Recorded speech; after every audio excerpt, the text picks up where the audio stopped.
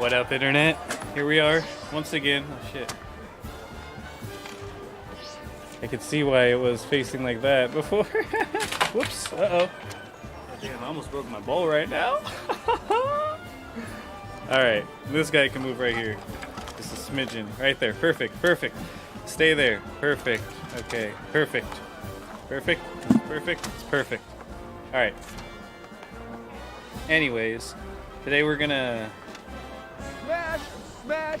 Derek, smash, thank you for smashing that like button. I do appreciate that. Hope you're all having a good Saturday. Hope you're all staying faded. We're gonna try to finish our classes today. We've only done a half a semester of school.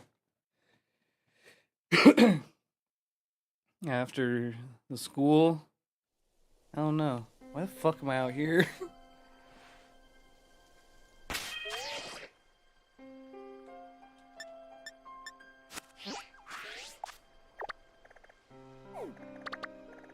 Oh. What's the rock one? Let's go see. Oh man, this is a hole in the ground, isn't it?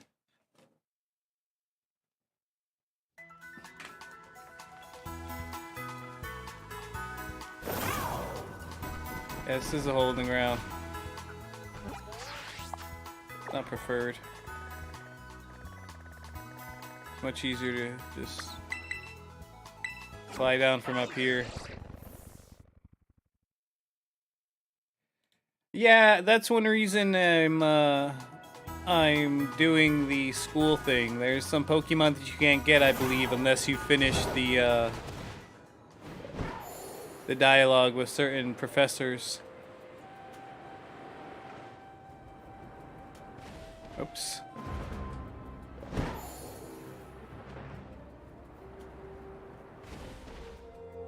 Yeah, I'm currently at 373 caught, 383 battled, so I got 17 more to see. Of course, 7 of those are the beasts, I believe. The things from the crater that I don't have in my version. There's the 4 legendaries, the whatever ruined Pokemon. So I gotta go find those, which I'll probably do after I finish talking to the teacher. And of course, on top of the one from the crater, I also need Miraidon, because I have Koraidon. Nah, I mean, I heard it was cool, but I don't even want to, like, not to say shit sounds petty when I bring it up, but, like, I put a post and I told people I couldn't afford Arceus, and if they wanted to, they could help me out by donating, and not a single person did, so Smash, I didn't play it because I couldn't afford it. smash, Also, smash, I wasn't gonna... Thank you, Shannon, for smashing that like button. I do appreciate that. I wasn't gonna go out of my way to play it the way I did with this one, spending money I don't have, because it wasn't a mainline game. I mean, it was cool. I watched it. I saw what happened, but it kind of left me... Not to say bitter, but originally they tried to market it as an open world game. And it's like, yo, that's not open world. Like, don't lie to me, I'm not stupid. So, I kind of was a little bit offended at that. This one actually being open world, though, is pretty dope. Honestly, though, Arceus looked pretty cool. I kind of feel like I missed out.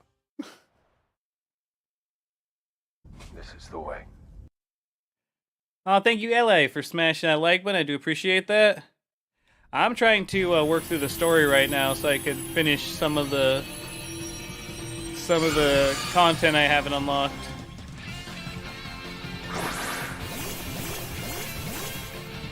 Thank you for the offer, though. I love this game. I mean, this game is dope.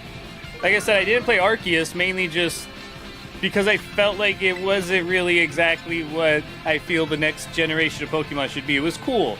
From what I saw, it was a cool experiment, very interesting, but it didn't, to me, I feel the technology's been here for so long, Pokemon's needed to be open world for a while. I mean, Sword and Shield was basically exactly what they offered us in Arceus. You go to a different zone and it loads in that zone, and like, that's technology from the PlayStation 2. Come on, like, let me see a cliff, go up to the cliff, and then if I can get on the other side of the cliff, let me go explore that way. On the very first day of this game, I was able to do that, and that's what's awesome. I mean, I love open world games. I don't think we're gonna get this on this fucker. It's taking too long. Maybe. Keep close combating. I should have used somebody with a special attack because, well, actually, its physical attack is much lower than its special attack.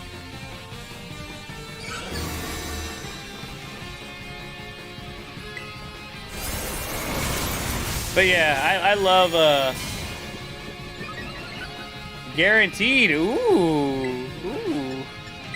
I was actually reading about that. Certain ones have a higher chance. I didn't believe it either, and I went and did a giraffe rig because I think I saw giraffe rig on the list, and I got it. I got an herba. I was so like surprised. Yeah, I mean, I think this has just been like a really great game. I think it's bringing together all of the elements that they pieced together. It doesn't have the battle of Arceus because I know it was a bit more active, and the Pokemon could hurt you and such. It was more of what you would want from the game, but I think they had to pull some of it back to allow the diversity that they do have here. Ron, thank you for smashing that like button. I do appreciate that. Oh, dude, that's the part that I love the most is that they, because of course, not to say it's easy, it is kind of tedious and a bit of a slog. I'm not gonna get this. I need to bring in someone else. It's Chansey's rolling me. This is so sad. But yeah, so you used to do, what is it? You'd kill 45 of a Pokemon and then you'd get your shiny chances boosted. Now, we have two new ways to do it. We have the swarms, which it's pretty cool how if you can beat down the swarms with your Pokemon, you increase the chances to pretty much like Masuda method. And then the shiny sandwiches, which I think shiny sandwiches are dope because they give you a reward for grinding. They give you a tangible reward, and it's like, it's fun. It gets us to experiment with the ingredients. It's just tits. Like the fact that you can do some raids, get the herb, and then go make a sandwich to get you a Pokemon that you want. It's just fucking incredible. Yeah, that was not the right choice. Change my Pokemon. I need my Azumarill. Is it right here? There it is. Smash, smash, smash, smash. Thank you, Pablo, for smashing that like button. You know what's up.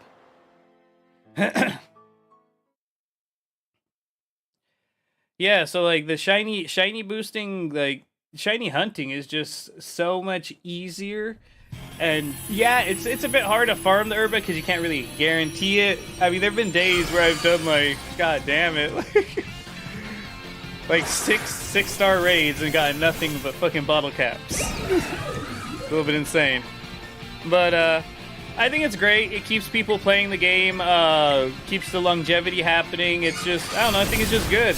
It's a great system they've created. It doesn't have a lot of the depth from the other games, but I think taking this as a base and moving forward with the next game, yeah, there were some maybe hiccups. I mean, this is my whole thing. I think it's got what matters.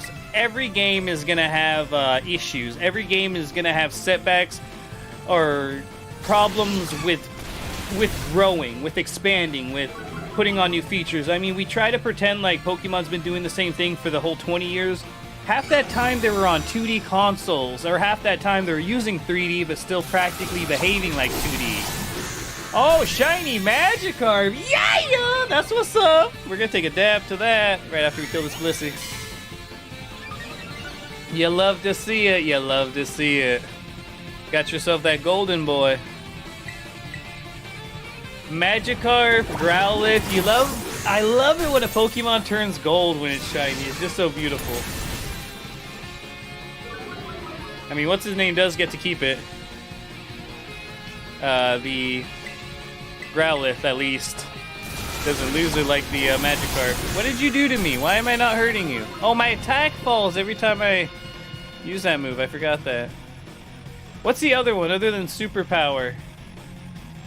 Doesn't it come from a TM or something?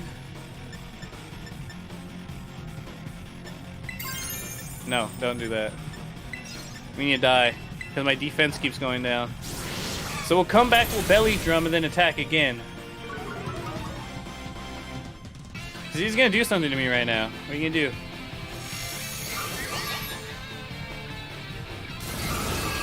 Sing, you son of a bitch. Wow, way to be annoying. People don't know if you cheer, the heal up one, it'll remove any status effects on you. Really good if you get put to sleep, because as you guys know, sleep can last anywhere from 2 to... I guess I could do 1 if you're fucking lucky. But 2 to 5 turns, that shit gets annoying. Yeah, please just kill me so I can come back. Oh, why do you keep seed showering? Arboliva, don't you understand? I should save one of these, but it's fine. I'll just use my stab when I get back right now. Why use this light screen? Did you put up a reflect? Pretty sure it's only put up light screen. I guess I'll just keep gaining health back. That's fine.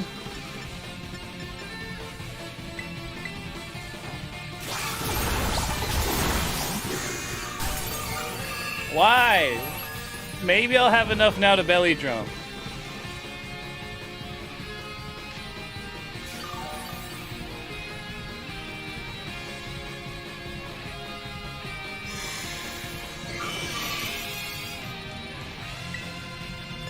No, I gotta cheer. Yeah, that kind of sucks that you gotta do the dolphin that way. I was lucky enough to find it in one of my Tera raids. Have you checked all the raids on your map?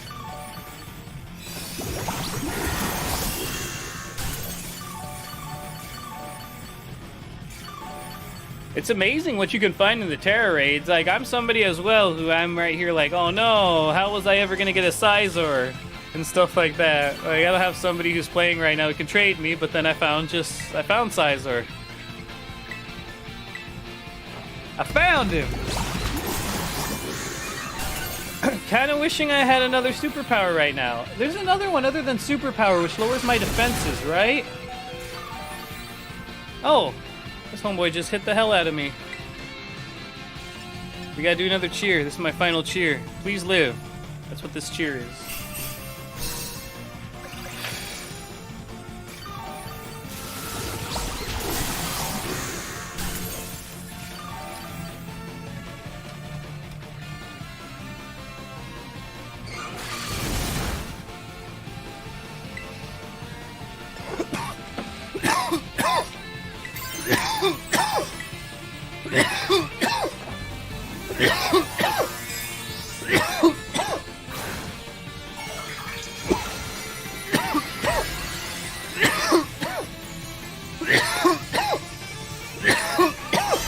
Not right now, man. I'm trying to kill this Chansey. Maybe after the Chansey. Honestly, dude, I'm only trying to trade for the violet ones.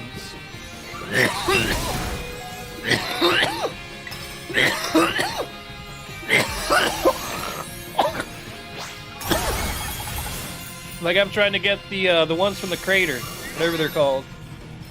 The iron Pokemon. That's the only stuff I'm looking for.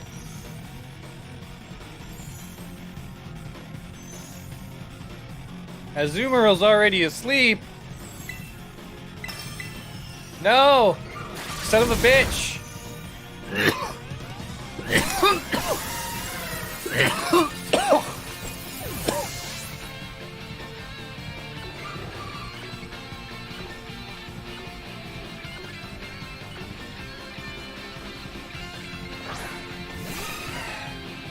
Wow. How lame. Come on. Let's just finish him. Is this stupid fucking shield gone yet? Yes, Blissy's attack fell. Good. Yes, it's paralyzed. Good. Can you give me this stupid broken shield animation or something? Why so many goddamn messages? We're not gonna break this shield.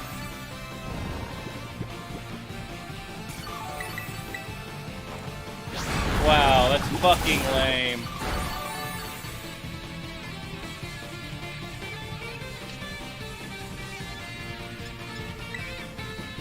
Why the hell is this asshole fucking lowering his attack? Like, what the fuck is this move, and why did I fuck this up? Like, what is the one I'm supposed to be using?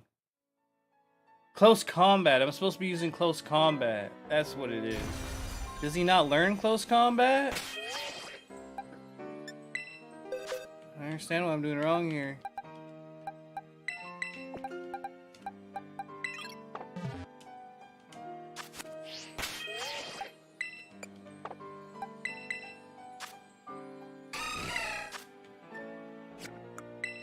Remember moves.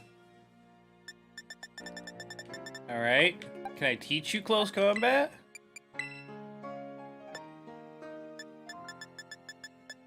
Is your only option that shitty fucking move?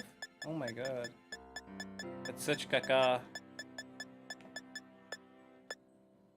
I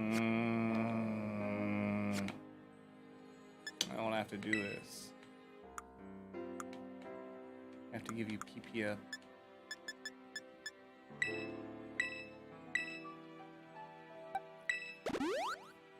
Alright, give me a moment. Let me kill this Chansey.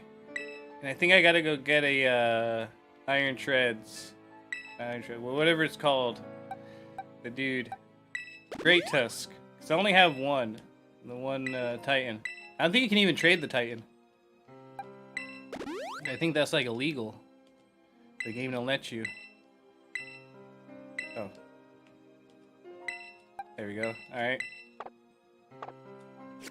I don't want to do that because we might have to change that move one day.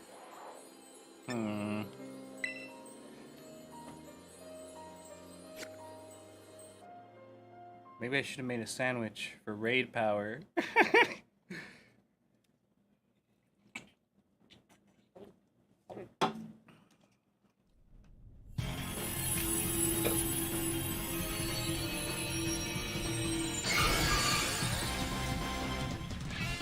Alright, this time it should work. We've lost our heal. Dude, I swear yesterday is so dope. It kept giving me the same lineup, and it was a perfect lineup. It was Star Raptor, the Arboliva, and then it was the Dunsparce. And the Dunsparce would hit them with glare every time, so they were always paralyzed. It was fucking great.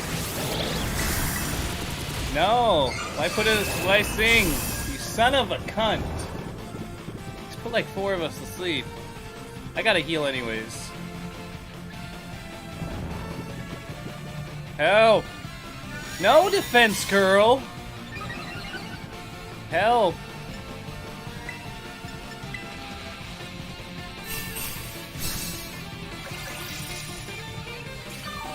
There you go, attack guys.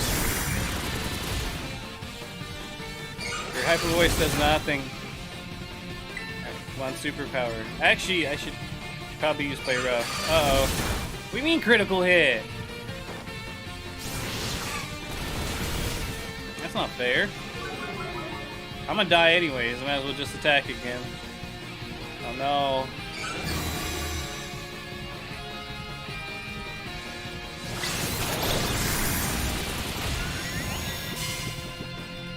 His defense is going up again! I get a free attack at least. Come on. Yes! Avoid the sing! It's super effective, but it's not doing anything because this fucker's been using defense twice.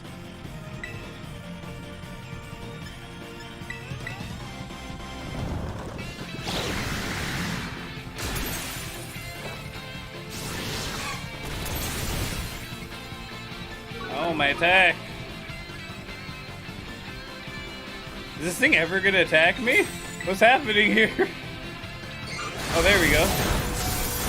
My final superpower. Alright, cool. And if I come back, I can belly drum. Wait, yeah. Do one more superpower. Oh, you're hyper voice, you fucker. I'll come back, I'll belly drum. And then play rough. I don't think it's worth it to get the attack lowered. Damn, it's already done defense curl twice though. It's the worst. None of these guys are lowering like the stuff on it. They're not helping. These NPCs are not. Oh, come on, man! Such bullshit. When you idiots could actually fucking paralyze instead of putting poison. What the fuck does poison even help? It doesn't. Shit takes no damage from its fucking poisons ever. So fucking annoying, dude. Hello? Oh, thanks. Thank you. Please fucking keep hurting me. Fucking great, dude. Fucking put me to sleep, yes, thank you. That's exactly what I fucking wanted. Such fucking cancer right here. Like, fuck this fucking match. Yes, I'm running away. Can't beat it with these fucking retards right here. They're not doing anything to fucking help me or keep me awake or alive. I mean, just in general, this is goddamn fucking frustratingly stupid.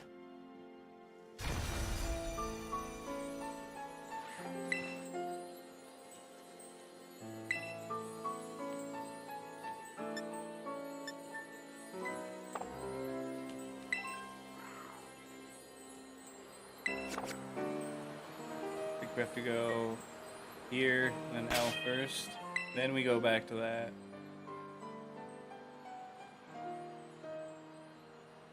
Jesus. Yeah, I'm not connected to the internet, thank you. Count as a group. Let anyone join. We see them iron hands, come on. Iron hands.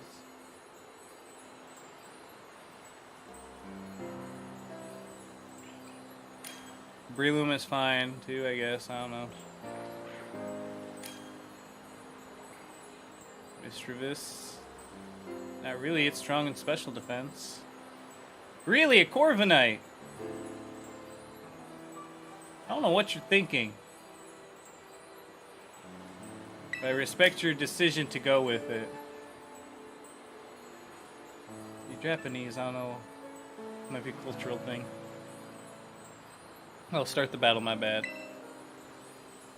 Alright. Hopefully this is not as aggravating.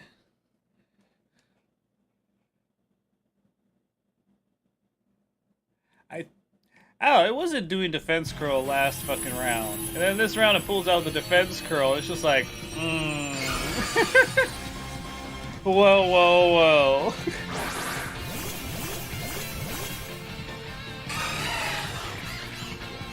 Oh, he's got a shiny Corviknight.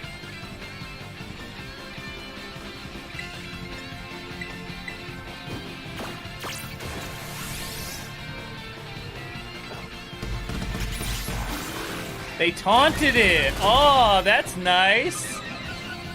Is that what the Corviknight did? Or did the fucking, the Carnival bird do that? I'm just gonna go for the superpower. Fuck it. Superpower, bitch! Oh! Why did that hit so hard? Somebody screech? That was beautiful. Oh, he's gonna get... No, he didn't even get his health back. Nice! Somebody had to have screeched or something. You can't defense curl after the taunt. I can't sing after the taunt. They totally just fucked this Blissey up.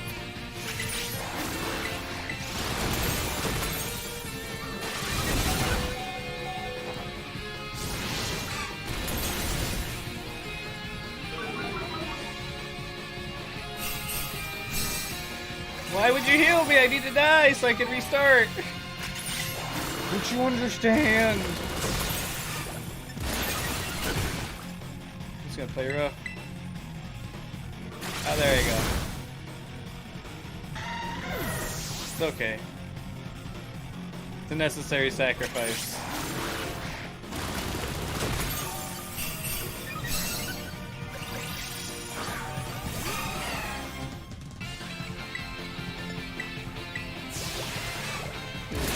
They already killed it. Look at they killed it. It's over.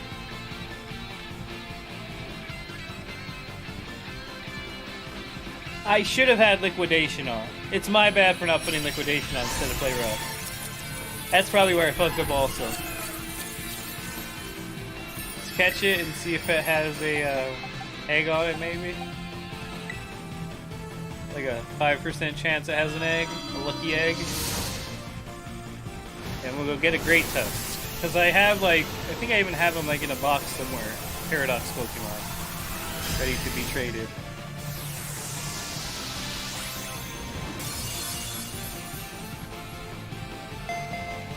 Dang.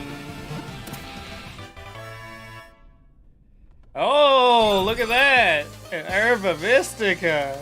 Called it right there. Oh, there's those PPs up back that I fucking used. I didn't even use that move 5 times. Wasted the PP on it. Oh, well. Alright, 6-star raid for the day done. Go to my box, Blissey.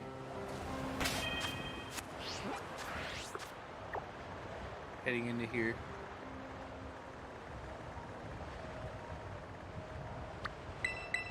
Why is this snowing? Oh, we're at the base of the Glacidio, that's why.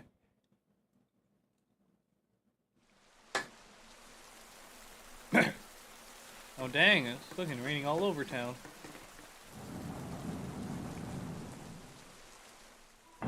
It's like area 2.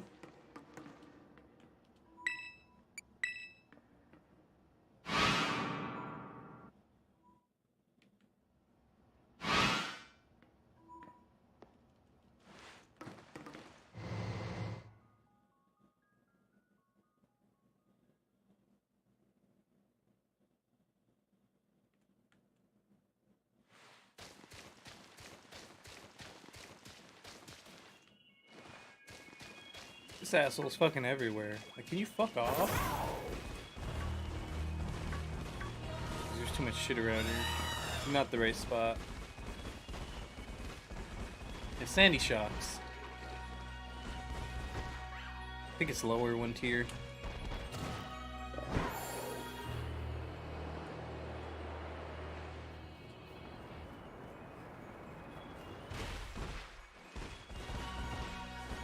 See? This dickhead is everywhere. Fuck off, Brute Bonnet.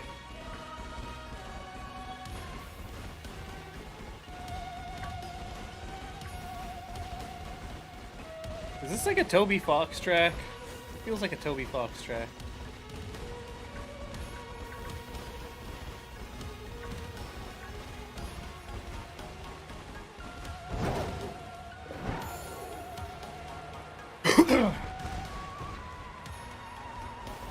This.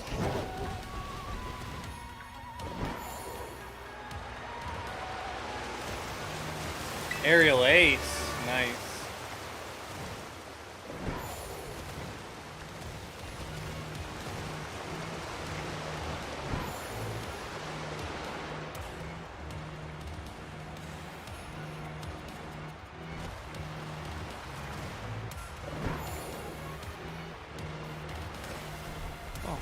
Free stuff. Ah! Fuck! I knew I was already gonna fucking crash into it. Don't you intimidate me. First I got away safely. It's just a fucking Masquerian. Alright. I guess I don't really know where this guy is. I swear I've seen him on the upper levels. Seen him on these lower levels. Definitely not inside of here. I mean, maybe. Let's see. Inside of here you start seeing the Mischievous one.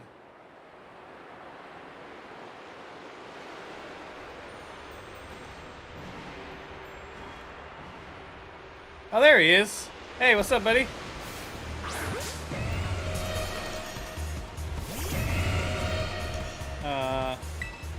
What if I did...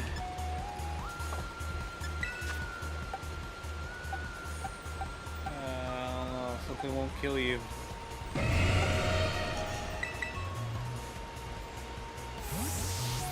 If we did a skitter smack.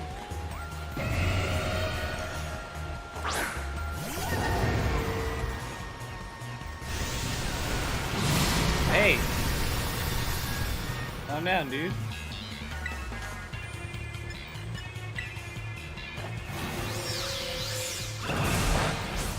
Alright, that's a little too little damage. A little too little. I must recharge. See, the thing is, if I use Play Rough, he's gonna die.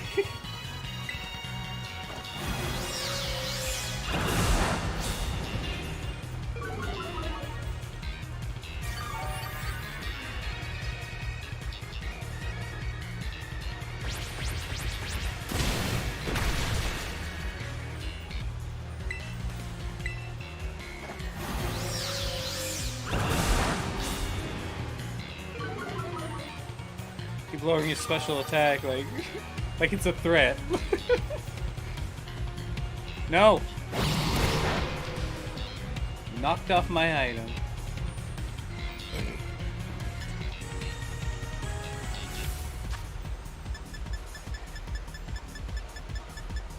Should have went for the quick ball off the bat, but we've lost that opportunity now. Gonna go for an ultra ball. But let's try it. If not, we'll continue the assault. Oh, I got him. Ding!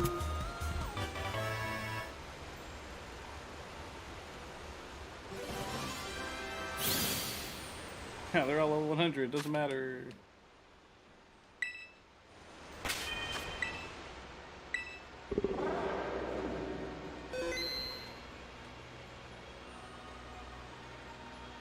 Maxes.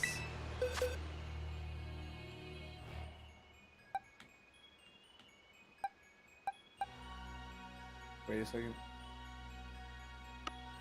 Is this the Blissey? Can't be the Blissey we just fought. Have to be level 75.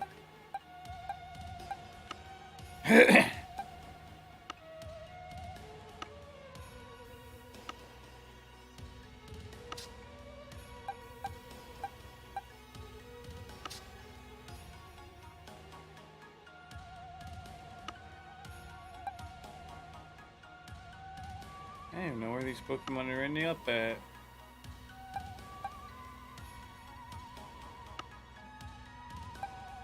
Like, where the hell is it? Oh, there it is. Oh, there's a Blissey also. Oh, it's back in this one, okay. Huh, a Blissey's special attack isn't good. Blissey doesn't need any attacks. It's decent all around. I think it's one more over now, another one over. I swear, oh yeah, it is one more over. Okay, cool.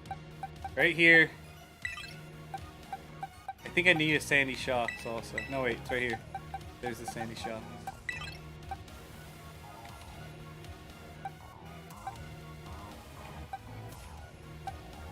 I think it's only 6, right?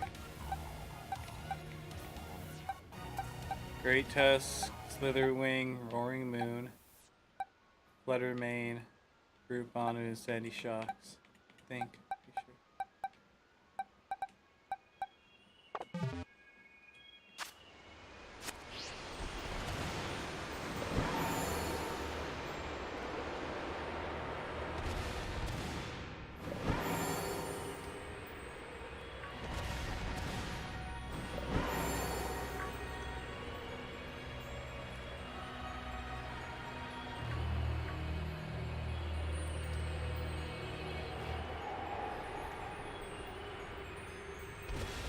Look at it run, so graceful.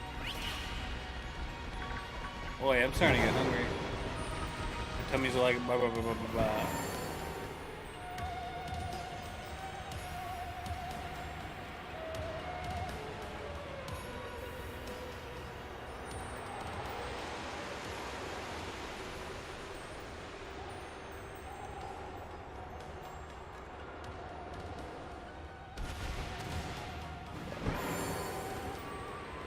Oh, there's something over here.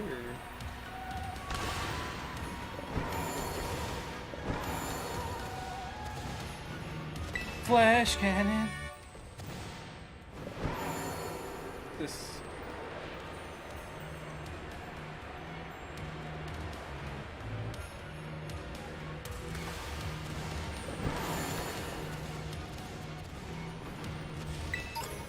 Three Dragon Tera shards.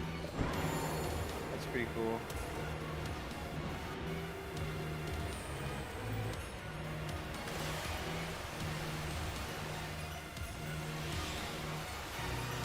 What balls do I have?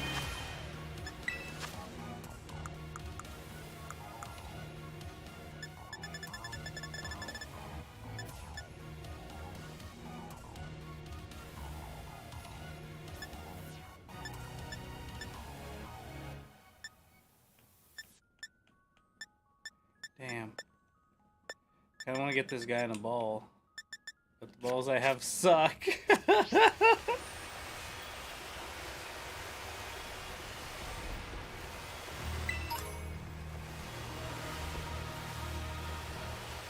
That, and then you have to just keep resetting until it worked with the ball that you wanted, right?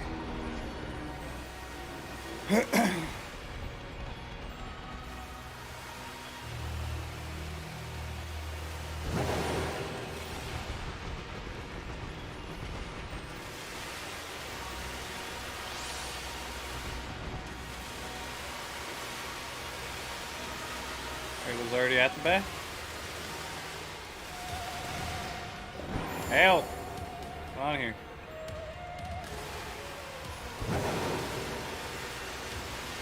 Oh shit, that wasn't there a minute ago. You just get free Tera shards down here. Hey, it's one of those guys.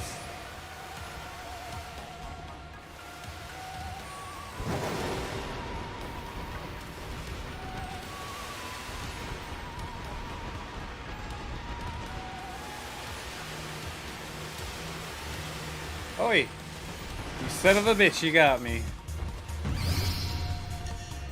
Run. Oh, thank God I got away safely from the level 60 creature with my level 100 ones. Yeah, my life was so in danger.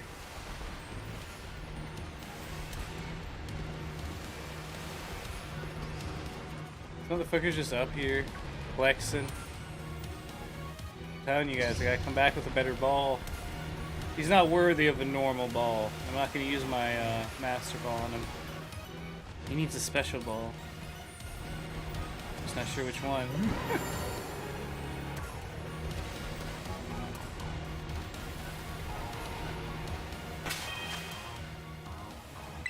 How much money do I have? 230. Go check to see if there's any balls for auction. So I would like it if I had another... I would like him to go into if he can. Kind of looks like a lure ball, doesn't he? Because he's like got blue and red. I don't know. Definitely not a fastball because there's no yellow on him. I was thinking maybe a heavy ball. I have 2 level balls. Stop this. Definitely not a moon ball, a dream ball or whatever. Not a moon ball.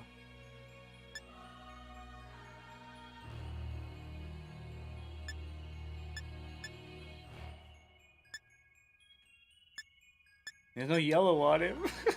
It's just those between heavy ball and maybe lure ball.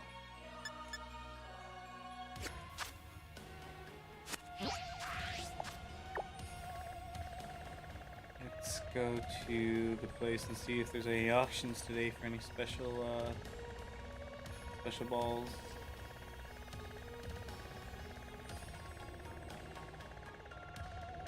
All right, here, right?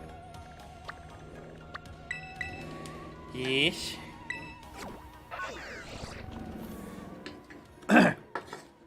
Affirmative comments flying. We got like 19 minutes till 4:20, y'all. Guess what we're gonna do? That's right. Take a dab. Do do do do do do do do do.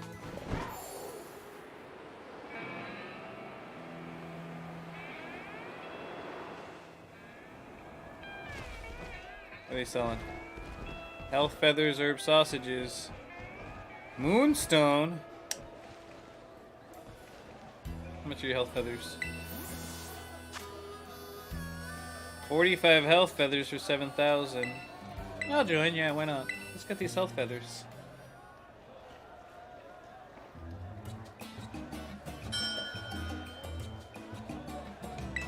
I always like to pass for now.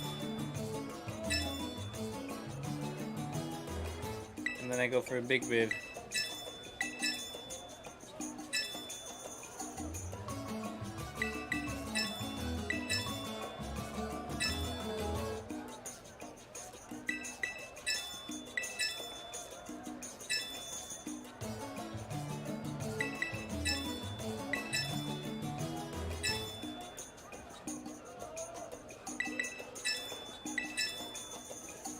Aha!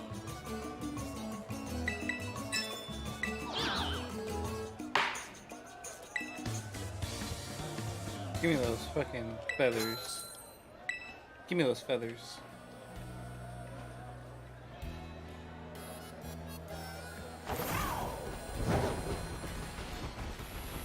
They also try to win the Ace tournament, and they're supposed to give you a ball 15% of the time, but so far they've given me stupid mints. And I don't know what they gave me last time, a bottle cap. They gave me one bottle cap. I was so mad. I was like, what? I get more for raiding. Speaking of which,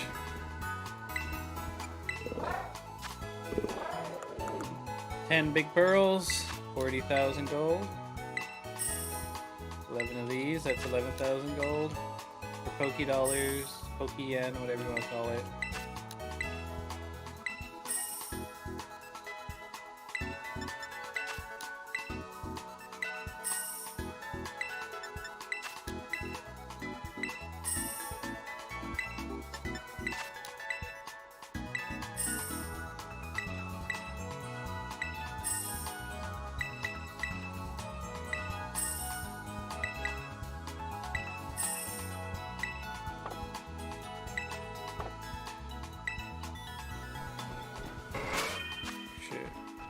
Let's check the Poke Portal. See what's on the Poke Portal today. Terra Ray Battle!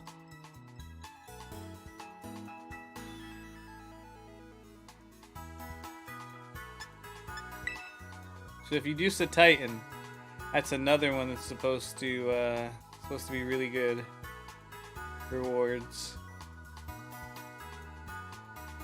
So Titan supposedly always gives the herba. The herba mystica.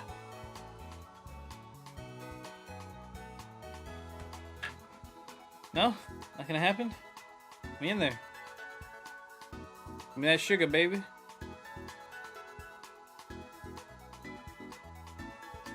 Yo quiero el sugar.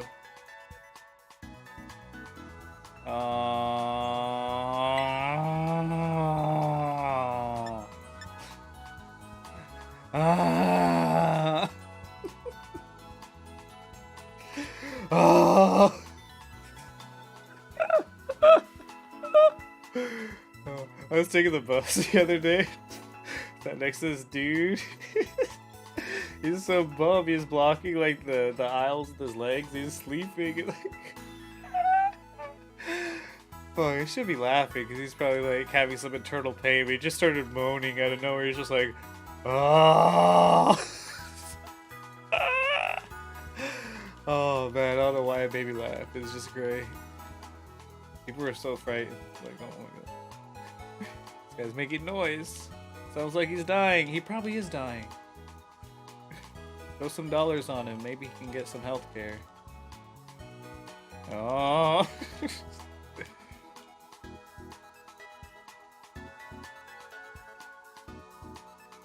X for new postings.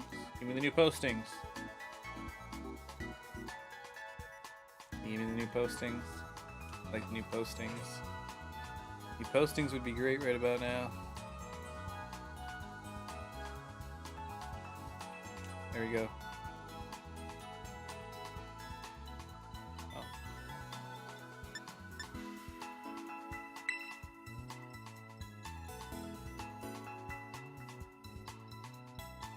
Dude, that Orthworm, who is electric type, but who will eat fucking ground type moves? Wow. Unless they have Mold Breaker. In which case you're fucked. But wow. I mean, not really if you do Iron Defense. Because there's only like a few fucking special Iron attacks. It's like the idea is you throw out Earthworm and then you do Iron Defense. Then you do Iron Defense, and then you do Iron Defense, and then you use Superpower. So you just boosted all of your physical defense a bunch of times.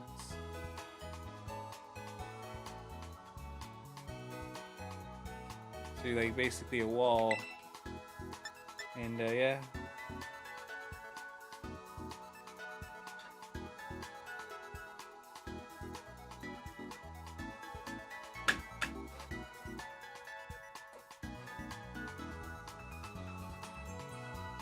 I guess we'll try one more time and then we'll get back to the game. I'm gonna go check the school.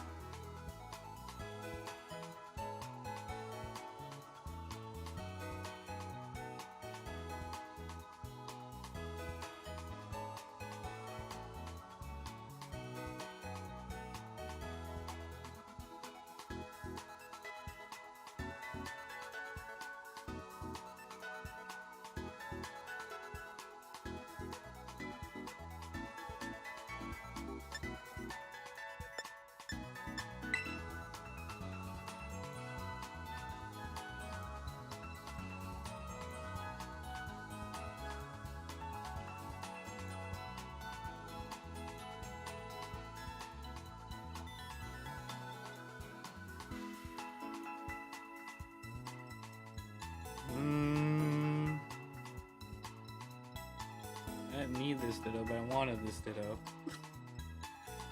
Would have been easy. Could have been easy.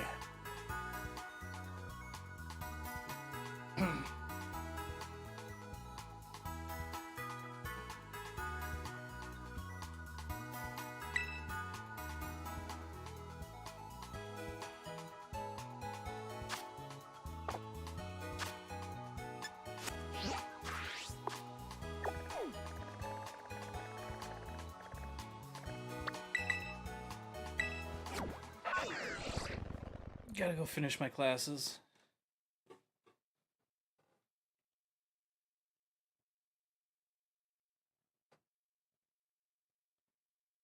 My stomach's starting to become hungry also. It's like brr, brr.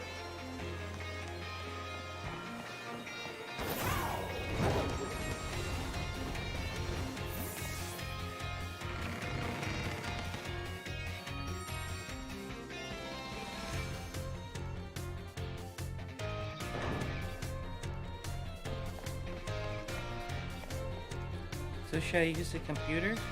I heard it's easier to find where I'm going if I look in the computer. Is that true? Yeah, see, I don't have any more encounters with anybody right now. I don't think I can unlock any until I go over here. Good morning, Master Yahweh. What class would you like to take? See, these are all the classes I have to do.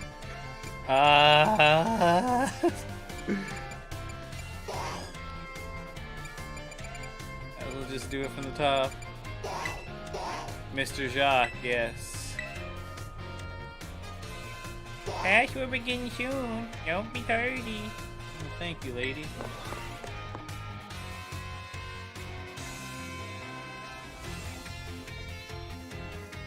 We'll do a few classes and then I'm gonna go make myself a TV dinner really quick. Hello, hello. I hope everyone's ready to learn some new things today. You all did great on the midterm exam. Thanks for answering my little question at the end, too. I'll be sure to keep your responses in mind. Alright, We're now heading into the last half of our classes together. It's time for our knowledge to evolve and grow, just like our Pokemon. Evolution. Yep, haha, evolution. Today we're going to learn about the fascinating phenomenon of Pokemon evolution.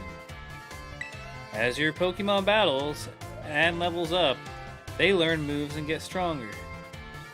And for some Pokemon, once they've leveled up enough, their appearance changes and their stats increase, sometimes by a lot. That's Pokemon evolution. Pokemon become very strong when they evolve, making them trusty partners in battle. But some people prefer to keep their Pokemon in their adorable pre-evolved states. To do this, you need to remember a certain button when your Pokemon begins to evolve. Say it with me if you already know. To cancel evolution, press the B button! Yes, that's right, the B button!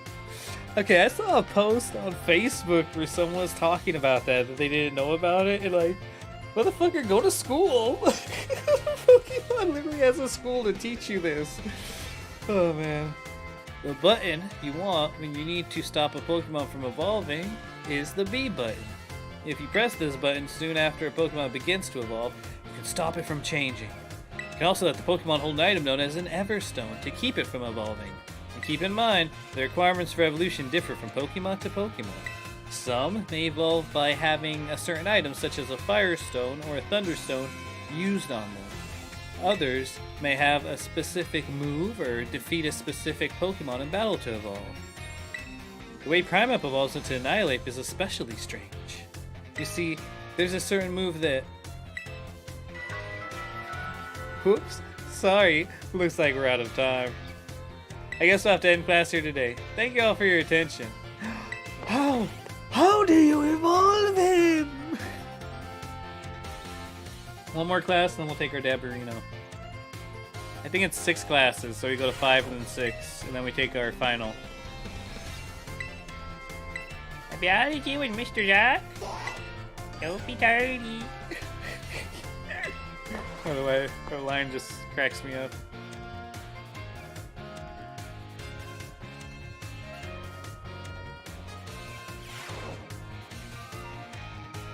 Hello, hello. I hope everyone's ready to learn some new things today. But before we get going... Oh, wait, I gotta close this. Fuck. I left that open. Do you all remember the final question for our midterm exam? Well, Director Clavel found out about it, and somehow I got yelled at. Whoops. Apparently, he could tell I was hiding something just by looking at me. He must have noticed all the color flush right out of my face. Speaking of color, today I'd like to teach you about the colors as they pertain to Pokemon. Some Pokemon have slightly different coloration or patterning on their bodies based on their gender or individual differences. In very rare cases, a Pokemon may have wildly different coloration compared to others of the same species. We call these specimens shiny Pokemon. It is quite rare to cross paths with one. Does anyone here know the likelihood of finding a shiny Pokemon is? 1 in 4,000! Wow, that's right. You may have the makings of a Pokemon professor, Yahweh. Shiny Pokemon, appearing at a rate of 1 in 4,000. Isn't that amazing? The probability of encountering one in the wild is the same as hatching one from an egg, too. Eggs from a pair of Pokemon raised around different languages are a special case. There's a higher than average chance that a shiny Pokemon will hatch from these eggs, but we haven't been able to figure out why that is just yet. I've also heard rumors of a charm that increases your likelihood of finding shiny Pokemon when you have it in your bag. Can you believe that? This claim can't be scientifically verified, but it sure would be fun if it were true. Whoops, there's the bell. That's all for today. Thank you for your attention. Ah, that class went by fast. Is he gonna tell us how Annihilate evolves or what? Or how Primeape evolves? Don't be dirty. Oh man, my chest. I have a heavy chest pain. Don't be tardy.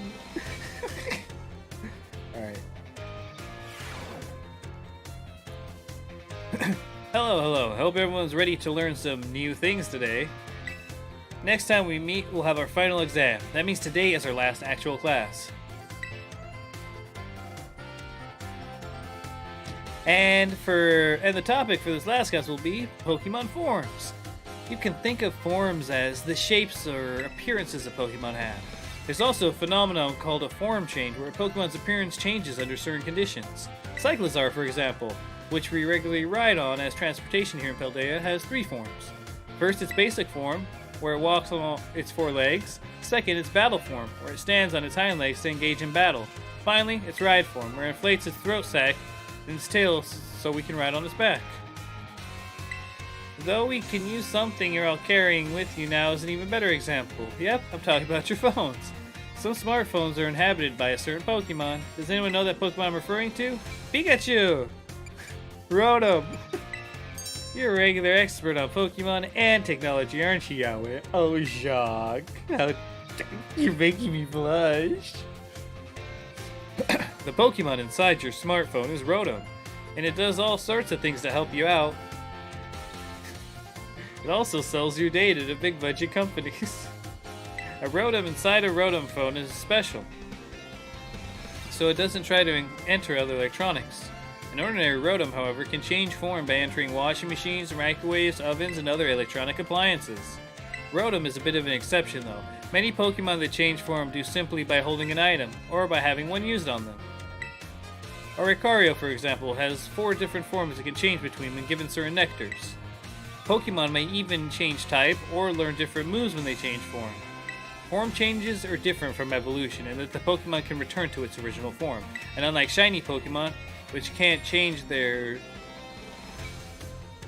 special coloration, the same individual Pokemon can go back and forth between its forms. There's a lot to dig into with this form change phenomenon, as you see. We can all learn something from Pokemon here, don't you think? Bit of a stretch, but I'd be happy to see you all enjoy your time at the Academy to the fullest, to change form into a new version of yourselves. Or something like that anyway. Oh, I almost forgot. Regional forms, which vary based on what region a Pokemon came from, don't change like other forms. They're innate. Ding ding! Whoops. There's the bell. Alright, let's go. We're legally not obliged to stay here. I guess it was Scatterbraid. Mr. Shock right up to the very end, huh? If you had a great time, I had a great time teaching you. I hope you all have your best, do your best on your final exam. Alright, let's take this dab and get ready for the final exam. Alright. Yeah! Happy 420.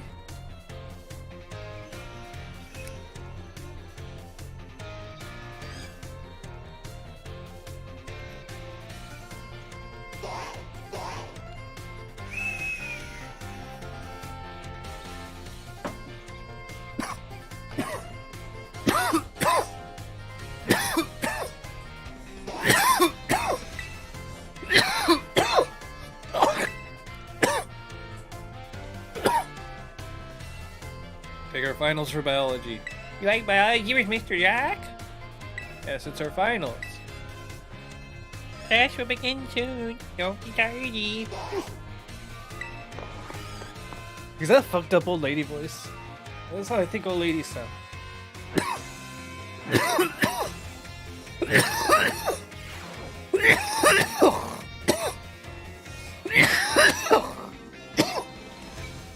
Hello everyone. Today is our final exam.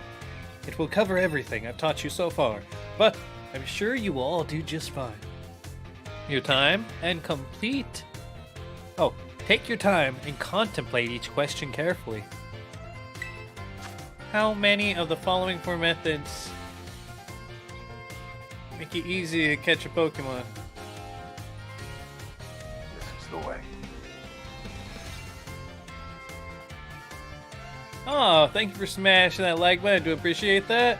Every like helps us out, keeps us staying faded, keeps us doing what we're doing. 2, because it's perilous and surprising it from behind. Maybe? True or false? You can get new Pokemon only by catching them yourself or training them with other trainers.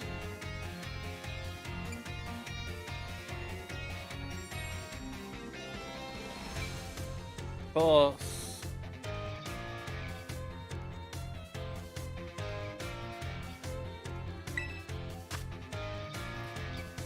If a Pokemon is holding an Everstone while using an item that includes induces evolution such as a Firestone causes it to evolve. No, because holding an Everstone.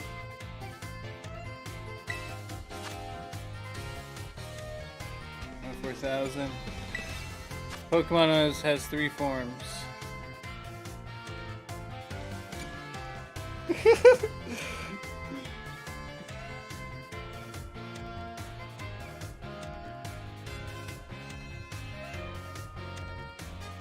It has 4 forms. You liar! Since I chose false.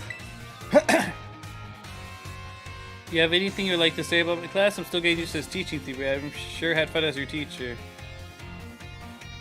Thank you for being our teacher. I snuck in a little bonus question there at the end. Shh, our little secret. Don't tell the director. I'll grade these right away. Hope you're all looking forward to seeing how you did. I'm worried. I'm worried.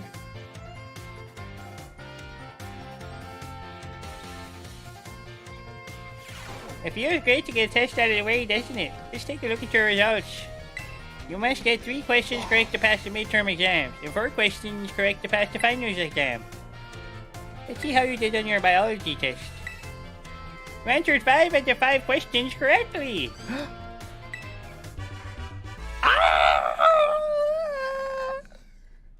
That's a passing score. Congratulations. Mr. Zach asked us to give this reward to any students who pass the exam. 5 EXP candies medium. Keep doing your best. Alright, we got a bunch more classes to get through now. 2, 3, 4, 5 more classes. 6 more classes. Yeesh. Next is math. Miss time, yes. Don't be tardy.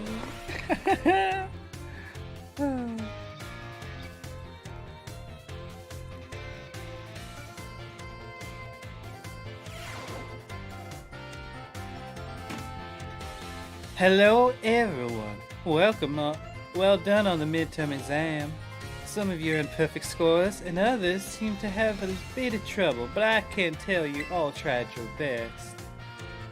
I'm quite pleased to say that every last one of you passed.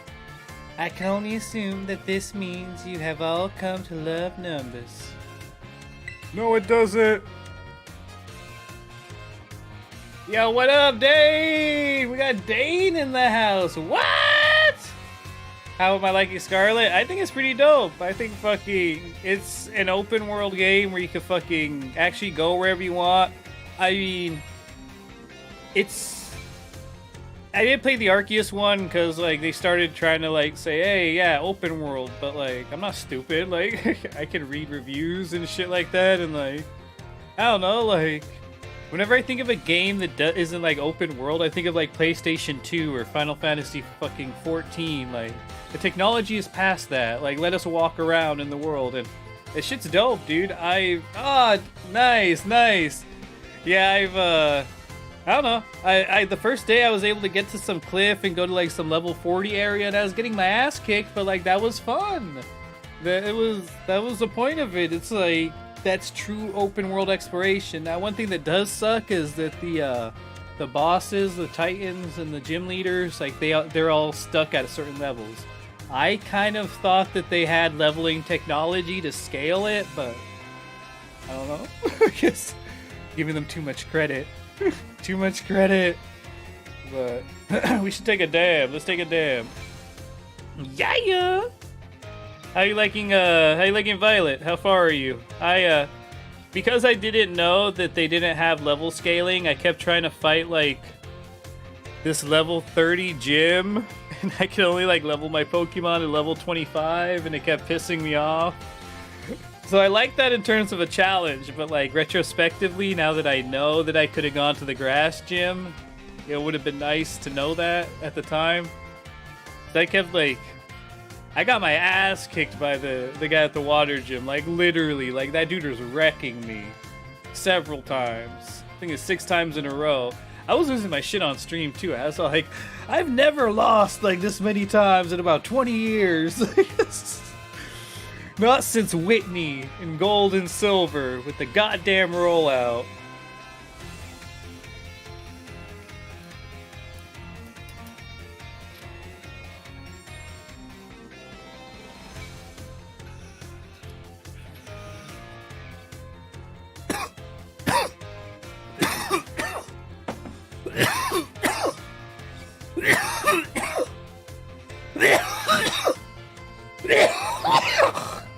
Oh, jeez. Oh, yeah. But yeah, I think everything about it's great. Interesting characters, too. I like the setting.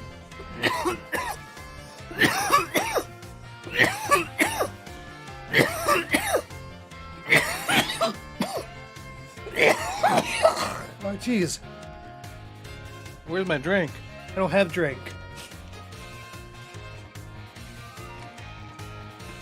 I have to go with the default.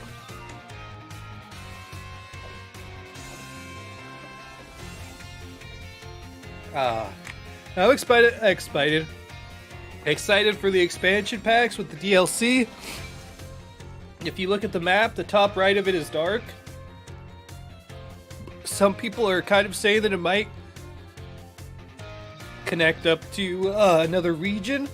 That could be something interesting that might account for perhaps some of the issues they're having with performance. If there's other assets or more than just trying to load or other data, maybe that's a fucking issue.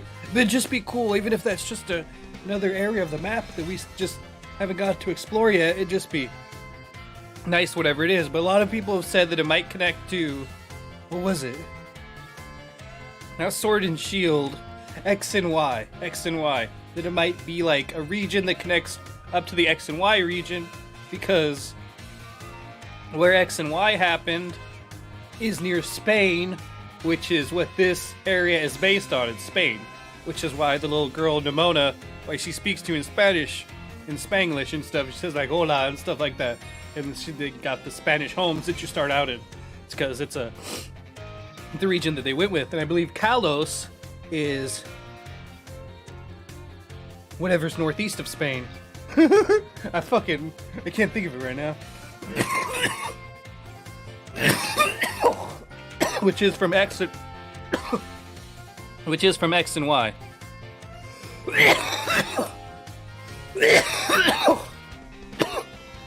I mean, they've done that before in some of the other games, right? In Gold and Silver, you got to go back to the red and blue spot. All of Kalos did all the gyms there. It'd be very nice if we could do that here.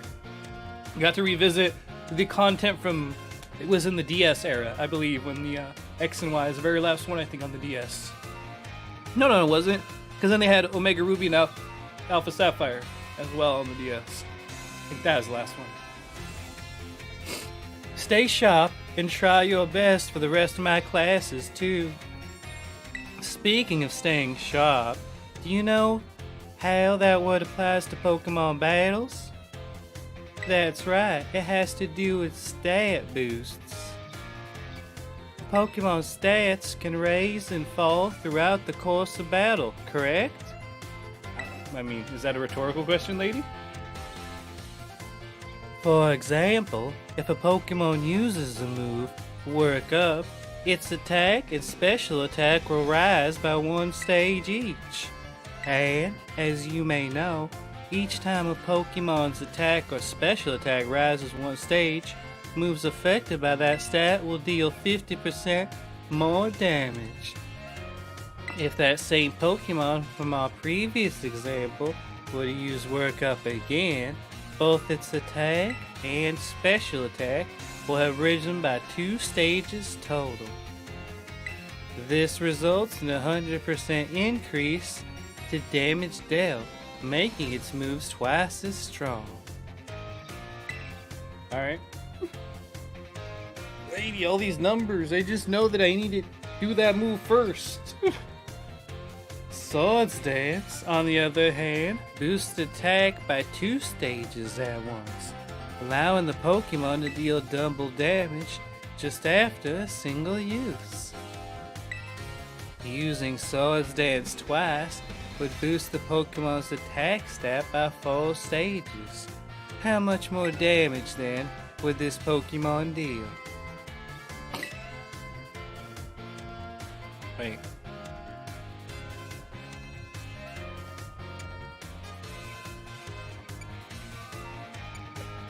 Hold on a second.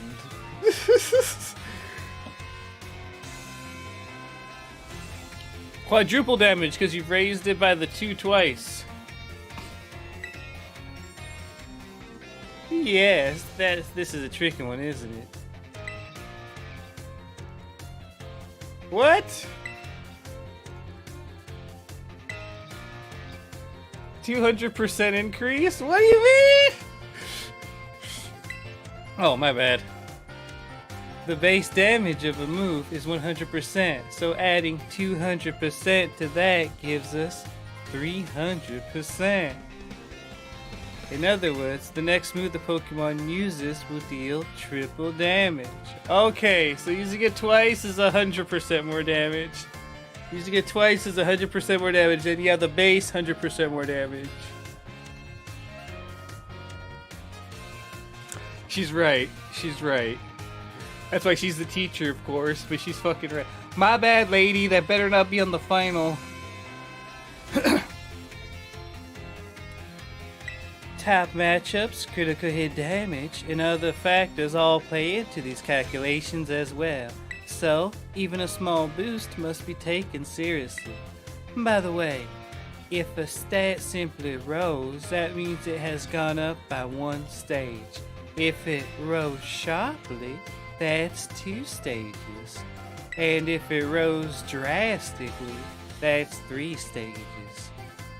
Just so you know, the X attack and X special attack items, which can only be used in battle, can be used to sharply boost those respective stats. Oh my, is that the bell? I suppose that's all for now. What a shame. Today's lesson was a little difficult, so be sure to review what you learned in order to stay sharp. The joke sucks! Hey! Bog rips for Jesus! Hey! We just took one, but hold on a second. The temperature's gone down. Give me 1 second. Hey! I'll see you all again next class. She got me with that. She got me with that trick. Tricky language, man. Math word problems always get me for a loop, yo. It's like it's words, but it's math.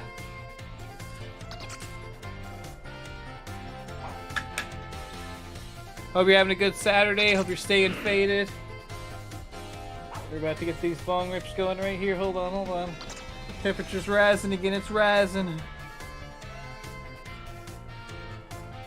We're at 500 degrees. We're at 400 a minute ago. Just wait. We're about to hit 600. Give me a second. Almost ready. Bong rips for Jesus. Let's get our next class going. We need 2 more math lessons, and then we can take our final. Oh, it stopped. Alright, give me a second. Hold on. Technical difficulties.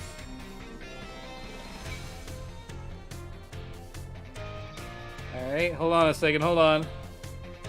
Bong rip's coming. I promise.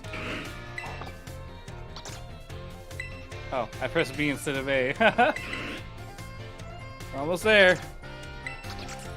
Let me get myself ready. Alright, mentally ready. Spiritually ready. Psychologically ready. I'm just stalling for time right now. Alright. Bong rips for Jesus! Yeah! I think we gotta.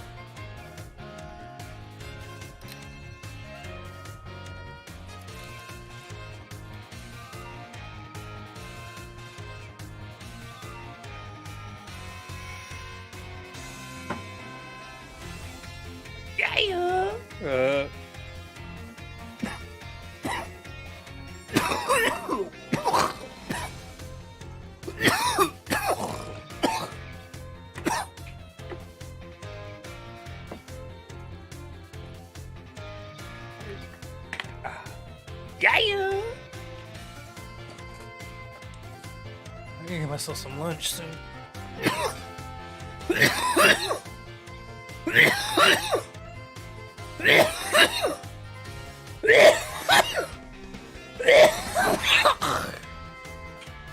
Oh yeah. Whew. Ugh. Hello everyone. Let's have a fun class today. Did you make sure to review last class's material in order to stay sharp? I thought that was a joke. I know it was a little difficult with all the talk of multiplication and percentages and the like. But today, we'll be talking about percentages again to learn about probability. This may sound like we're gonna have another difficult class, but did you know that all of you already deal with probability on a regular basis? Pokemon's moves generally have a property called accuracy, which determines the probability that they will hit. The accuracy of tackle is 100, or 100%. So if you were to use tackle 100 times, you could expect it to hit all 100 times. The move Hypnosis, which puts opponents to sleep, has an accuracy of 60, or 60%. That means you could expect to hit 60 times in 100 uses. To put it another way, out of 100 uses, you could expect to miss 40 times.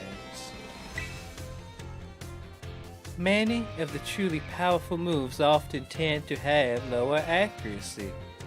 So when you're deciding whether to go slow and steady with moves that are sure to hit, or hard and fast with stronger but less accurate moves, you're already studying probability.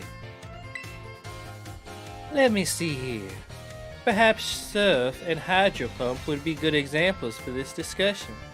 Surf has a base power of 90. Its accuracy is 100, meaning you can expect it to hit every time. Hydro Pump's accuracy is only 80, but when it hits, its power is 110. So between Surf and Hydro Pump, which move would you want to use yourselves? It depends on the situation. Oh my, I see you're always considering various possibilities, Yahweh.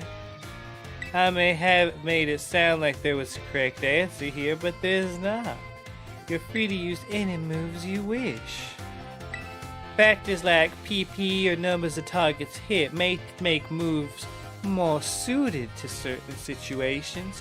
However, trading accuracy for power or vice versa is purely a matter of preference. This Surf versus Hydro Pump debate has been ongoing for some time. Personally, I'm more invested in debating the rock type moves Rock Slide and Stone Edge. Let me tell you, I could get really worked up talking about those moves, but oh my, there's the bell. What a shame. Next class will be the last time together, so show up 100% ready to go. The last of our time together. This sounds like she's dying our last time together.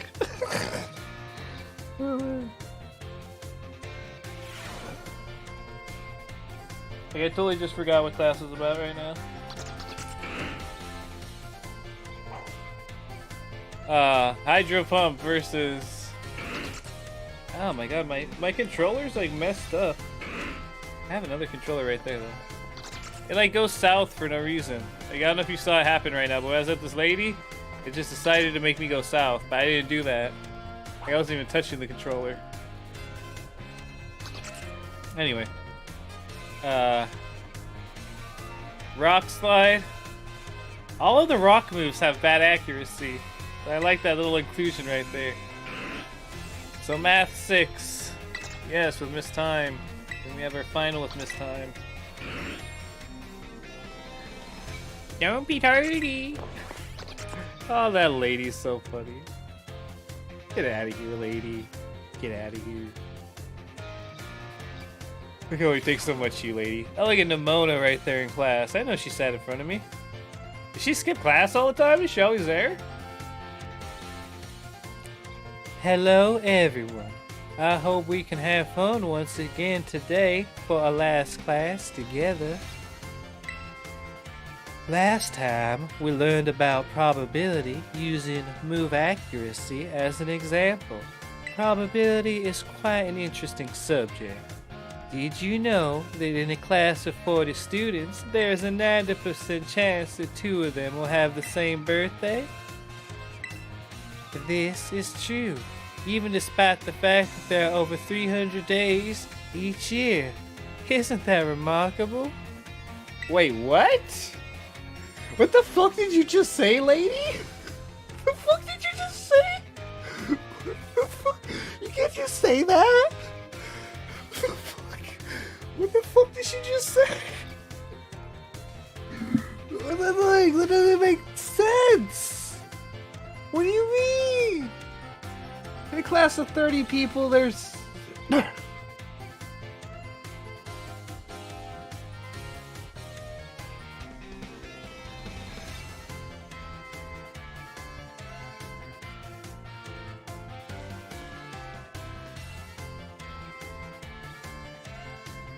Unless she meant like day. Like birthday, but not birth month. What does she mean?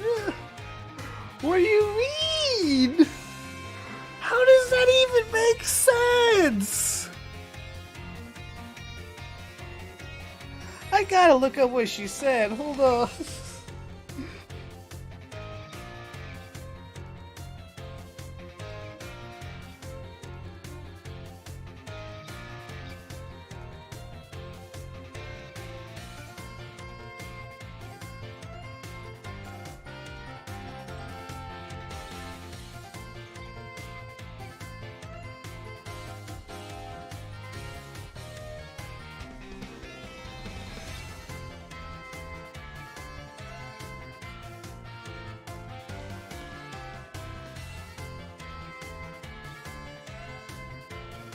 Oh wait, what the fuck? There has to be like a screenshot of this crazy shit she said.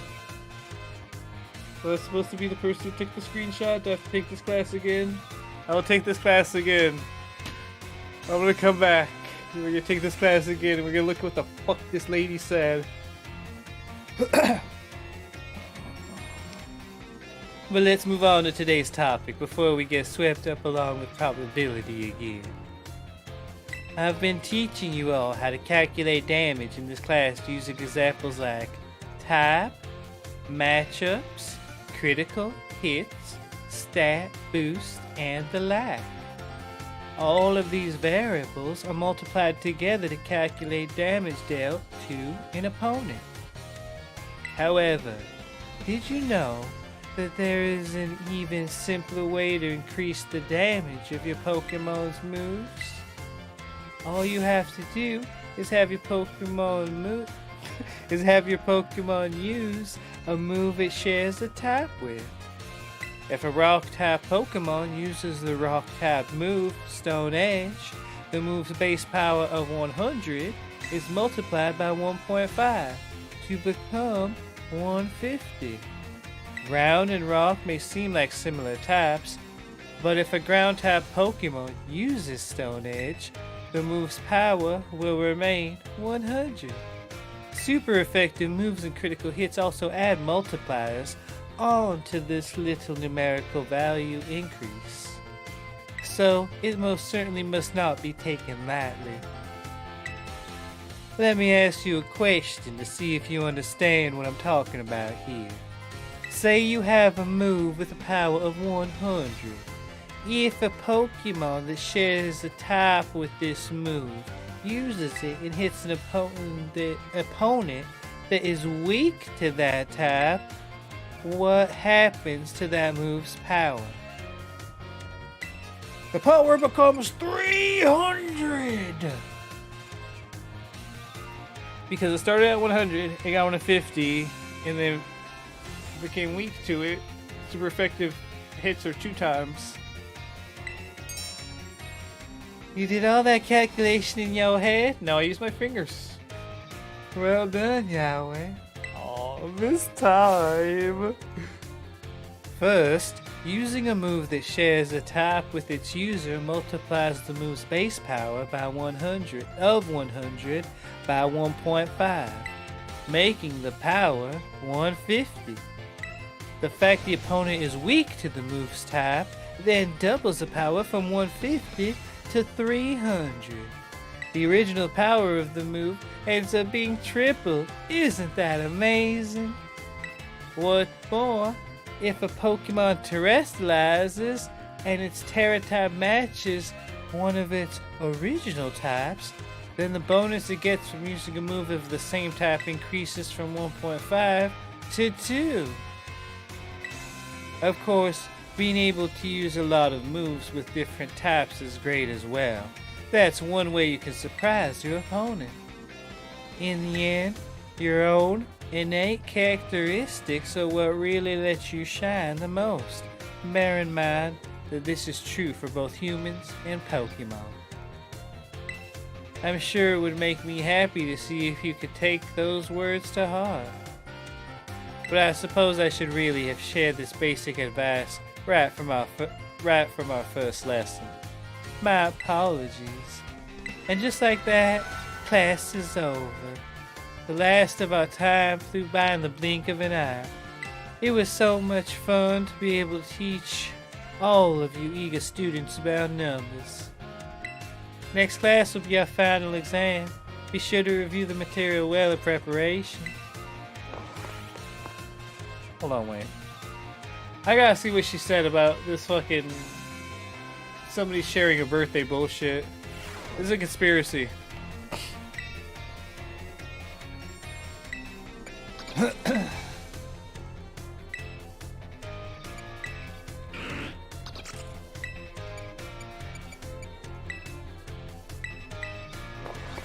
Alright, I'm gonna take a fucking screenshot of this shit. It's madness. This is bullshit madness. Fucking bullshit.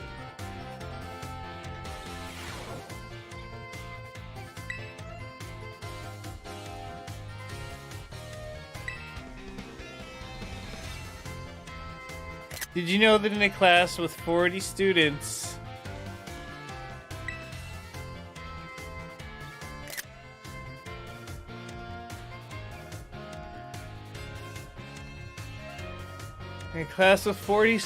there is a 90% chance that 2 of them will have the same birthday? That's all bullshit. What do you mean?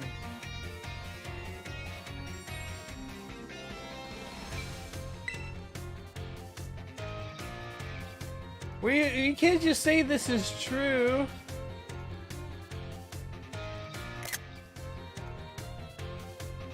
What do you mean?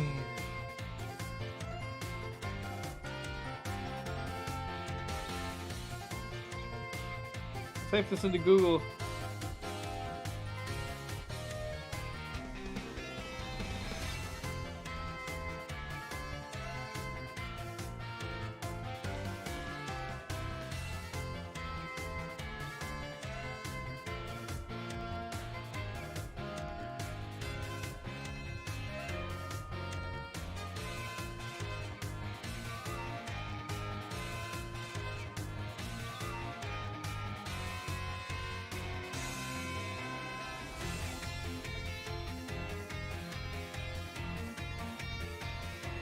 Okay, here we go. What is the probability that in a class of 40 students, 2 students will have the same birthday?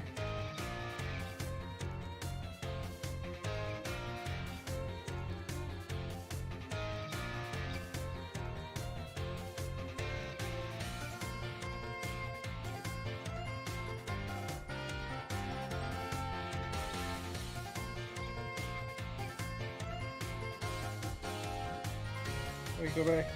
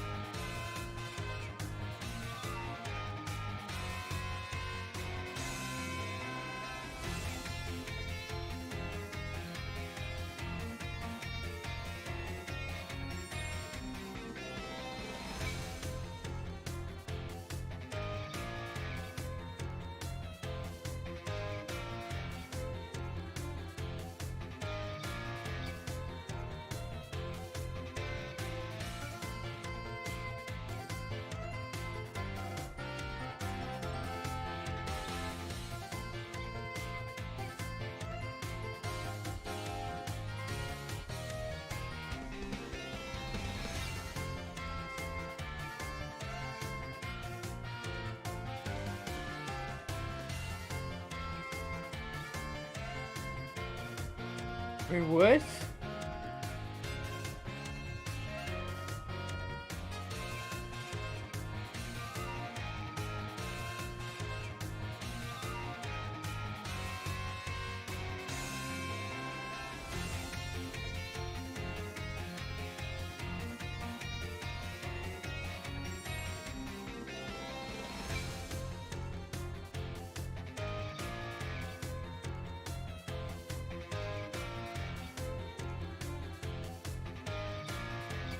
I just want to know the answer to this fucking madness. This can't be true. How could this be true?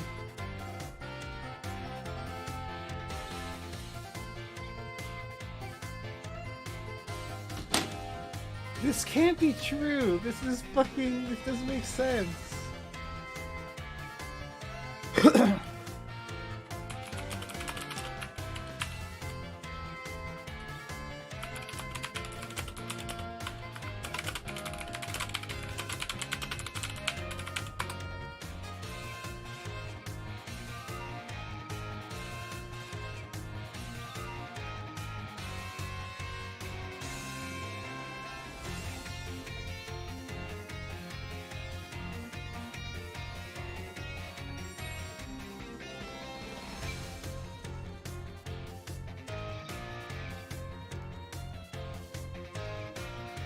Jesus, I just want to be able to see these fucking answers.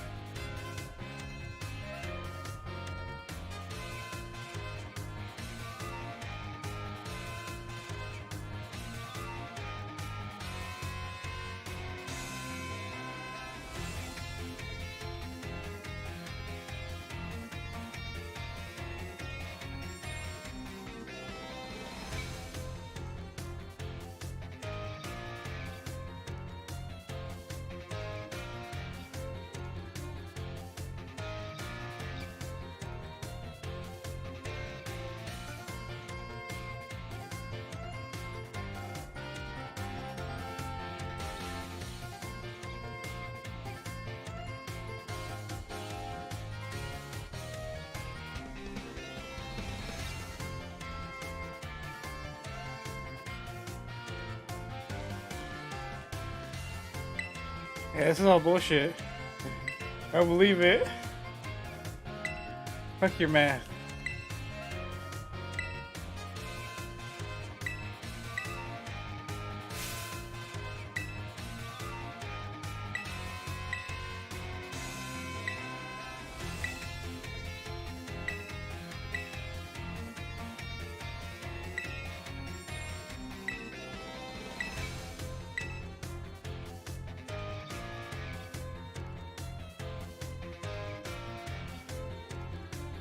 Oh shit. Over there.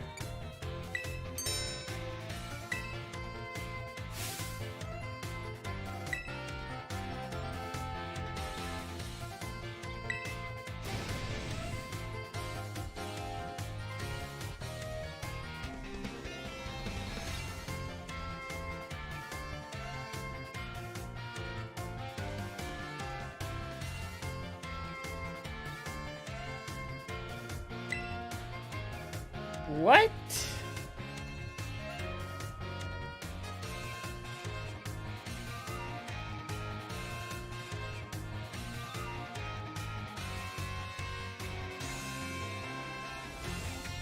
It doesn't make any fucking sense though. Like, that's the stupidest shit in the world. I don't care that it fucking maths out that way.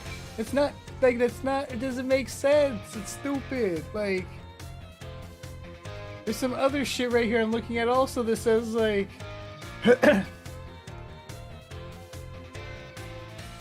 in a group of 23 people you'll find there's a 50% chance that 2 people were born on the same day. Like, how How is that even possible? That's a stupid statement. That's not true. Like, what the fuck?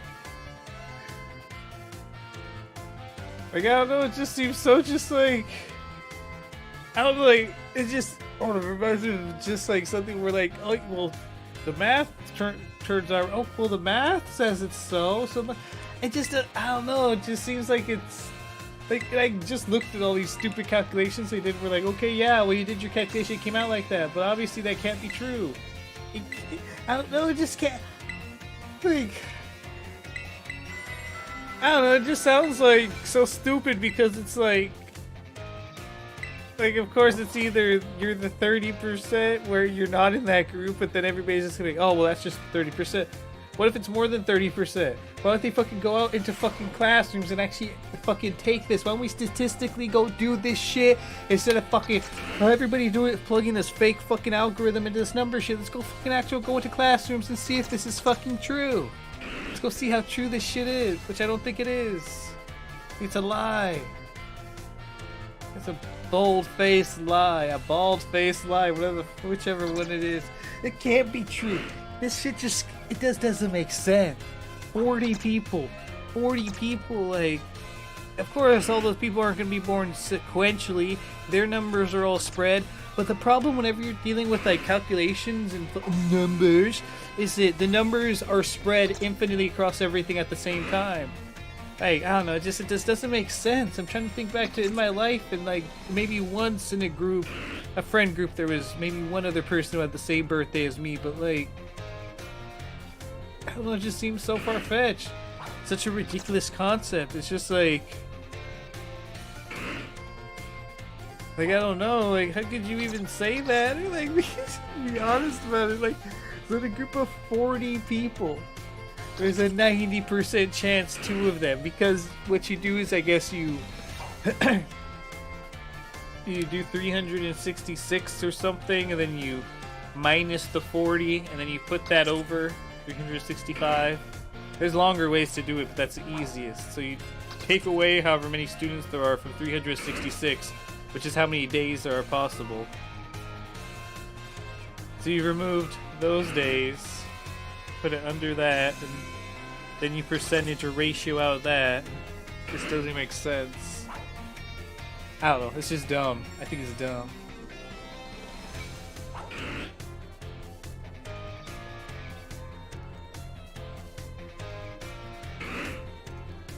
Maybe it's so far-fetched that the 10% is greater. I just think like it just can't. I just wonder like, okay, I'm not disagreeing that the math turns out that way. I'm not disagreeing. I just think like, what happens when we really do this? I don't know. Like I agree with the math. I know. Obviously, I can see the calculations, and you'd have to be crazy to refute them. But like, I don't know. It feels wrong. That's all I'm gonna say. Just as from a human perspective, it feels wrong. They're right, though. They're right. All right. Enough with the sidetrack. I don't know. I just think like. You just expect not like for I don't know, I'm trying to think back to like even grade school, like how many people like were there somebody, was there always at least some students, or then like I don't know, I think it just becomes one of those things where we experience the 10% more often, but I don't know. But then it's like that's just my class, maybe I'm in the 10% class, I don't know.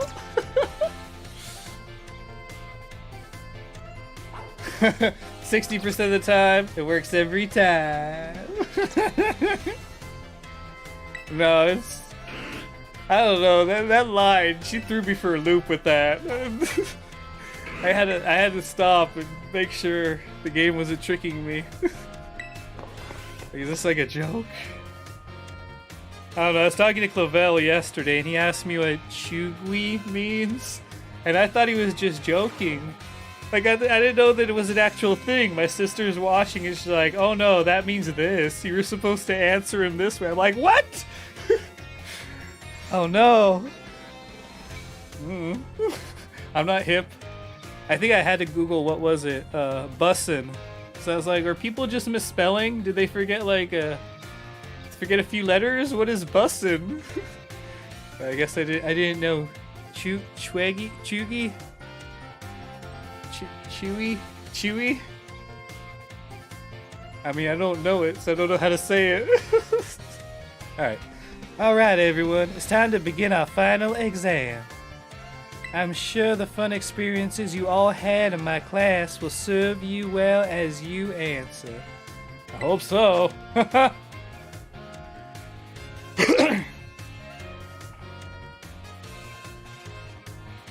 many Great Balls we purchased? 5. Yeah.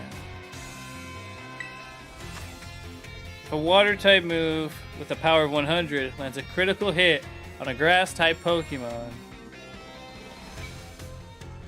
What will the move's power be?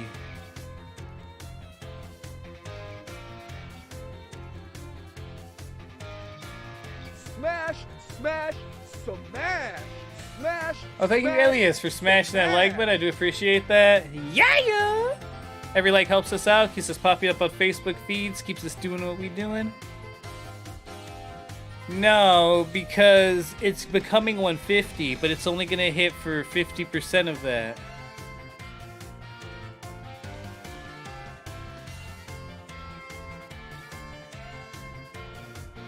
Oh, but it's a critical hit.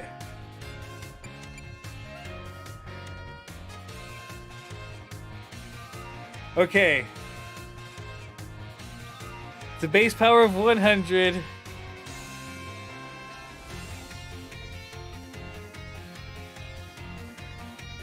But it doesn't tell us what type is using it. It's a water type move, but what type is using it? So it's not getting the same type ability bonus. So it's just got a base of 100. It's critting, which means it's going to do 1.5. So that's 150. But it's a grass type. So I believe that's half damage. So it's going to be 75. Because we don't know that it's the same type ability bonus. We don't know that it has the stab. We don't know about that. It doesn't say that's a water type Pokemon, it just says a water type move. 5. Yeah, 75. I agree. Under normal conditions, what percent does Stone Edge have to land a critical hit? It's increased, isn't it? Stone Edge has an increased chance to land a critical hit, so I'd say about 12%. 4% is the normal, and Stone Edge is one of those ones with the increase. If a Pokemon uses Swords Dance twice, boosts its attack by 4 stages, how much damage will its physical moves do?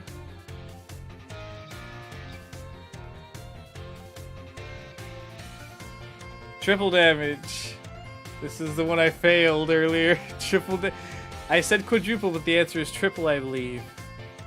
It's 1 damage, it becomes double damage, and then we add another 50, and then 50, and then it's triple damage. If a Rock-type Pokemon uses a Tera type, whose Tera type is Rock, terrestrializes, what will the power of its Rock-type moves be multiplied by? 2. Alright, everyone, time is up. Put your hands on your laps now. Oh shit. This test was a culmination of all I taught you, and I'm sure you all did just fine. Do go ask for your scores at the front desk, and then take a nice break. Oh yeah, breaks are great.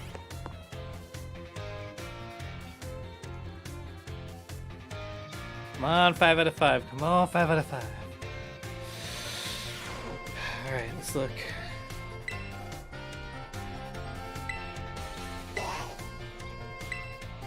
Yes! Perfect score! Alright.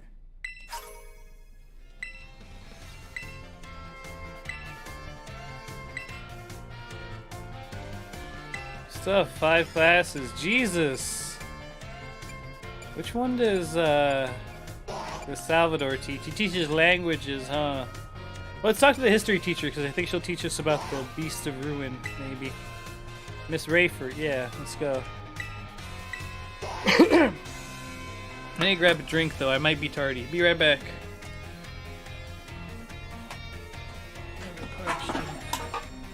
Oh, these cans. They're already under me. Those cans are in.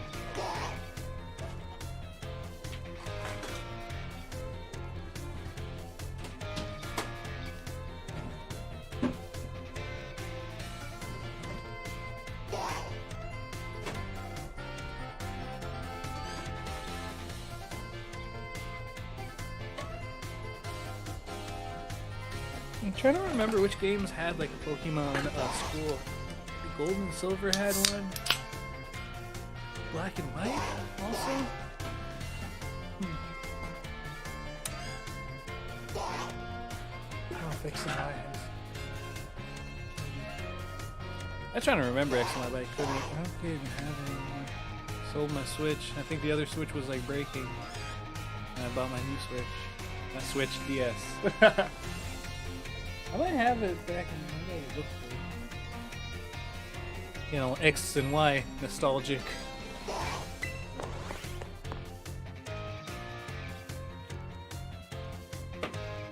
I mean, Omega Ruby and Alpha Sapphire were so much better. It was so fucking good. Nimona's in this class too. Greetings, my little students. Whatever you did yesterday, it is now a part of history. She always makes that seem so dramatic. Like, oh dang. What have I done? I was hoping to continue unraveling the marvels that history has presented to us today. However, I imagine your ability to concentrate has been spectacularly derailed by my midterm. I suppose changing things up for fun and variety may be a good idea every now and then. So allow me to tell you an old fairy tale that has been passed down in Paldea for generations. Wait a second. This sounds like history disguised as fun. I made it worse. Okay, that worked. Once upon a time, there was a king who very much enjoyed collecting treasure. He was particularly fond of treasures from other countries. One day, a merchant from the east heard rumors of this king and came to meet him. The merchant laid out treasures in front of the treasure-loving king. The 4 treasures were as follows: a vessel, a sword, a set of tablets, and a set of beads. Kinky. I mean, giggity giggity. Seeing such rarities before him, the king leaped for joy. He showered the merchant with gold coins and claimed all 4 of the treasures for himself. What's wrong with her hair? Okay, so her hair has some glitch, and it just like, it flings up and down. You can see it when it closes up on her. Aha, perfect timing to make eye contact, young Yahweh. Answer me this. I said that one of the treasures was a set of tablets. What do you think the tablets were? Handheld electronic devices? Wooden planks for writing on. Correct! Your daily pursuit of knowledge serves you well. These particular tablets were wooden and used as a writing medium in East in ancient times. As you may know, they fell out of popular use as paper became more universally available. For the king to consider these paper substitute treasures, they must have been superb quality. That, or perhaps they had some amazingly profound teachings written on them. So, the king obtained these 4 treasures, and on that very night, it is said that a terrible disaster rained down upon his castle, reducing it to rubble by dawn. Her hair, every time I look at it. Oh, is it that time already? I wasn't done with my story, but alas, so ends today's lesson. If you're interested in how the story ends, you may come see me outside class hours. Okay. That's inappropriate, lady.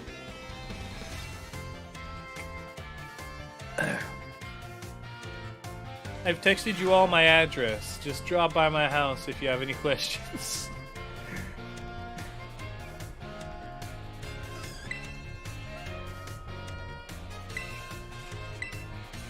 Yes, Miss Rayford.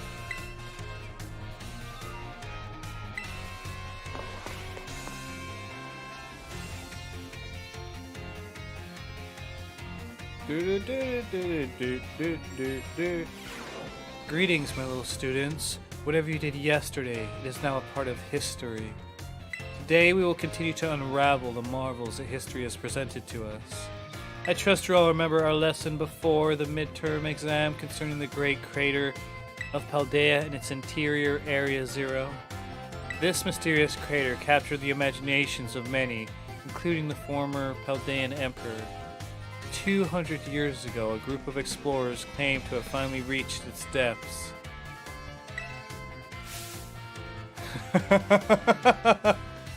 Every time I look at it, it's going off. The name of the team that achieved this great feat was the Area Zero Expedition. The team is said to have been made up of Paldea's best and brightest. Skilled battlers, brilliant researchers, talented individuals of all kinds. Among the list of team members was the name of a man who was an author and brilliant natural historian, Heath.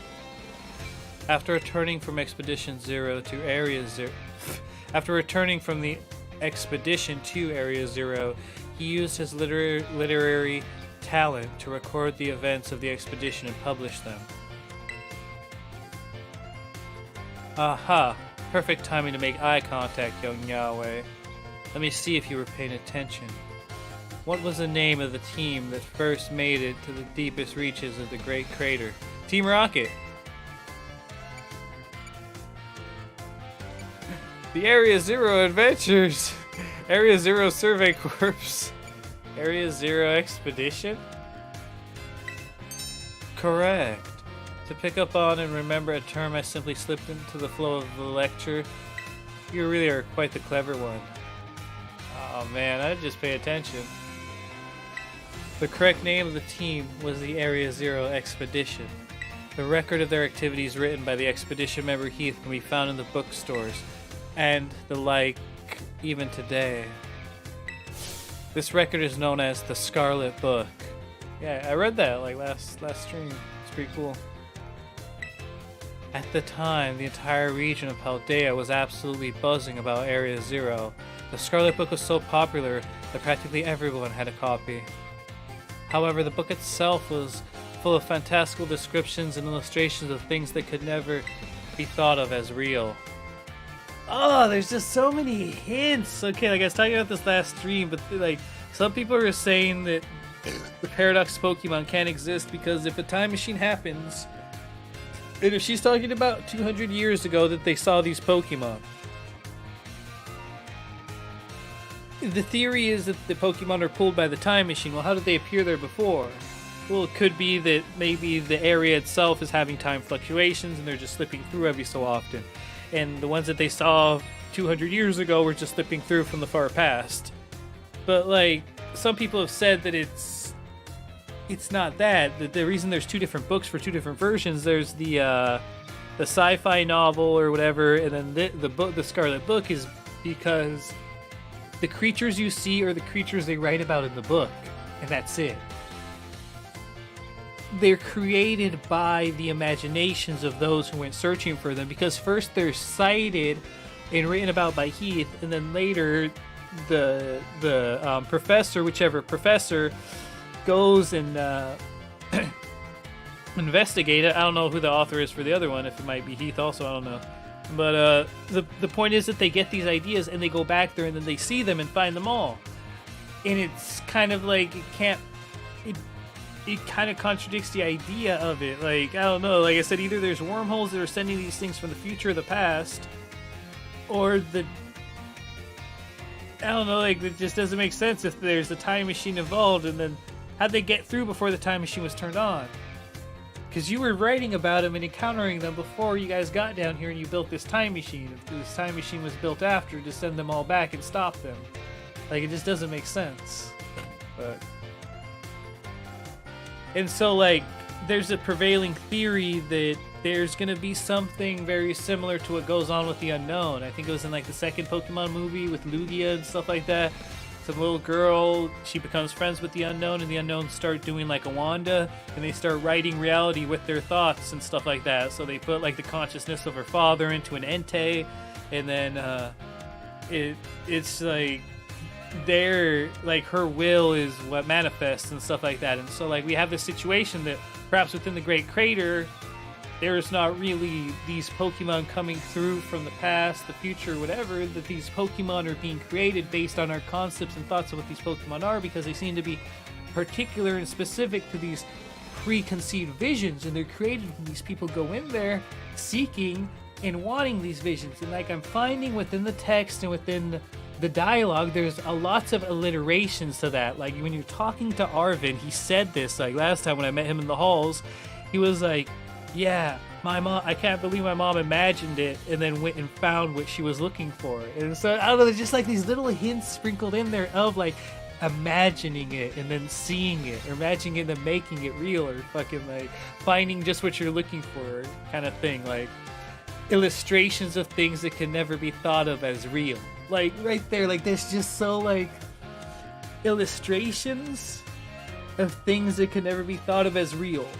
But because you illustrate it, because you draw it, because you create it, then like it's like the fucking like it's more so with the other ones, because it kind of like with the other ones, it kind of like infer that they're kind of like sci-fi-ish, so then that kind of gets into the whole cryptozoology thing. But it's like, you think about the cryptozoology kind of situation of things like the Mothman, things like fucking chupacabras and stuff like that, and sometimes it's the idea that allows somebody to see that. Like you wouldn't think, oh, that's a chupacabra, unless you had heard what a chupacabra was first and stuff like that. And like, I don't know, it's like, well, what came first? Did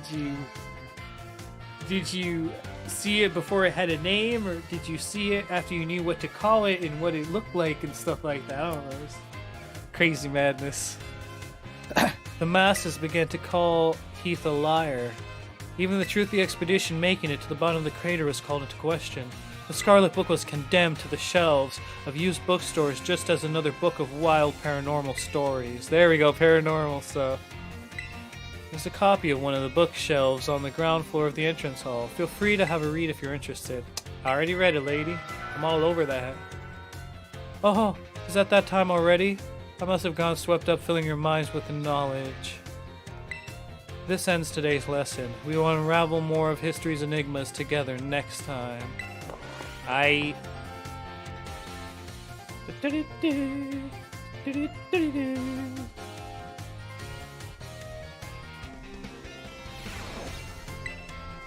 Good morning, Master Yahweh. What class would you like to take? Best old lady voice ever.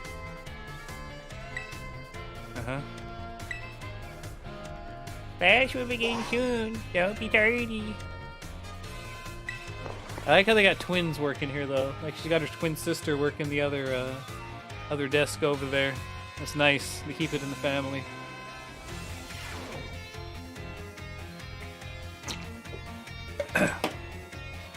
Greetings, my little students. Whatever you did yesterday, it is now a part of history. Today is our last class, so I'd like to unravel the marvels that history has presented to us one last time. In our last class, I taught you about the Area Zero expedition of 200 years ago, correct? Alas, 200 years ago. 200 years is not that long ago. Not that long ago at all. Alright, what the fuck, are you an immortal or what? How unfortunate that our history lessons must march so inexorably.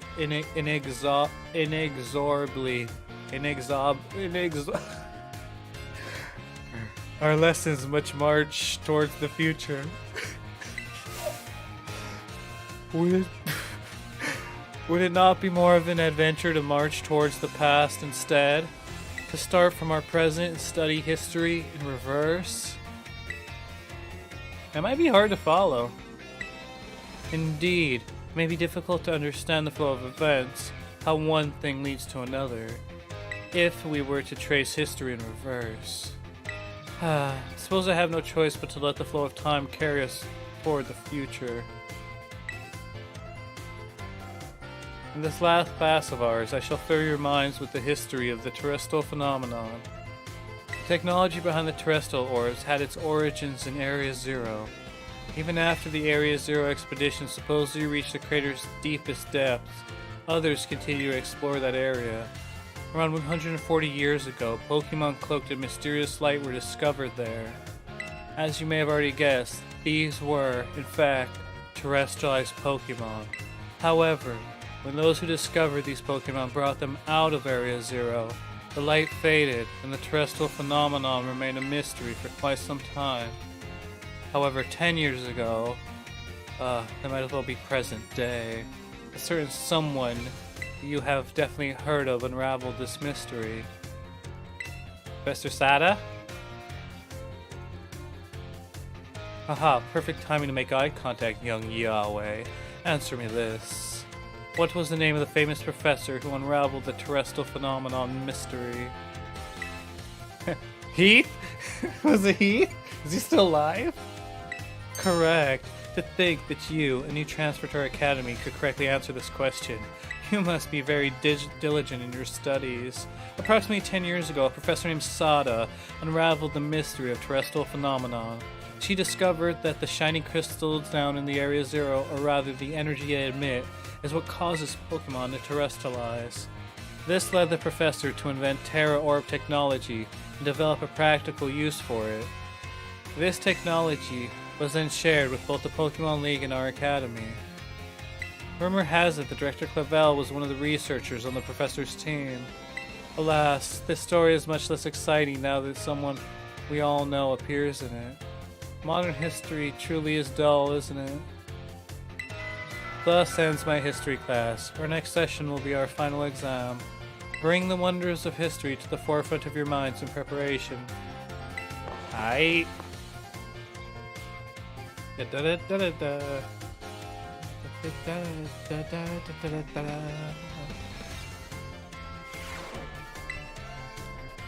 I'm here for finals, lady. I got 4 more classes to get through. This is a slog right here. It's a slog. It's a slog. We're in it for the long run.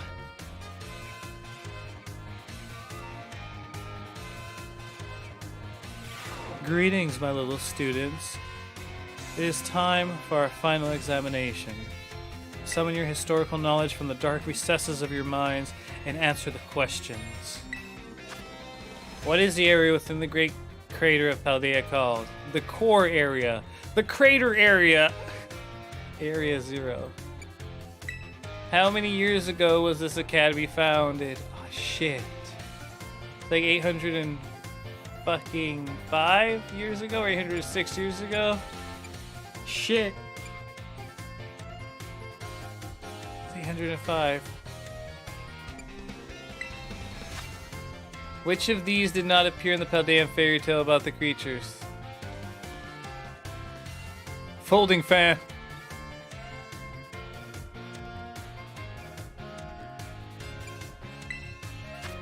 Which Area Zero expedition member wrote the records of the team's activity? Thief, Leaf, or Heath?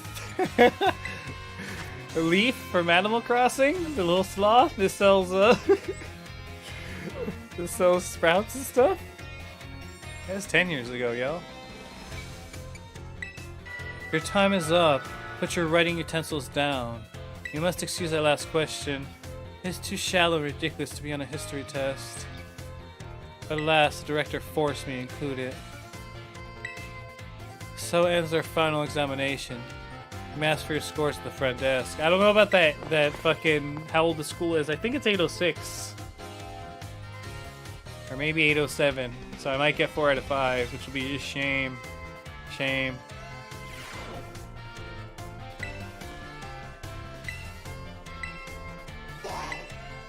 Yes! It was 805. Ah! Clap, clap, clap, clap, clap, clap, clap.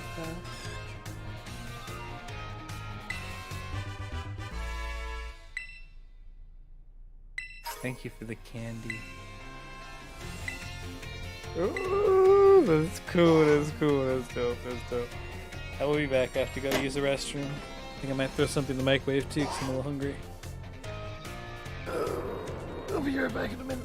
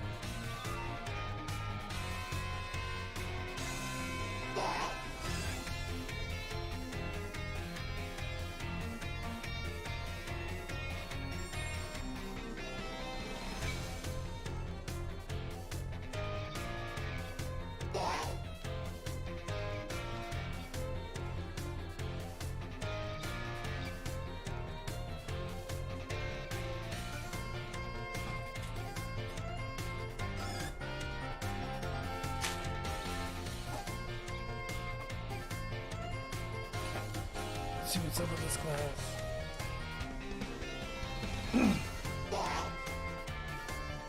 Wow.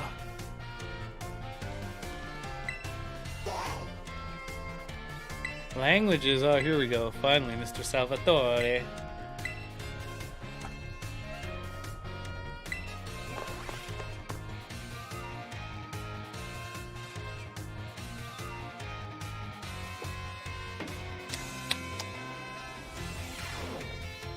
How did you like the midterm exam? You all did really great.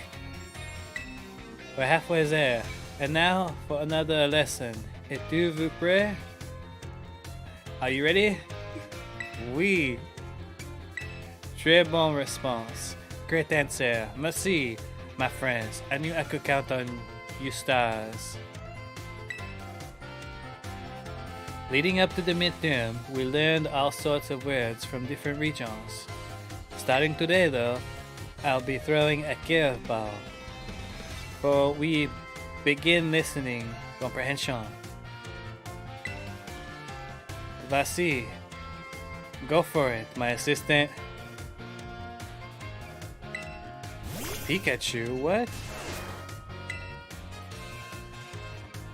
Just as you heard, Pokemon can also use words to communicate. It's not always easy for us to understand them, but their words have meaning, just as ours do. Pokemon can use language to share all kinds of information with each other, like location of food, or whether there may be predators nearby. The same Pokemon cries may sound different depending on what it wants to say. I'm sure you're all curious, so aujourd'hui, today, that is, let's learn some Pokemon language. Je t'aimerais. If you would be so kind, Pikachu. What emotion do you suppose Pikachu was trying to convey just now? Fear. Say it again, Pikachu. Je t'en prie, if you'll be so kind, Pikachu.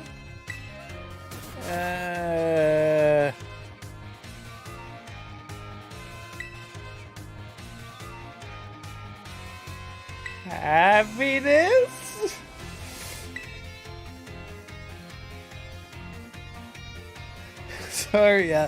Sorry, Yahweh. That's not right. Pokemon language is hard, isn't it? Smash! Thank you, James, for smashing that like button. You know what's up.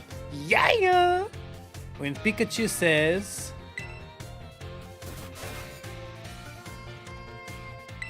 It's using its angry voice. Oh shit, I didn't take that as threatening.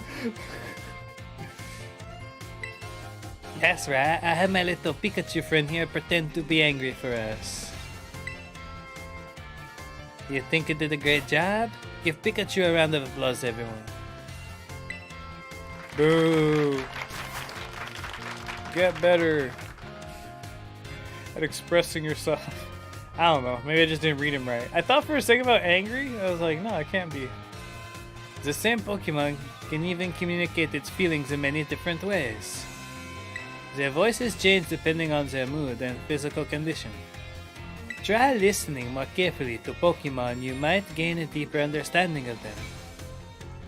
That having been said, Pokemon are quite mysterious creatures. Some actually don't communicate with words at all, but instead use things like electromagnetic or ultrasonic waves. Some even use telepathy. And now, apropos of nothing, let me give you one of my... Fuck. I hit the button. If you poke at your Pokemon too many times while washing them during picnics, they'll get mad at you, just like Pikachu demonstrated. Well, adios, matane, a la prochaine. See you later, everyone. Peace in the Middle East.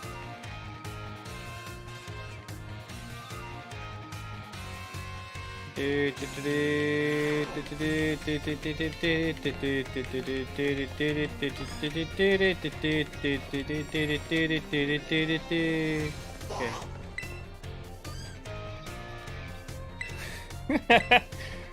I thought it was time for a dance party really quick.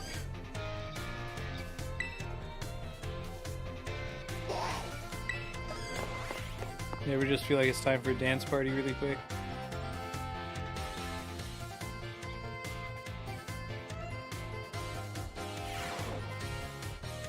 My dear friends, how are you all today? I hope you're doing marvelously well. It's time for another of Salvatore's language lessons. Êtes-vous prêt? Are you ready? Oui. I would expect no less from my excellent friends. Even your replies to my questions are excellent. Aujourd'hui, today we will once again be focusing on listening. Vasi, go for it, my assistant. Pikachu. This little fucker again. As you may remember from our last class, the same Pokemon's cries may sound different depending on what it wants to say. Aujourd'hui, today that is, we will be learning more about the language used by Pokemon. Je t'en prie, if you would be so kind, Pikachu? That sounds like a little bleak, doesn't it? Its voice seems a little pitched too. What emotion do you suppose Pikachu is trying to convey just now? Say it again, Pikachu.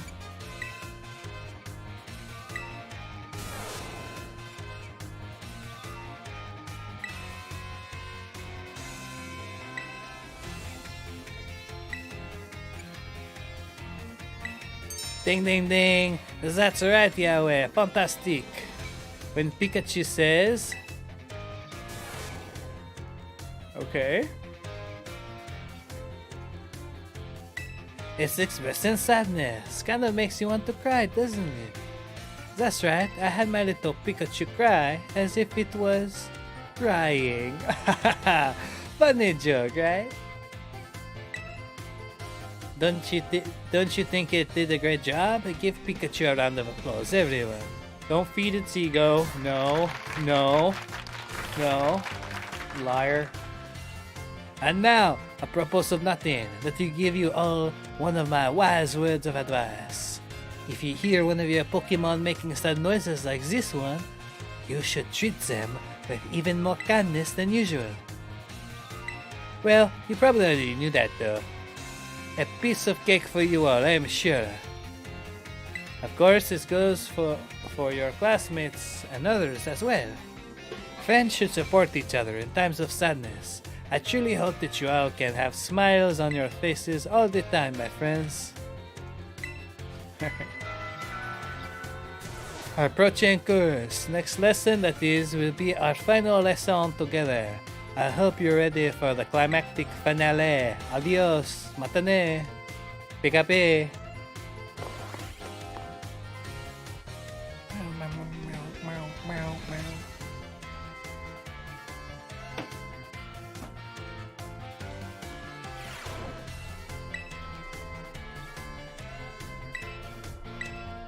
Yes.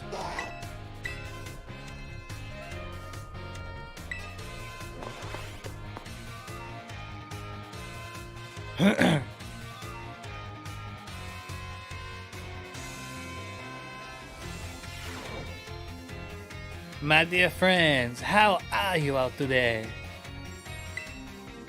No one says anything. Crickets. It's time for the last of Salvatore's language lessons.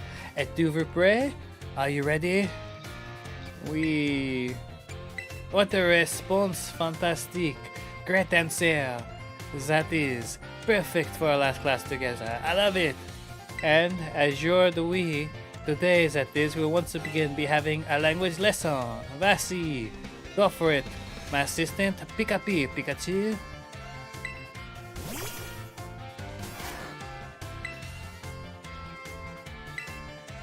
Let's get it right, my little friend. For our last listening class, tell everyone how you're feeling right now.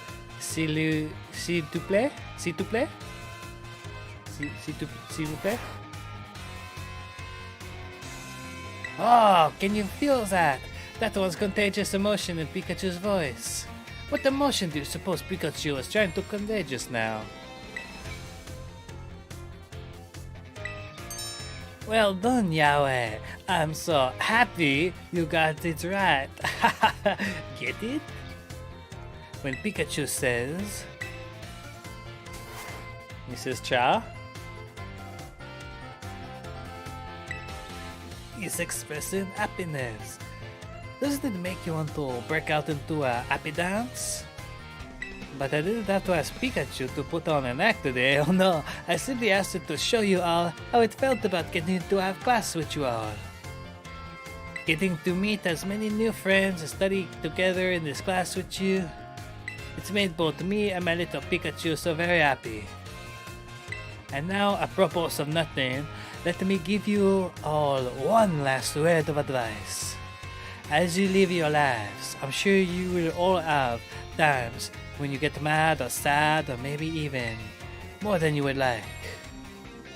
Everything has its ups and downs.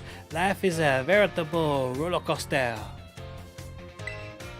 But à la fin, in the end, that is, there is surely happiness waiting for you. So, gardez le sourire. Keep a smile on your face, even in the hardest of times. Shut up, Pikachu. He's talking. When you're faced with a problem you can't handle alone, find someone to rely on. Be it a teacher, your family, your friends, anyone. Our prochain course, next lesson will be our final exam. Be sure to review the lessons we learned in all our lessons so far. Adios, matane. Review all of our lessons we've learned in all of our lessons so far.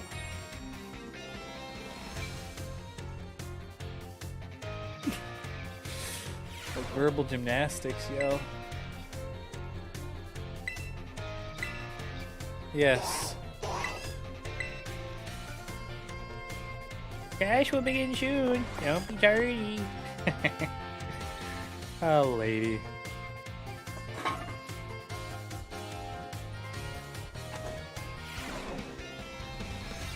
Let's stay right there. There we go. Aujourd'hui, today we take our final exam. Détendez-vous, relax, that is, and do your best. Êtes-vous prêt? Are you ready? Let's begin. Which of the following means delicious? Gracias does. Delicious. What do two foreign phrases je t'aime? Ichile dich. Means I'm going home. Pega.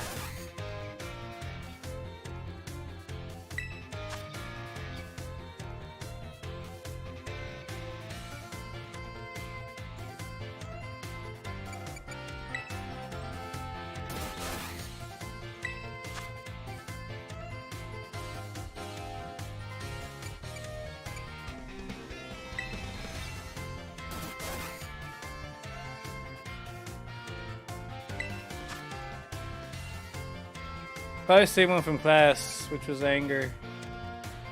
Right? And we did all of them. I don't think it was happiness.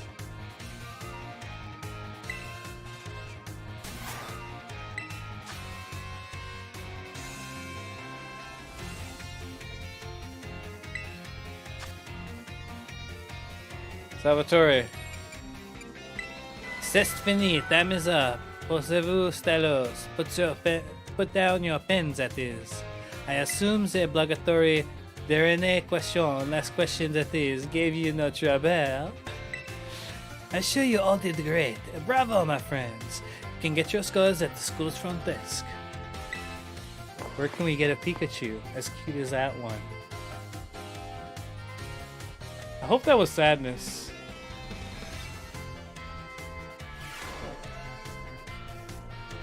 I might get 4 to 5 here.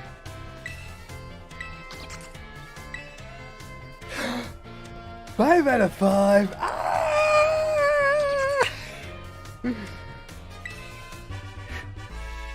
That's cool.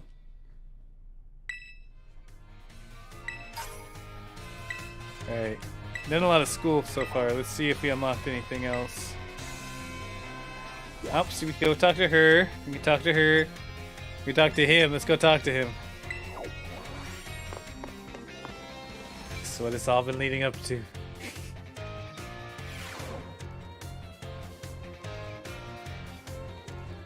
These Murkrow are nocturnal. People say they stay here in the lab even when the sun's up. I wonder if they hide themselves away during the day so they're not disturbed.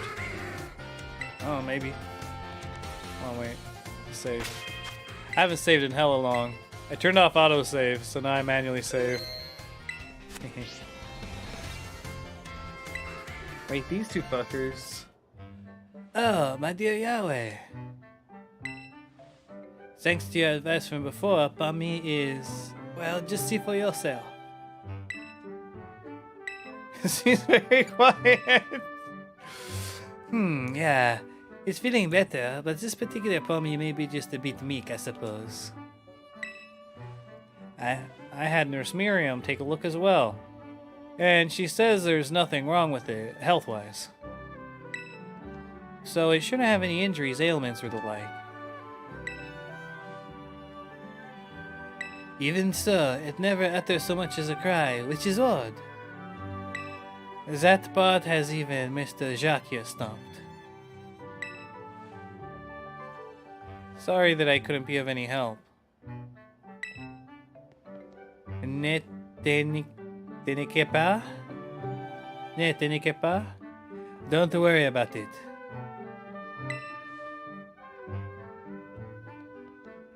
I have some more information now thanks to the Academy security cameras though.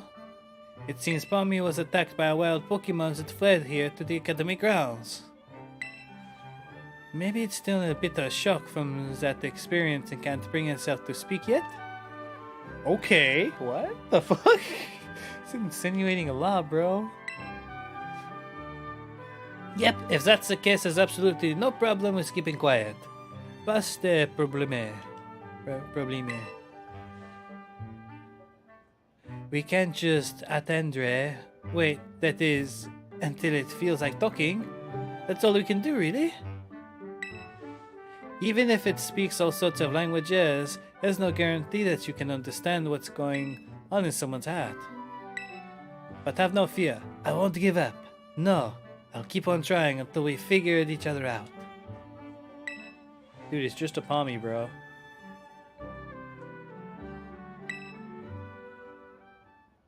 Whoa, what happened to the other guy?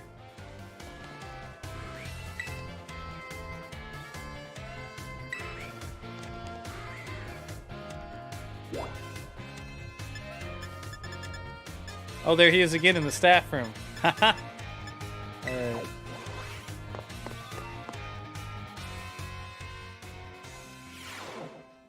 There you are.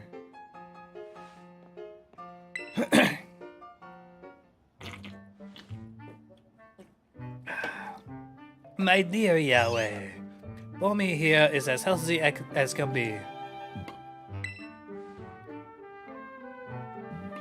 No, very talkative too. Well, it seems being quite shy it seems being quiet is simply a part of this one's personality. But it's hard for a Pokemon to communicate with its fellows without speaking up. As you know, wild Pokemon use their cries to tell each other all sorts of things, like the location of food, or whether there are predators nearby. So, even if I were to release it back into the wild, I'm afraid it may not be able to do those sorts of things. Excuse me. What do you think, Yahweh? Where does Pommy belong? With you, Mr. Salvatore. Ah, I didn't expect to hear mon nom, my name. Oh, so you think it should stay here with me? I was so focused on getting it back in good health so it could return to the wild that I didn't even consider that possibility. What do you think about that idea, my little Pommy friend?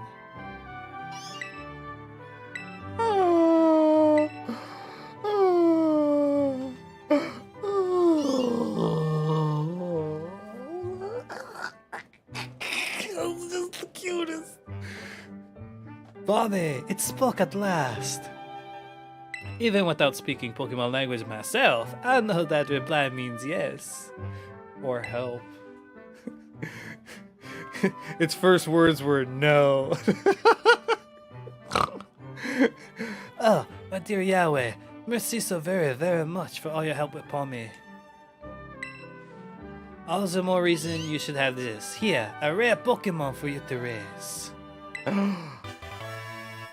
What do you mean a rare Pokemon, Meow?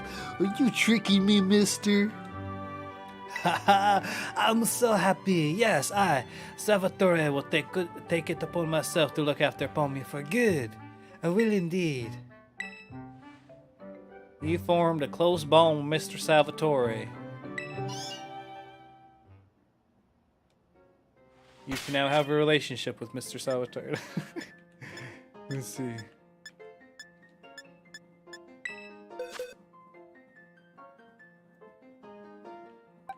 Here it is.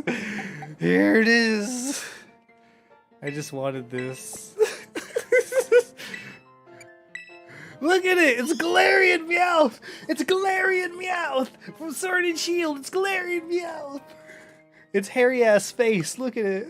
It's so fucking dope. I love it. Fucking love it.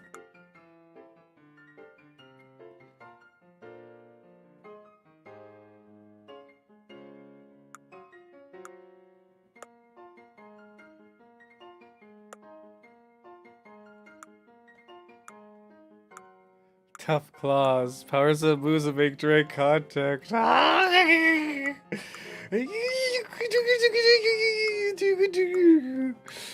so happy I have this now. Come with me. Get your own box and everything.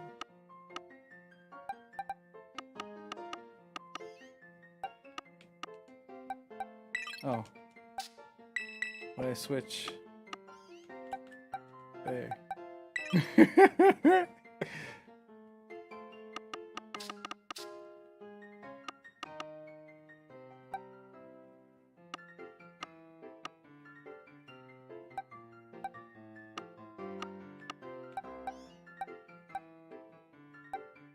Oh, I thought I switched places with someone.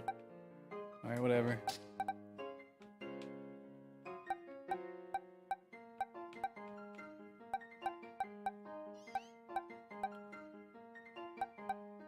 This thing is pretty good.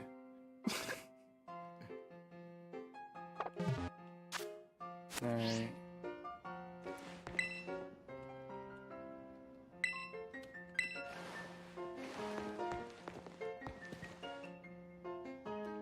See what she's all about, though.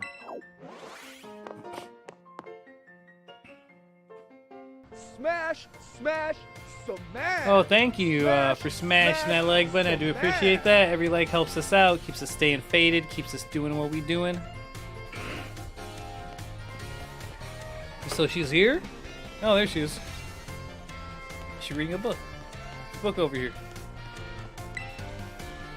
Nah, I don't need to read that shit. Why, if it isn't Yahweh from Class 1A. Are you perhaps interested in the rest of the old tale I told you in class? Yes, ma'am. Heh, it is convenient you would take the bait I presented in class. A vessel, a sword, a set of tablets, and a set of beads, giggity. After obtaining these 4 treasures, the king's castle was destroyed. Why, you ask? Because these 4 treasures were actually 4 Pokemon. As these Pokemon were passed from human hand to human hand as treasures, they slowly became tainted by hubris and greed. Finally, after coming in contact with the rapacity of the king at the time, they awakened as disasters and began to rampage out of control. The king called for renowned Pokemon wielders to defend the country, and after a fierce battle, these incarnations of disaster were quelled. It is said that these 4 Pokemon were then sealed away somewhere in Paldea. So what do you think? Would you say this story is just make-believe? No. Heh, very astute of you. I've read many historical disaster reports, personal journals, and the like. There is much to support the truth of this story. If I'm able to prove the story's veracity myself, I will be sure to let you know. Oh, we're becoming closer!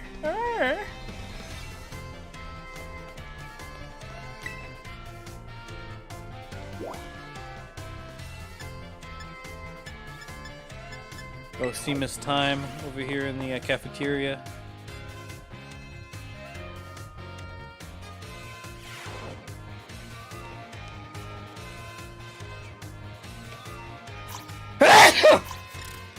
Oh, I knew that was coming.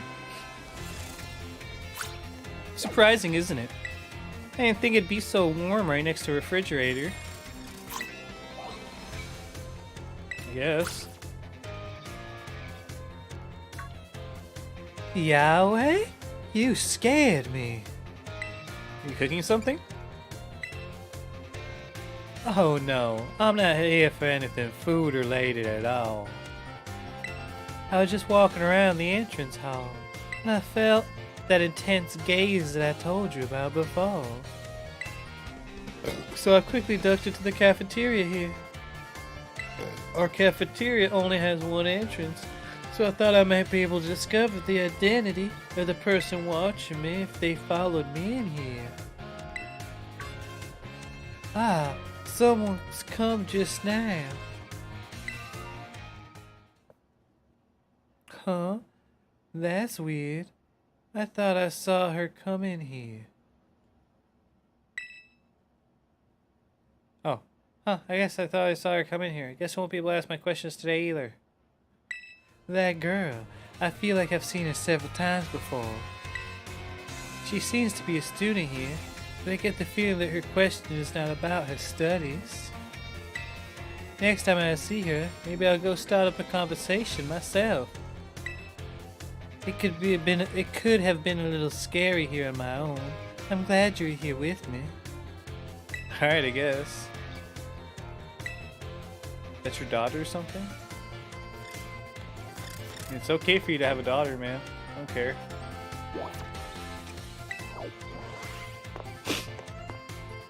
Like you do you, lady.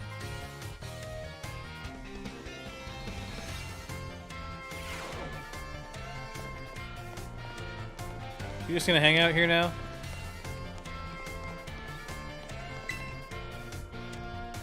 Yahweh, the time has come. The cursed treasures, the 4 Pokemon of ruin. They exist. And I stumbled upon the truth in the newspaper of all places. Ha! In an interview piece with a carpenter, no less. Pokemon wielders apparently use sacred stakes to seal the treasures in the ruins of shrines. There is a separate shrine for each of the 4 Pokemon, and the 8 stakes driven into the ground in the areas surrounding the shrines keep the power of the ruin at bay. I see. In other words, if all the stakes for a given shrine were to be removed, it would release the Pokemon held inside.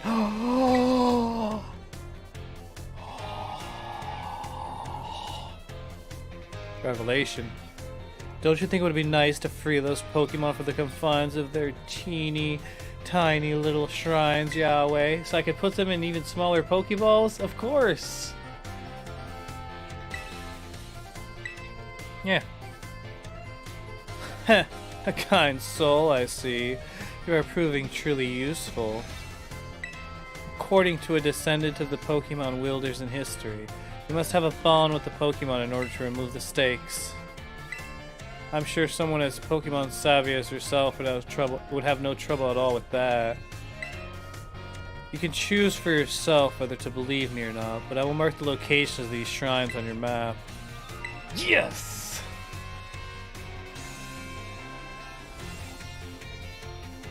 I'd rather myself go, but skipping out on my classes to go adventuring seems to have made the director a little suspicious of me. Heh. Think you can... Oh, heh. You can think of it as part of your treasure hunt. Treasures of ruin are still treasures after all. I hope you'll investigate these shrines if you are at all inclined to do so.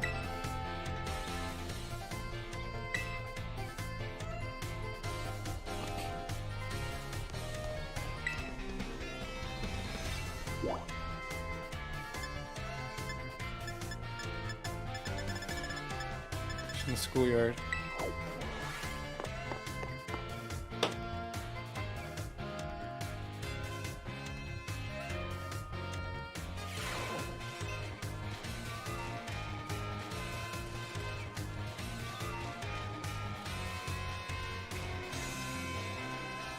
And this time, hey, what's up?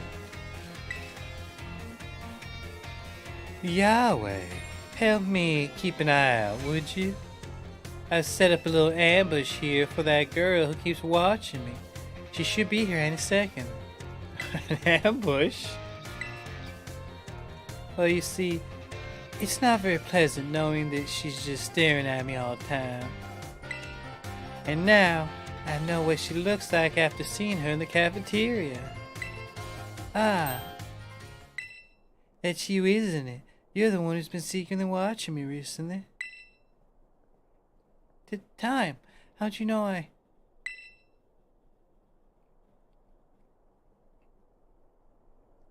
guess you must have noticed me. I'm so sorry. Well, of course I noticed. You were watching me practically all day, every day after all. I assume there's something you want to ask me? Yes, I do. I've been a huge fan of yours since your time as a gym leader, and I love rock-type moves so very much. Oh my. But you just suddenly retired from your post as a gym leader a year and a half ago. Why did you quit? My goodness, is that all you wanted to ask? Yes, your reason for retiring was never made public. but it's well known among the students here that you must avoid that question anytime it's asked. I thought it'd be rude to ask you a question that you didn't want to answer, so I just couldn't find the courage to ask. So that's why your gaze felt so very intense. I see. Forgive me. So very intense? Ah, never mind that. As for the reason I quit my job as gym leader, I simply wanted to focus more on my job as a teacher. It's not that I dislike being a gym leader or anything of that sort.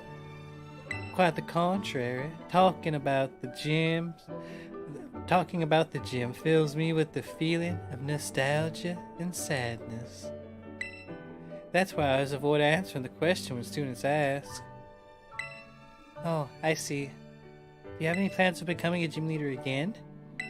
No, I'm afraid I don't plan to do so. My sister's doing a splendid job as a gym leader in my stead. I personally find being a teacher most enjoyable these days. But since I am in fact your teacher, I would appreciate it if you would call me Miss Time. As students do, not just time. Okay, I'm sad to hear that, but I understand. Thank you so much, Miss Time. Well, I suppose that solves the mystery. Yeah, fuck off, lady. Little girl. Stalker. How many stalkers are there in this game? Ah, Officer Jenny! that made me so nervous. I said so many things to try to sound cool. I certainly was a little scared when I felt that girl's intense gaze on me, but having you here with me allowed me to do what needed to be done to face what turned out to be one of my biggest fans. I must thank you for always showing up at just the right time, Yahweh. Allow me to show you my appreciation a little. I hope these help you on your adventure. Damn! 50 rock Tera shards. That's incredible.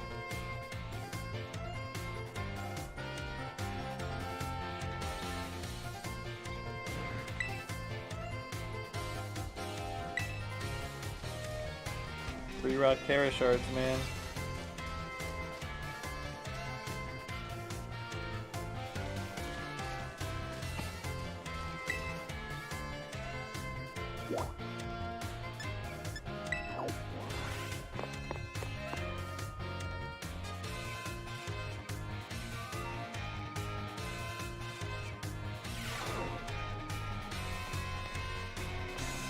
There's still more to do with her?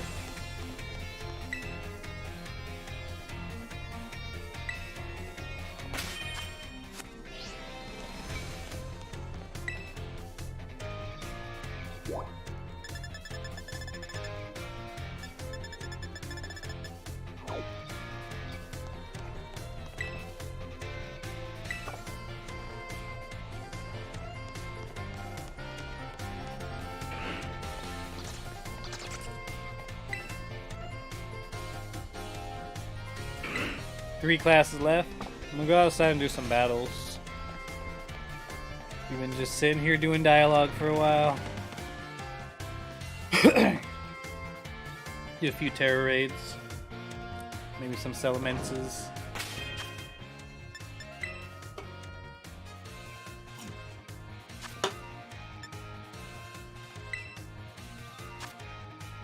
Do, do, do, do, do, do, do, do.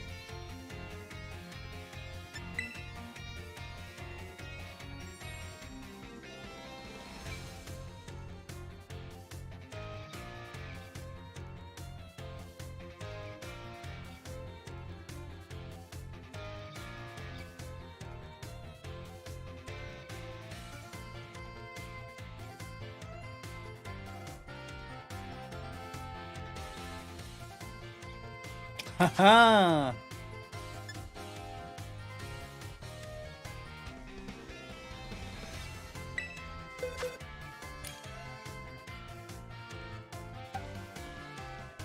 Wait a second. I think it'll be fine, the one I have.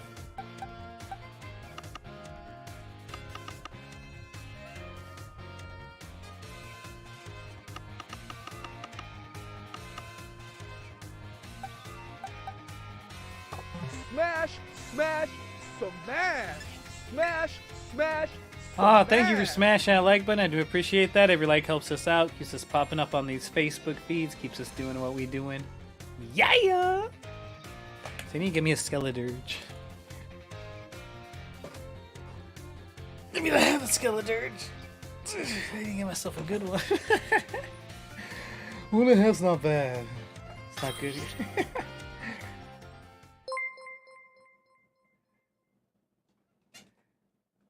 Oh, thank you for the follow. I do appreciate that. Yeah! On the way to 6K, maybe.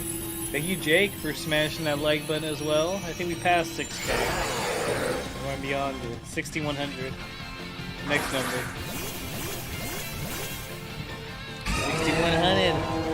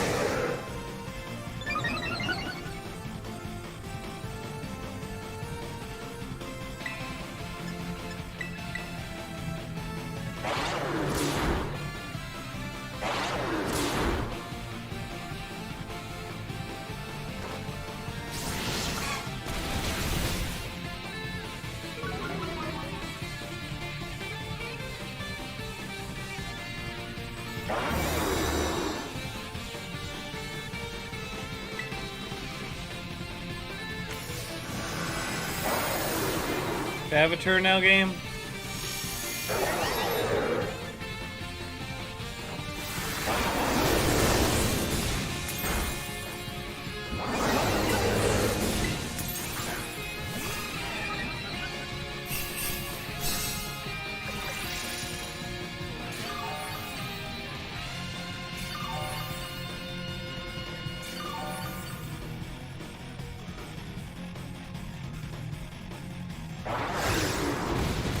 Uh-oh.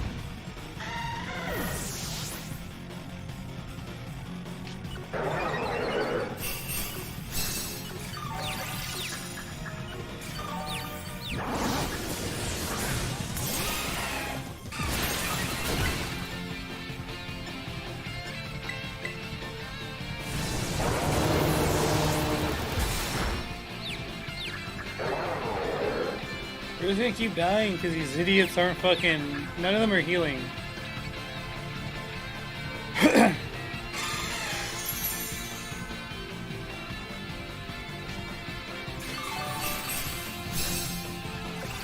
Oh, now they heal. It's too fucking late, dude. What fucking dumbass. Jesus. Why did they bring a Skeledirge? He just got earthquaked. The guy got earthquake too, but at least I got some blows in. Jesus, believes us.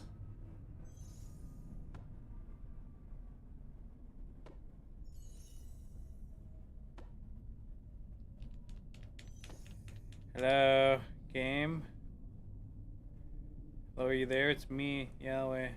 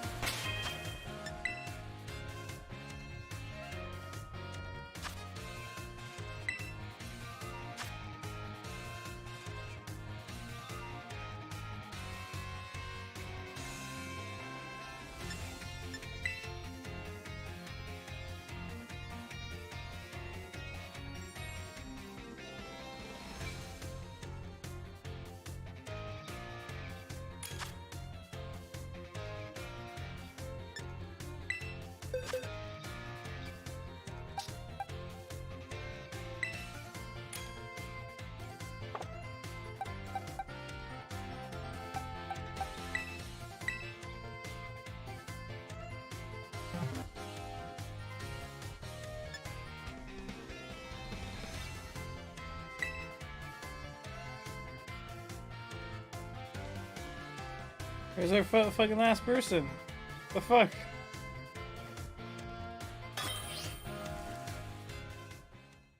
Some fucking graphical error or something.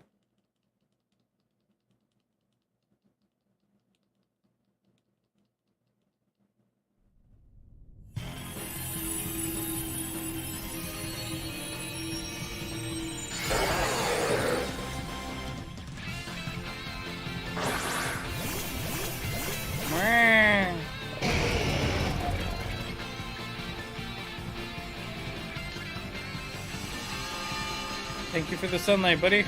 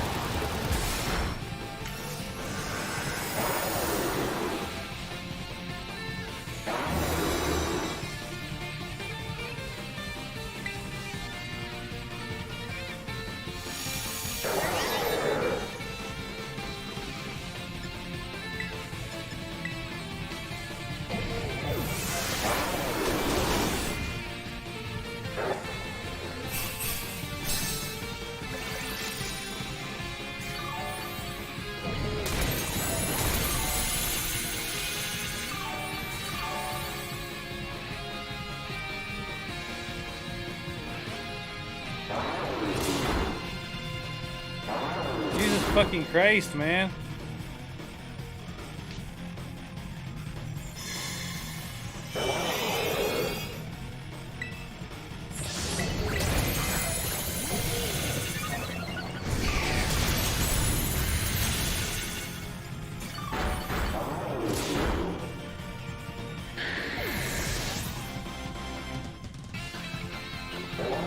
Yes.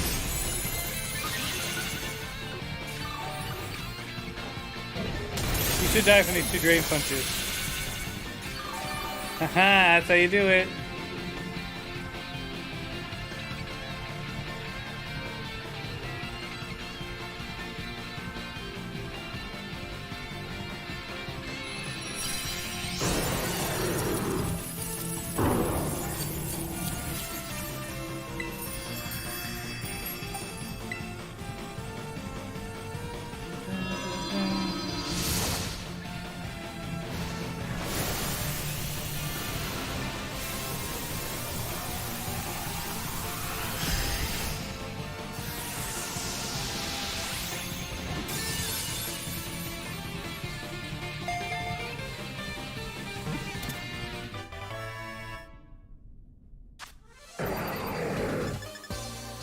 Ah, 2 ability capsules. Damn. The ability patch. Only 7-star ones.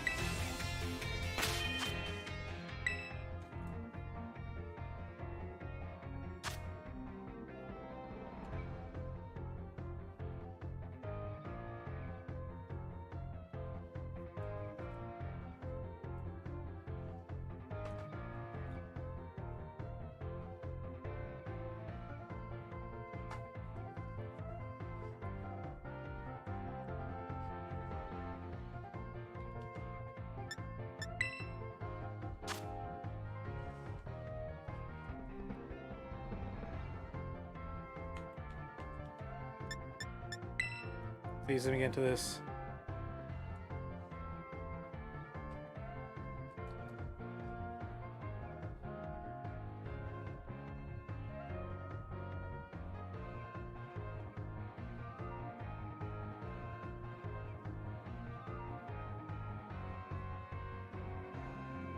Please, game!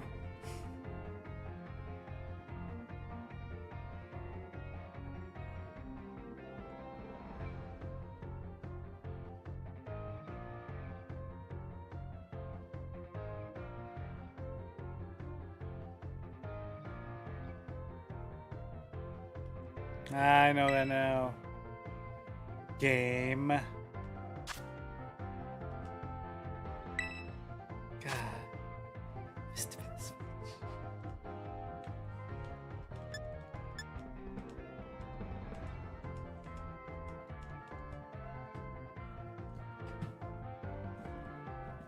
It's alright.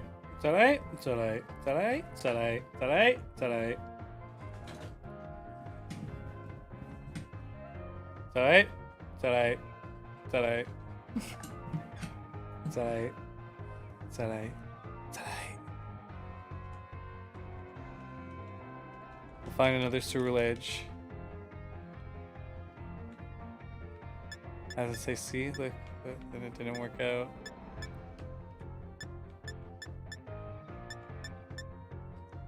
I don't even really want to do that.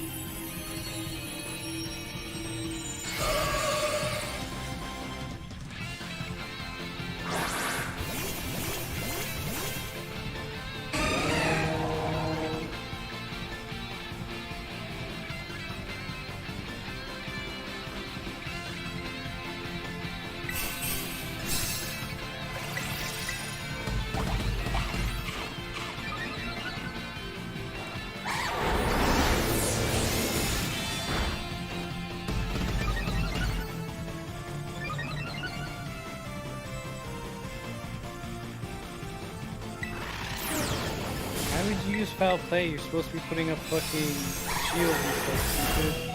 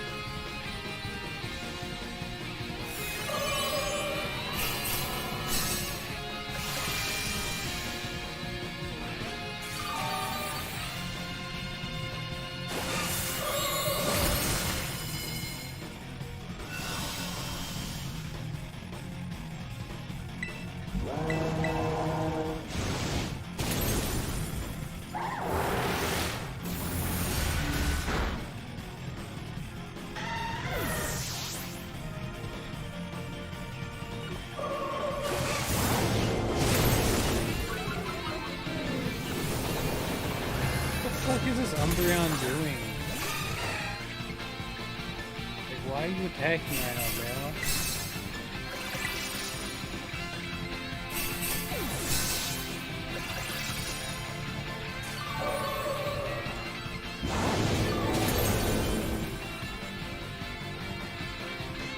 People are all fucking idiots.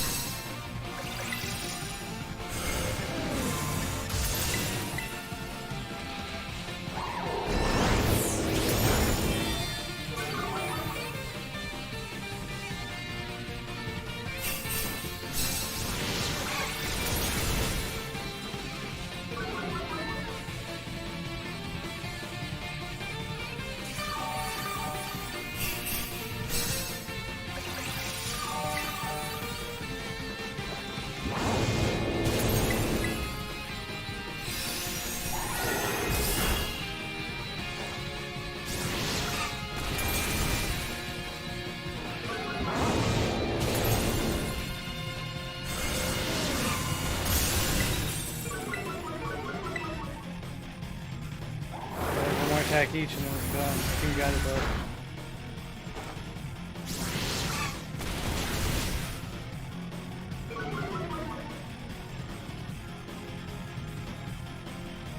No!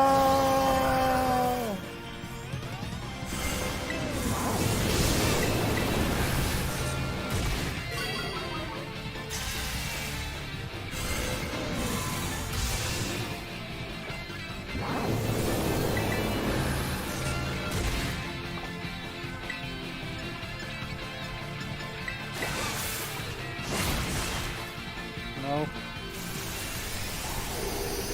And nope the fuck out of there. Nope. Nope.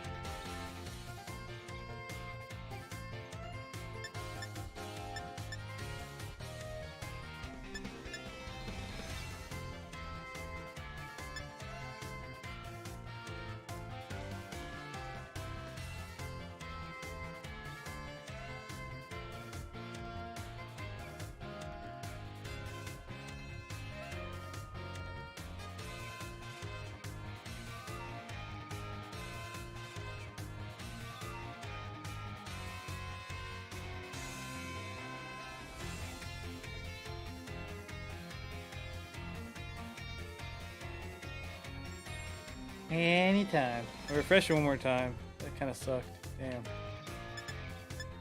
We're this close. We're this close.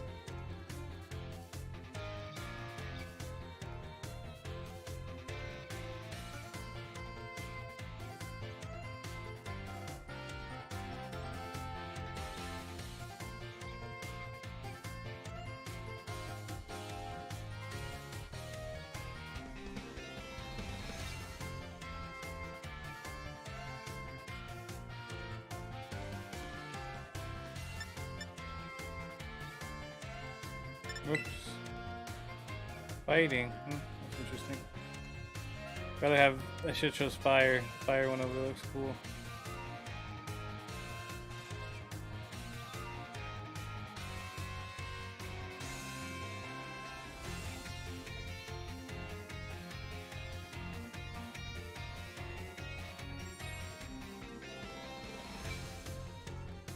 I like the Tyranitar that turns into water.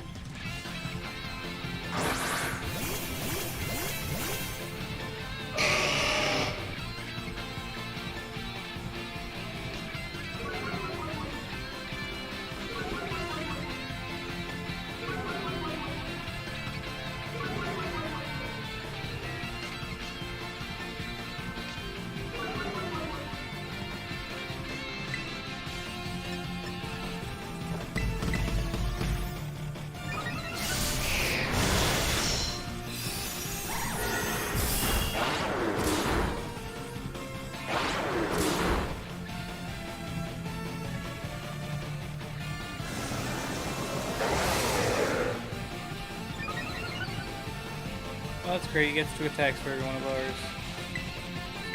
That's great.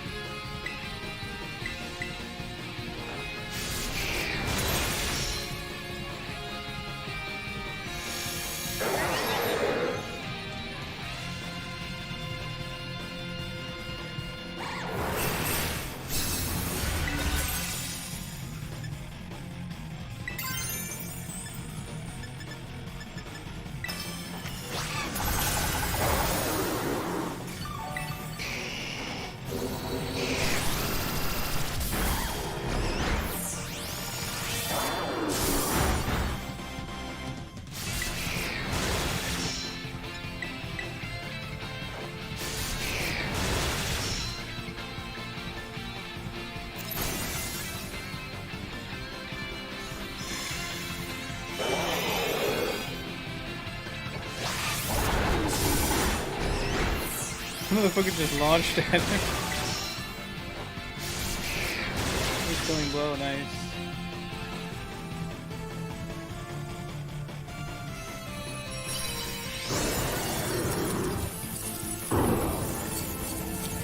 Have Salamence of every fucking type.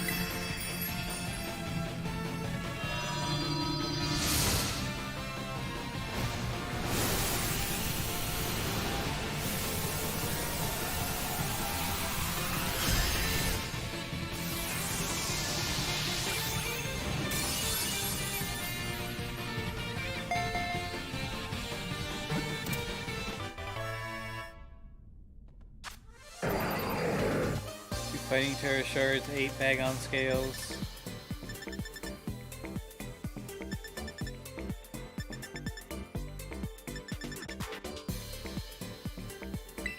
Fighting Tera Shards.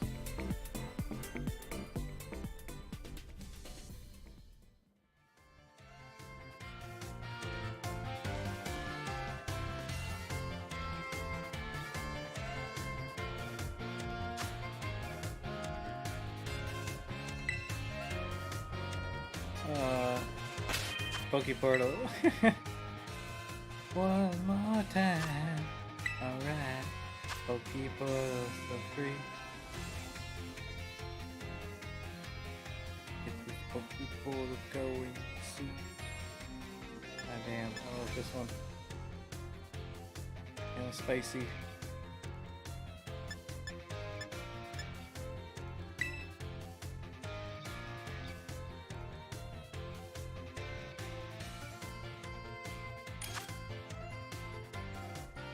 Why would you use Dragonite? You're gonna get hit with Dragon Claw.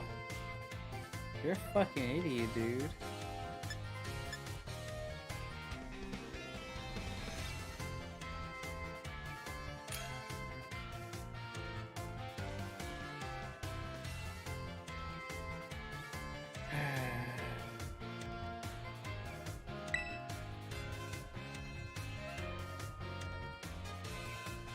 Not gonna get hit by the earthquake, but the Dragon Claw is really gonna hurt him.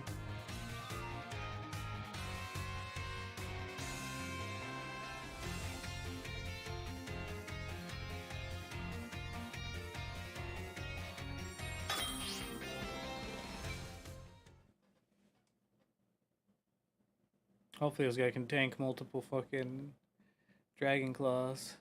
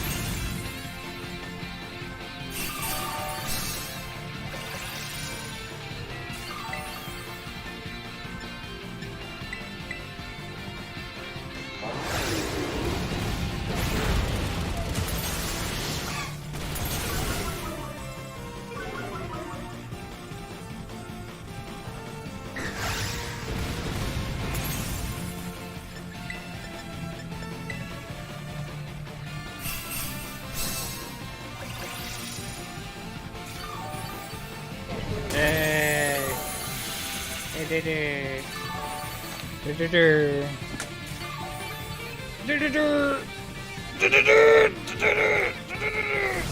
shit, I'm gonna dig it.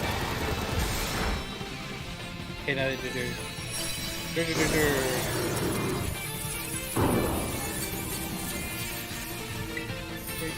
great.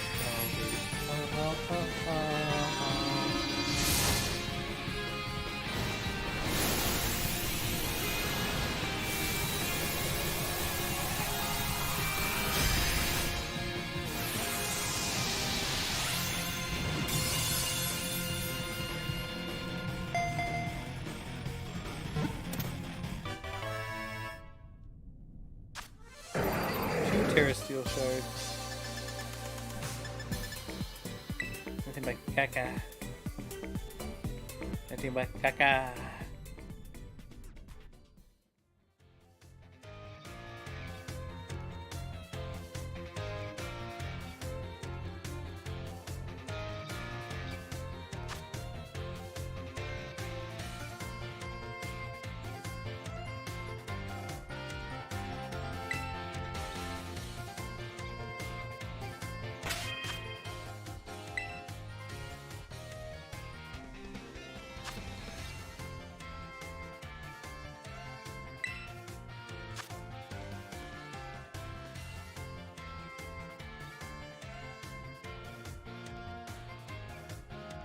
I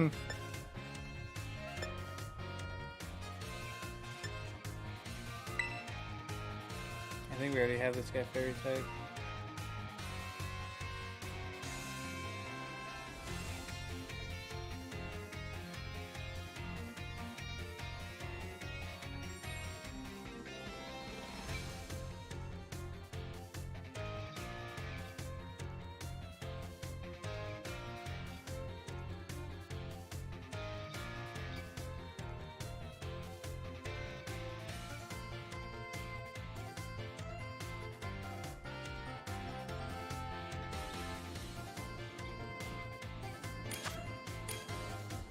Oh.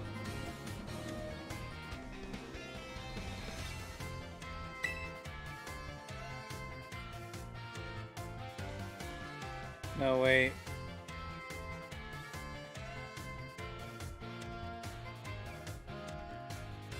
Sure, let's take it then. I'll be okay.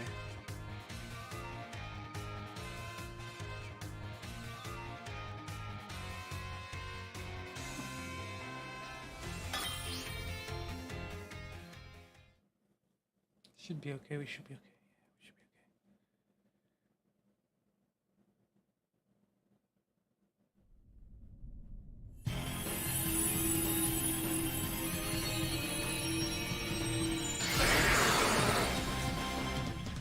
okay. Black on, black on.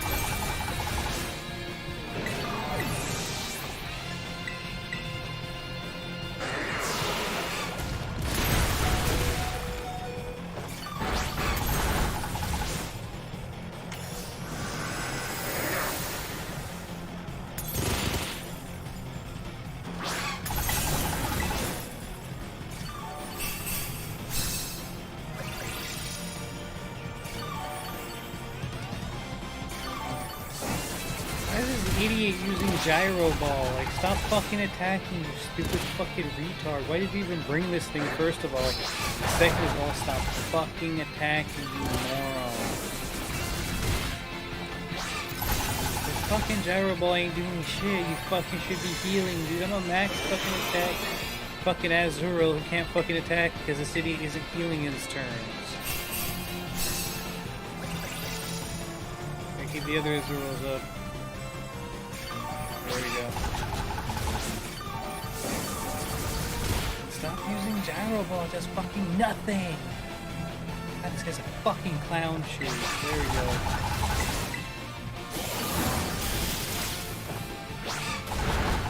Critical hit, nice.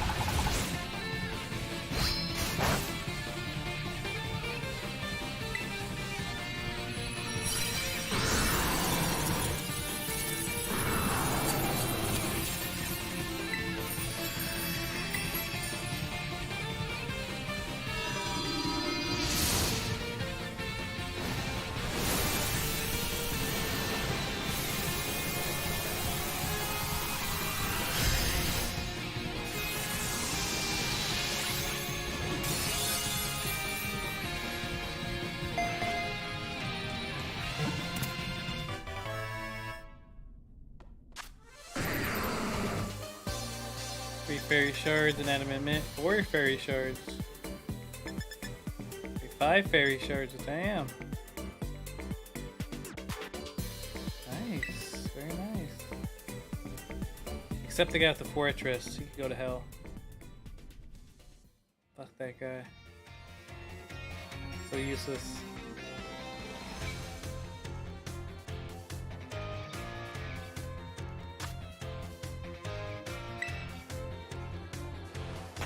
Alright, we can go back to school now. I'm gonna make myself a TV dinner right now, though. At least go see if I can. Check one more time.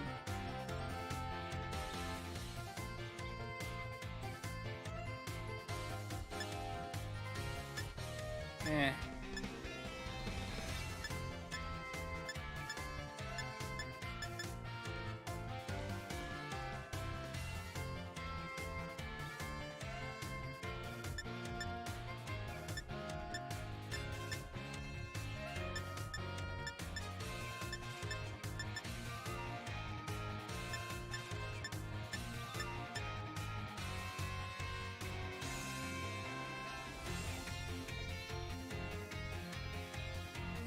Let me try refreshing this. Probably could have gotten to this Gudra. Good one to get into. I think that one gives you more herb a chance.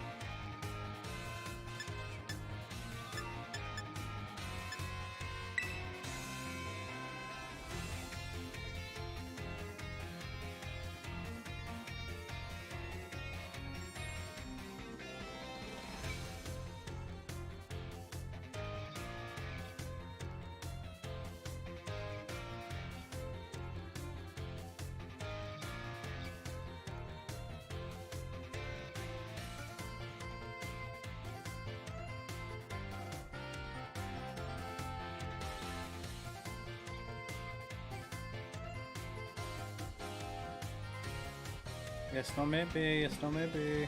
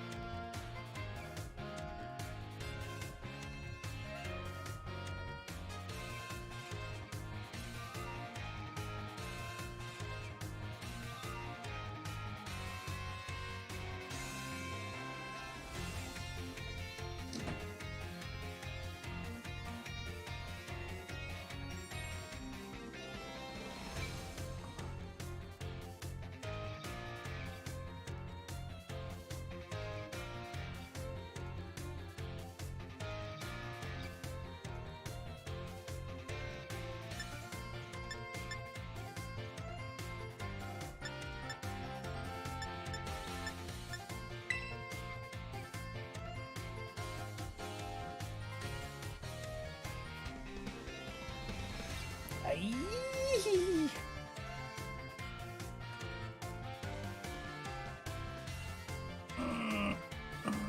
Actually, let's try that back. Things are going crazy on my end. Things have complicated on my end. Oh lord, things have complicated. Ay, ay, ay, ay.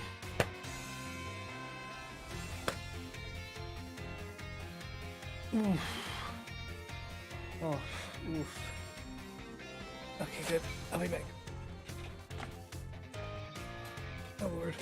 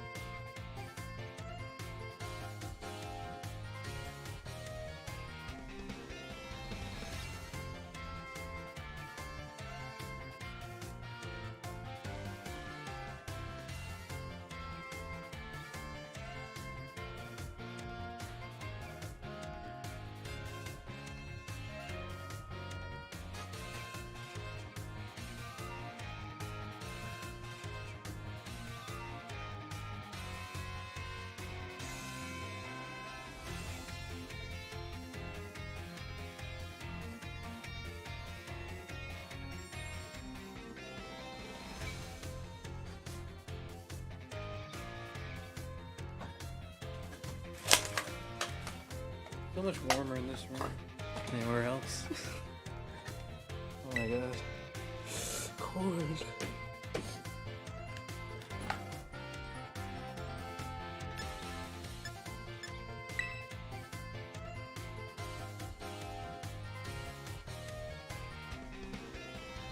I really want to do this water embryo. Just clicked it. It was just a reaction.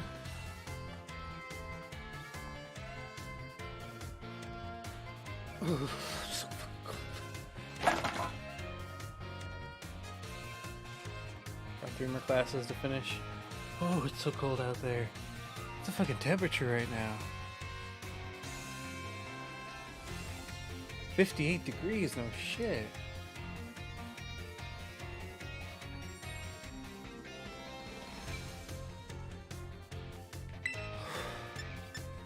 God, it's fucking cold. I swear. Get my face.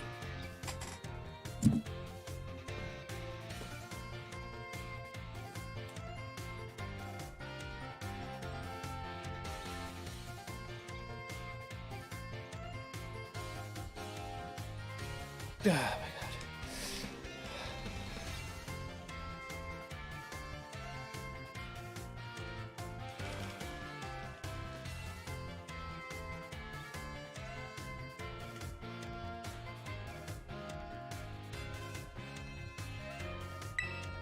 No, there's a cerulege over there. Made a bad mistake.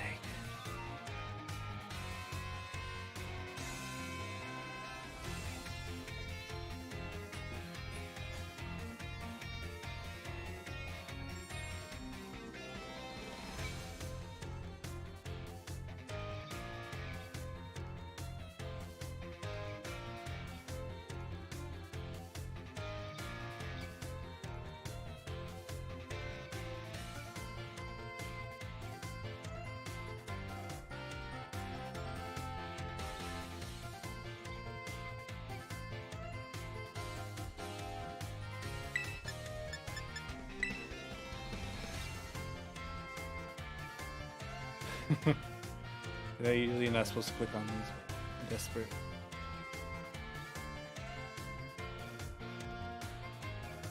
It's very, very desperate.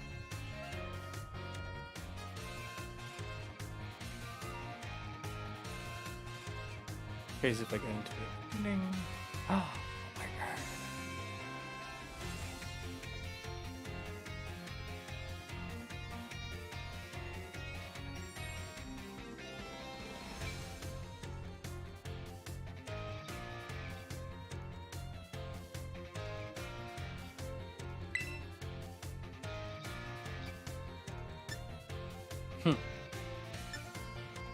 A water boy. That'd be nice.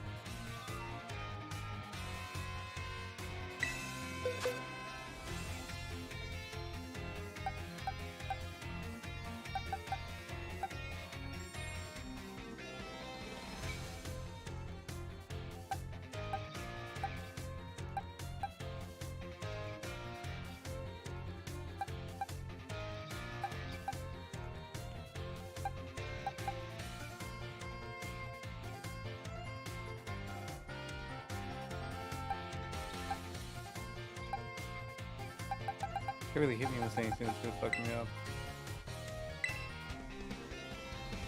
If it's got the raid has been abandoned, what? Okay, I gotta go do my thing anyway. Be right back.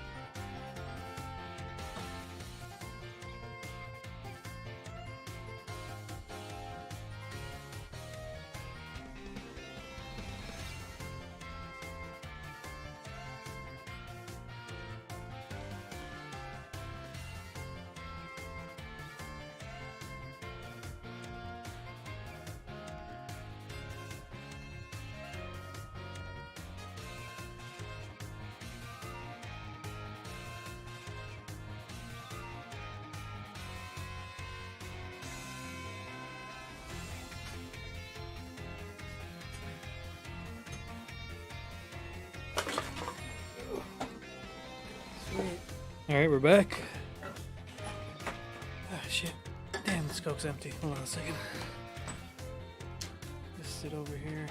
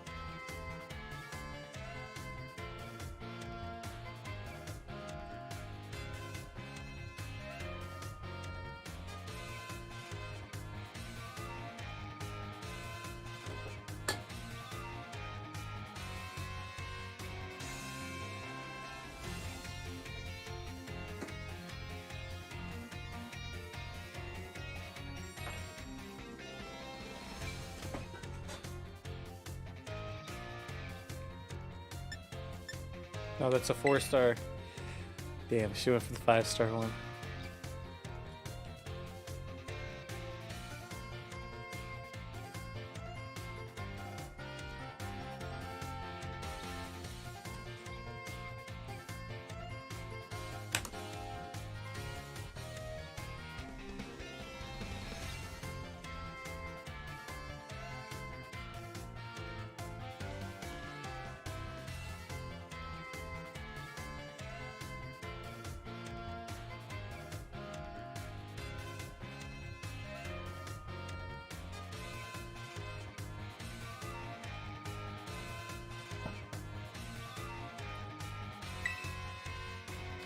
Alright, one more try.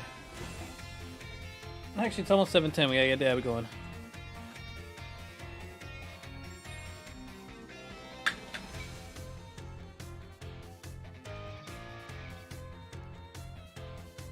Dun, dun. Dun, dun, dun.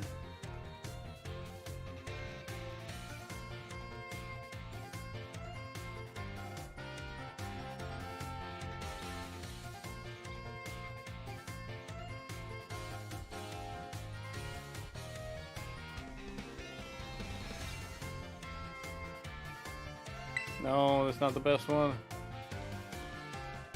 Stop. I just clicked it.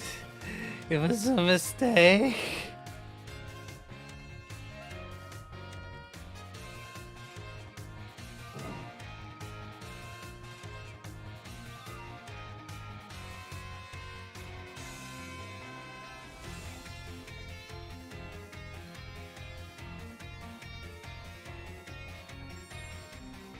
I'm liking that palm out in the corner, kind of wishing I had gone for that.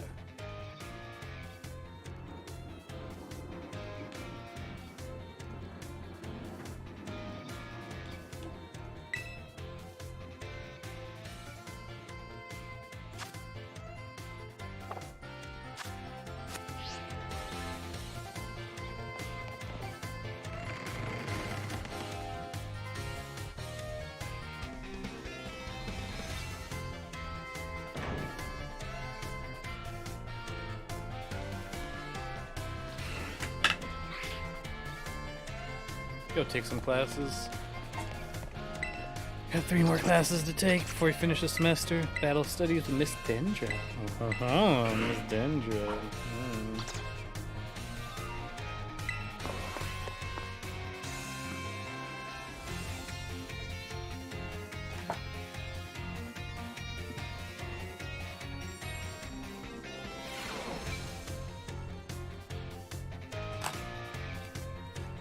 Another day, another round of battle study. Oh, Sue!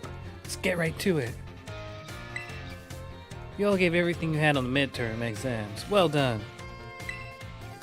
We'll resume our regular classes today, so keep up with that energy for the second half of the term. Have you all been using the R-Bend to send out your Pokemon? If you do, your Pokemon will run off in the direction you're facing.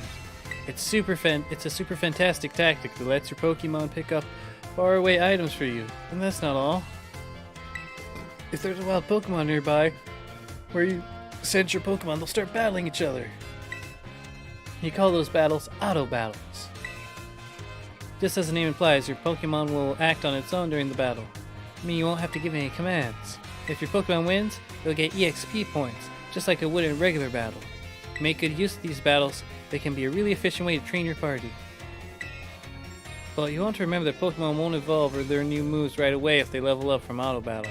Also, if Pokemon loses an auto battle, it'll just come back with a small amount of HP left. Make sure to heal it up right away. Whoops, I just about did the whole class as a one-sided lecture. Does anyone have any questions so far? Can I catch wild Pokemon in auto battles? If you let your Pokemon battle on its own, it'll keep going until its opponent is defeated. If you want to catch a wild Pokemon, you'll need to battle it by issuing commands instead. Even during auto battles, our Pokemon are out there battling for us, for their trainers. Keep an eye on them as much as possible, and if it looks like they're going to lose, be sure to have them retreat. Also, this goes without saying, but Pokemon with low HP are already worn out. They probably won't enjoy auto battling as much, so don't wear them out too hard, okay? In conclusion, auto battles only work if a trainer and the Pokemon have a relationship of mutual trust. Be smart with how you use your auto battles so you don't lose the trust of your Pokemon. Oh man, I was just about to suggest we do some hands-on practice to really drive the point home, but I suggest we run out of time as usual. Class is over for now. Take care, you little rascals. Oh, you Dendro. Oh my god.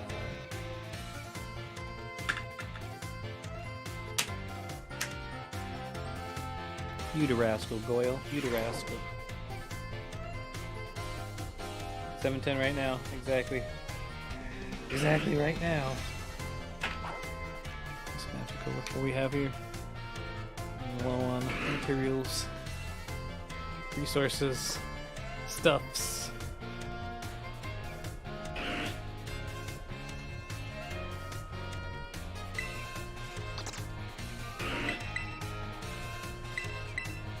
Almost there.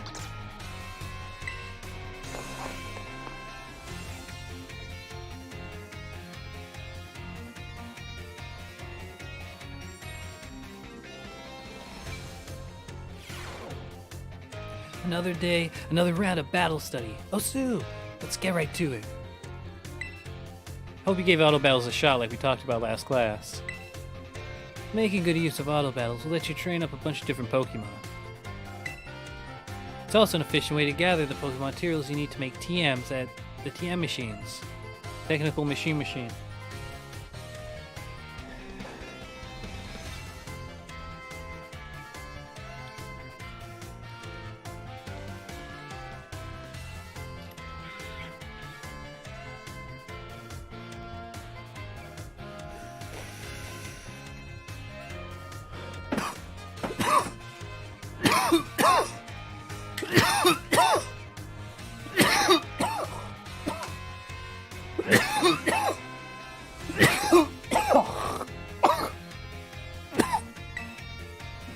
Speaking of which, have you all been using the TM machines?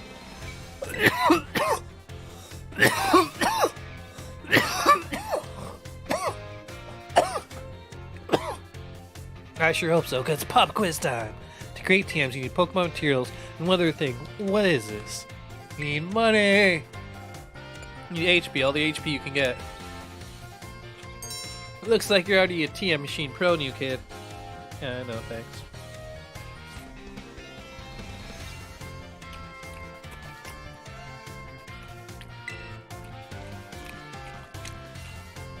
Correct answer is league points, or LP for short.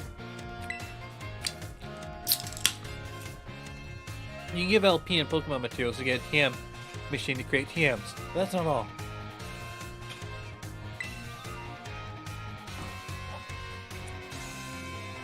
You can also exchange Pokemon materials at the TM machine to get LP. Oh, cool. I recently heard about some shady individuals getting LP illegally using a technique called hacking or something like that. I don't want any of you getting involved in bad stuff like that. Got it? Anyway, you can also add TMs that you want to make on your watch list. It'll still help you keep an eye on the materials you need to gather. In conclusion, in order to make TMs, you need Pokemon materials. If you want to get a hold of the materials, you have to battle all kinds of Pokemon. Oh man, I was just about to suggest we do some hands-on practice to really drive the point home. But I guess we're never gonna have the time.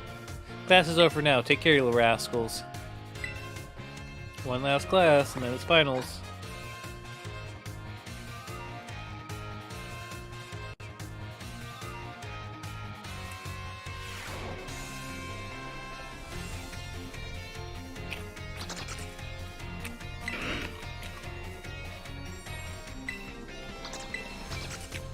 Yeah.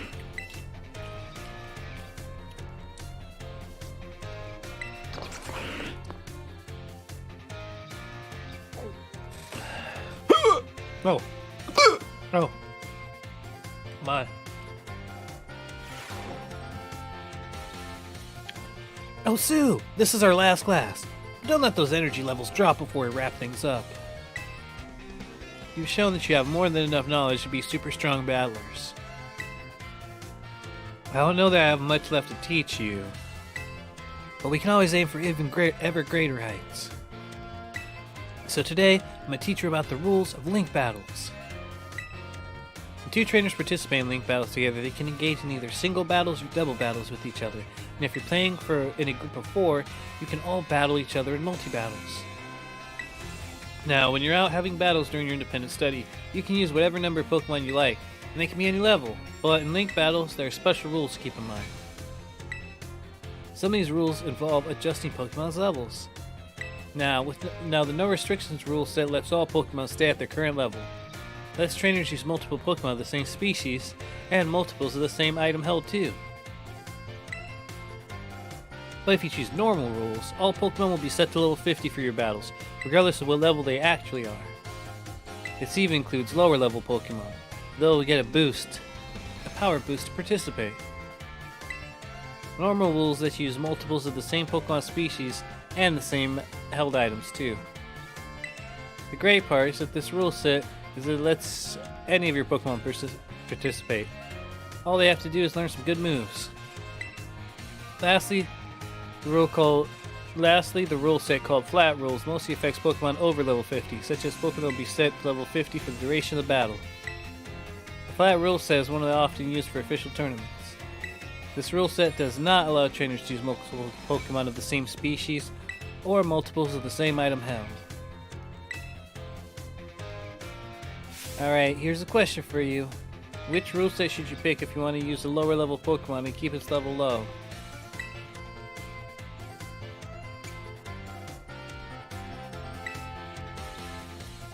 That's the one, you kid. Looks like you were listening to the lesson. Oh, flat rules, okay. You got some clever strategy that you need to use level 5 Pokemon for. Your best bet is to choose a flat rule set.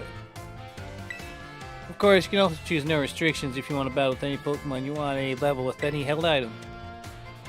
That's a pretty good rule set for when you want to battle freely with friends.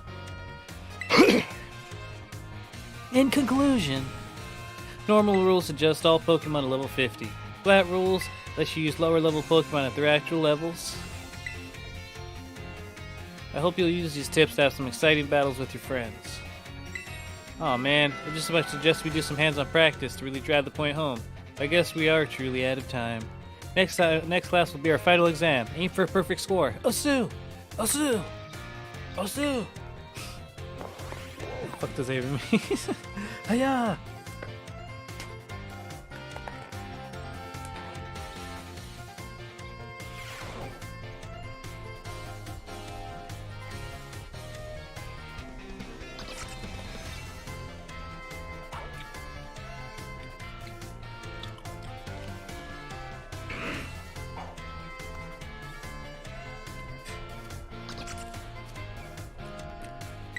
All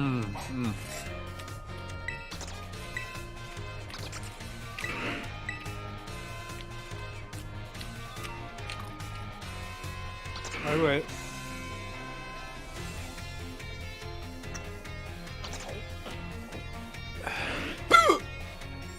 Adobe what?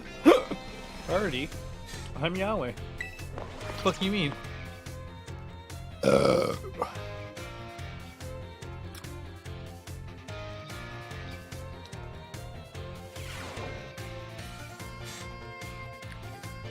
It's finally game day. Today is our final exam. Time to put your game faces, put on your game faces and do battle with those test sheets.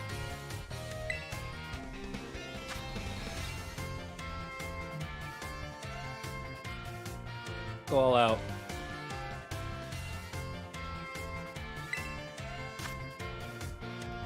What do we call all the battles the Pokemon send out with art but do on their own? Auto battles.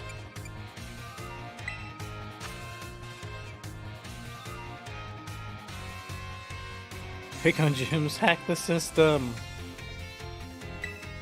How level Pokemon are adjusted to what level?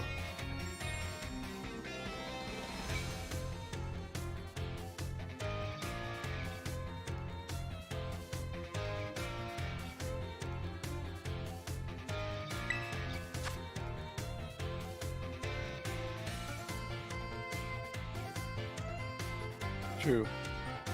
Time's up. Put your pencils down. I saw you giving everything you got. I'm sure you've all got perfect scores. Y'all did so well in my class. If you pass this test, you'll officially be Battle Masters. Oh, whoa, Battle Master Yahweh.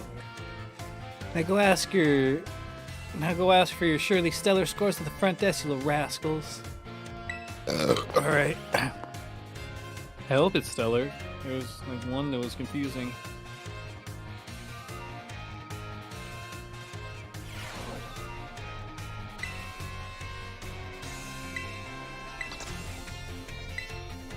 Yes! 5 out of 5. Ha ha ha ha.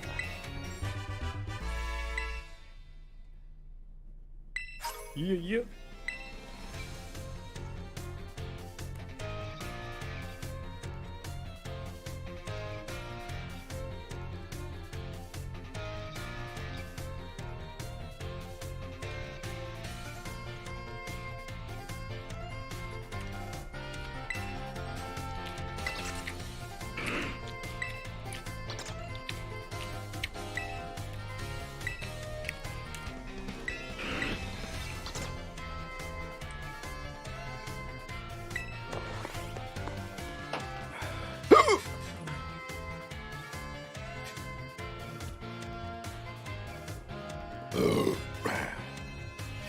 Hello, class. It is I, Hassel, yet again.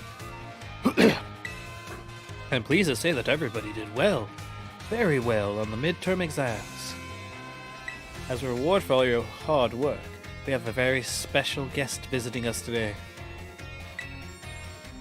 Now then, Brassy, please come in.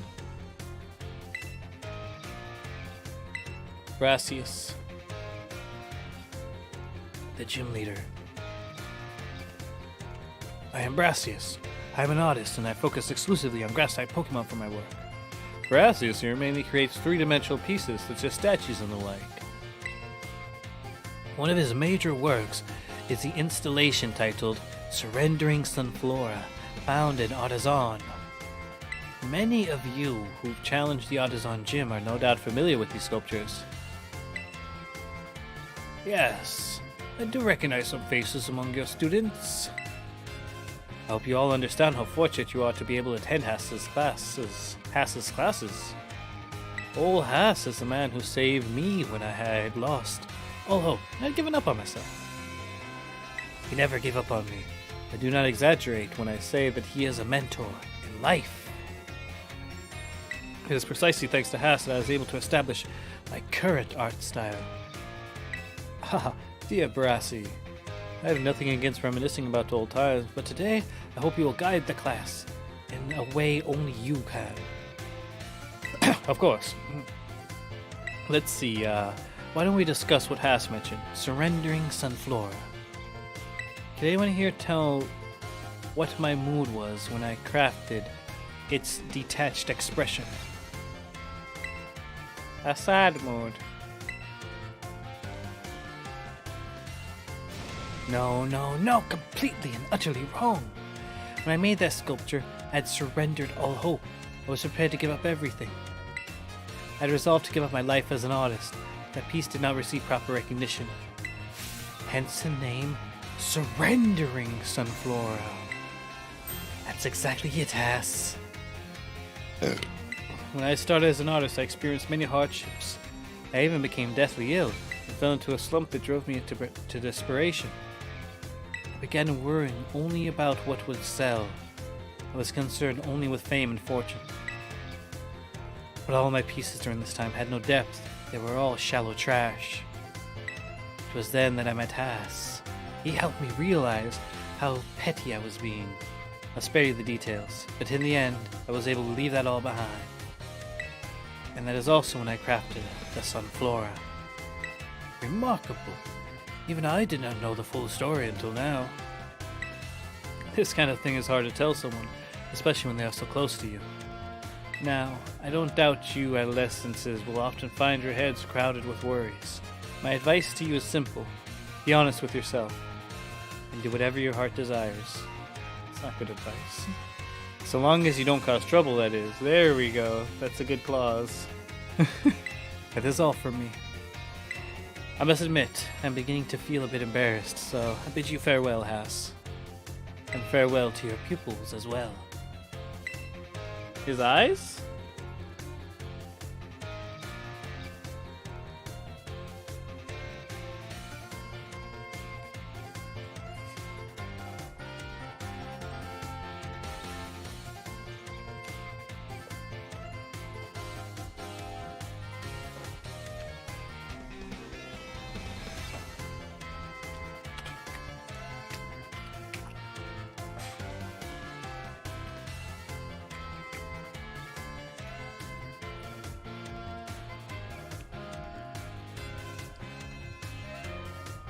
Oh, Brassy, I can't believe it.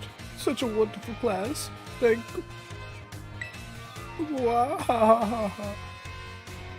you so much.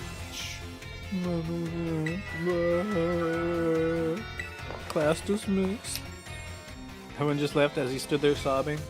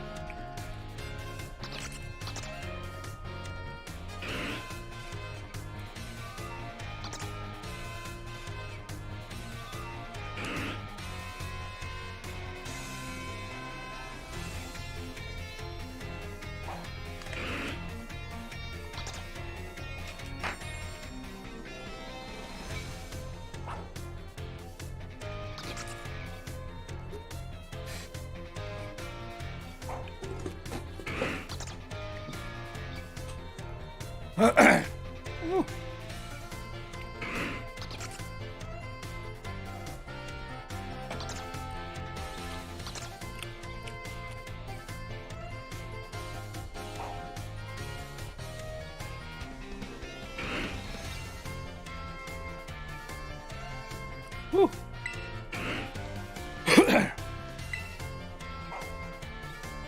Art and home ec, and then we done, son. We graduated.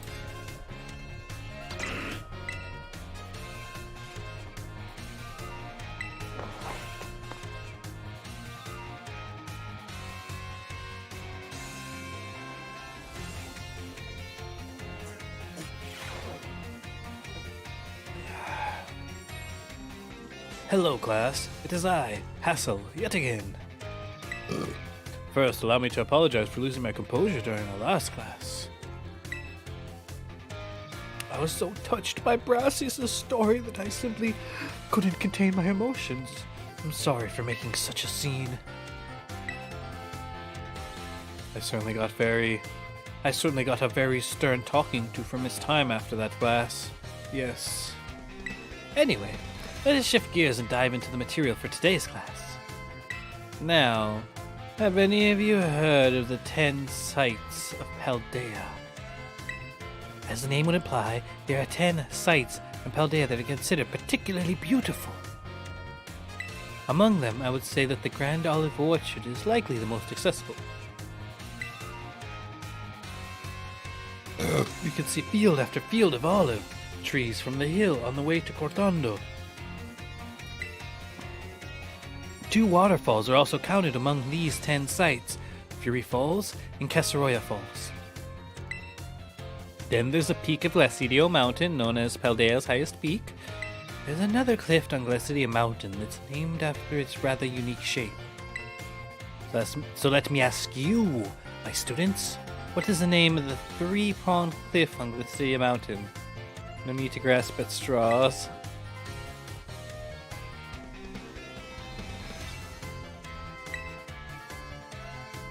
Exactly!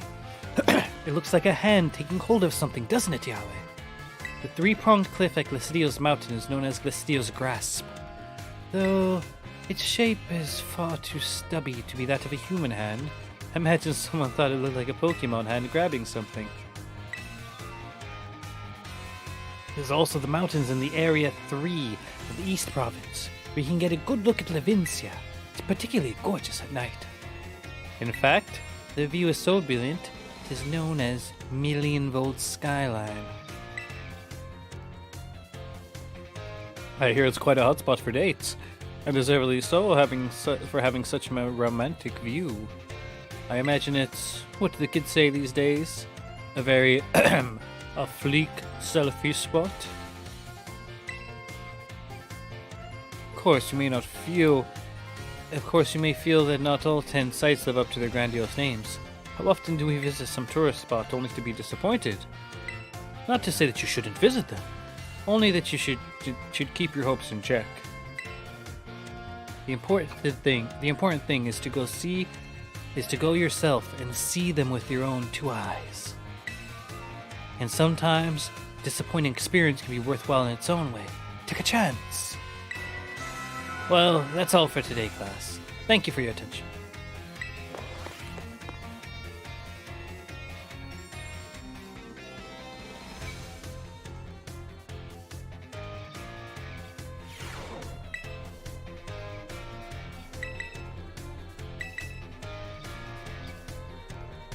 Our last class before our final.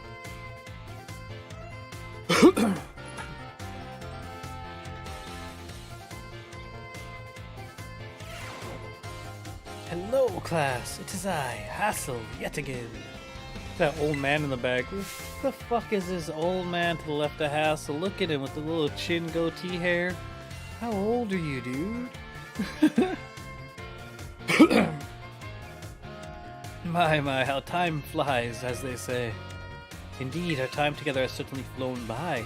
It's hard to believe that this is our last class. Now, our topic for today may feel somewhat unrelated to art. But there is absolutely no set definition as to what art should be. Therefore, let us carry on with the discussion and see where it takes us. There are 2 things I wish to focus on today: ribbons and marks. Both ribbons and marks are special honors that capture a Pokemon's qualities. There will be times when your Pokemon gives maximum effort or has a noteworthy experience. In recognition of its feats and accomplishments, it can be given a ribbon. To give an example, if you manage to become incredibly close to a Pokemon, it may be granted the Best Friends ribbon. Incidentally, there is a person in Cascarafa who can give your Pokemon a Best Friend ribbon. Marks, on the other hand, are mostly found on the wild Pokemon when you meet them for the first time. They can symbolize a character of a Pokemon, such as with the Rowdy Mark or the Vigor Mark. It's completely up to luck whether you'll run into a Pokemon with these marks. So if you're able to catch a Pokemon with a mark, rejoice at your outstanding fortune. Does anyone know what special things you can do with Pokemon that have ribbons or marks? You changed your title. Wonderful, Yahweh. Your knowledge is impressive. The correct answer is that Pokemon with ribbons and marks can be given titles. What's more, they can be sent into battle displaying a title of your choosing. For example, you could send out a Gibble with a best friends ribbon by declaring, "Go, Gibble the great friend." Oh. And while I know I just said that marks are generally found already on Pokemon when you meet them for the first time, it seems that more recently Pokemon can be awarded certain marks based on their efforts. These are marks such as the Gourmand mark, the Item Finder mark, the Partner mark, and so on. Perhaps it might be fun to try to work out how to get each mark using its name as a clue. Well, that just about wraps up our last class. Next is the final exam. Please review our material closely so that you pass on your first try.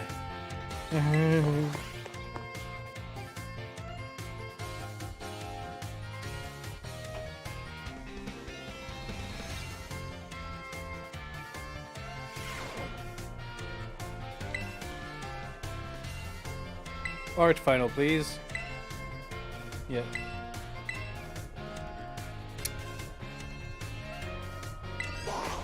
Test time.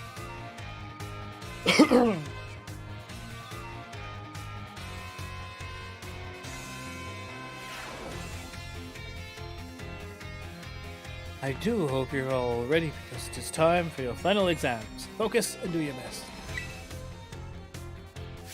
And begin! What is the name of the restaurant where you can change your Pokemon's type? Treasure Eatery.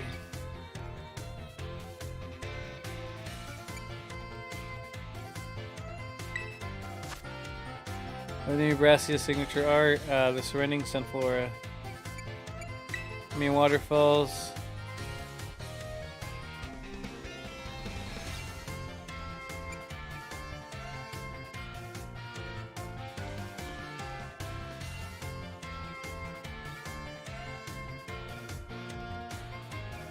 Casaroya Falls. There's at least 3 of them. Where you can't find the Million Bolt Skyline. Novencia. The marks of Pokemon are present when you first meet them.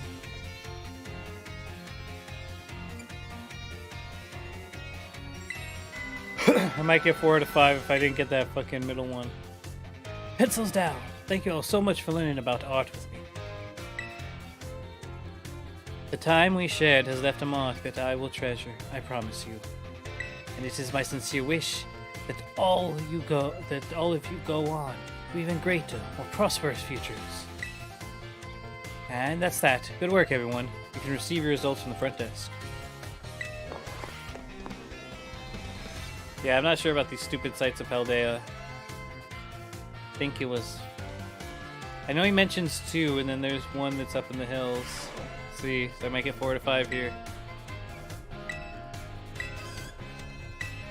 Damn it!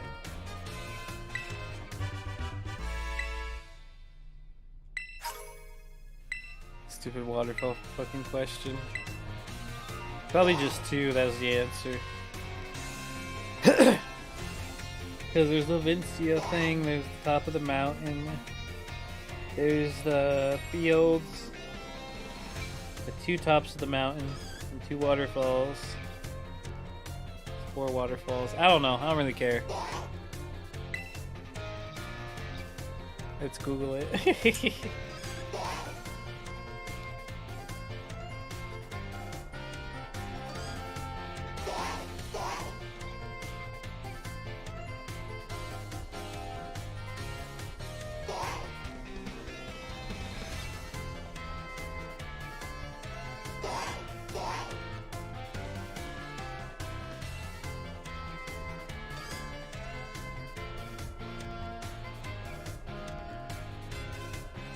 The answer was 2. The answer was, it was 2.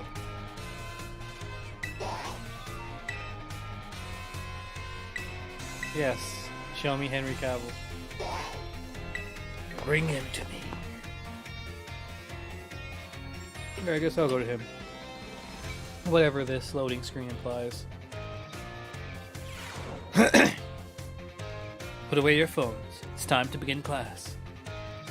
Though some of you had to retake the midterm exam multiple times, I'm glad to say that the majority of the class passed without issue. I feel honored to see that the knowledge and skills indispensable for daily life have taken root in all of you. I trust that you will all work just as hard on your life skills in the second half of our course as well. Let us now turn our attentions to the topic of the day, which was inspired by a question I received on the subject of meal powers. The student who asked this question is a young man who enjoys the culinary arts. He tells me that he regularly researches culinary techniques on his own and pays careful attention to the ingredients he uses. He also spends day and night studying all aspects of the culinary arts.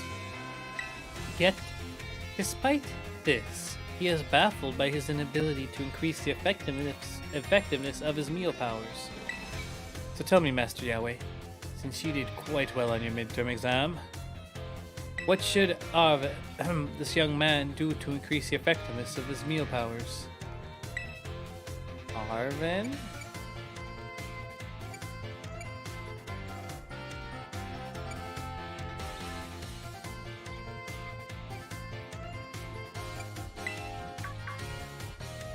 I can't disclose the identity of the certain male student who enjoys the culinary arts. It may very well be Arvin, but it may not be. To increase the effectiveness of meal powers, your sandwiches must be filled with many different ingredients. For a single person, this may prove difficult, but if you prepare a sandwich with others, you'll be able to handle a larger serving of bread.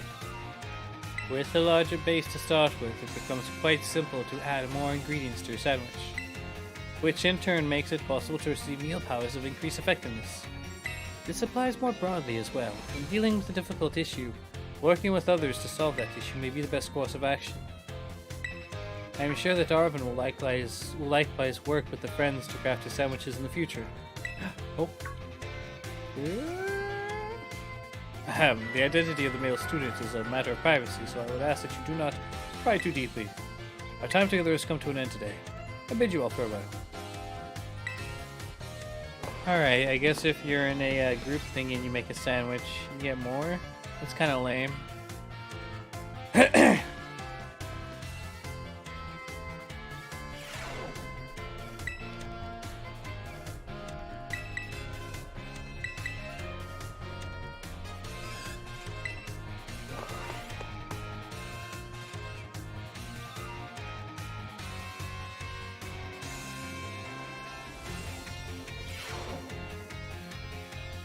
Put away your phones.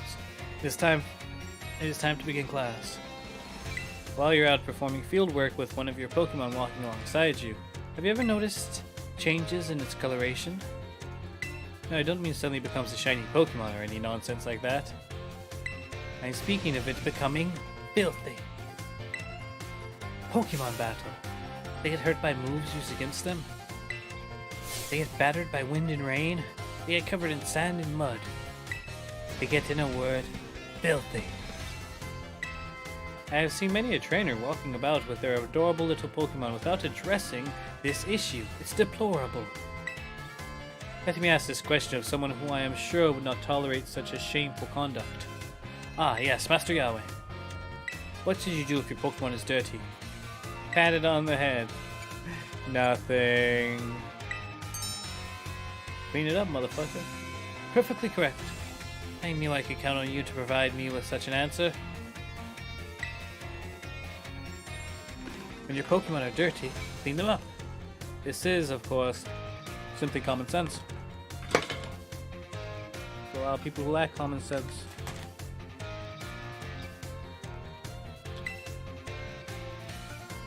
While you are having a picnic, you can approach the Pokemon of your team and perform a variety of actions.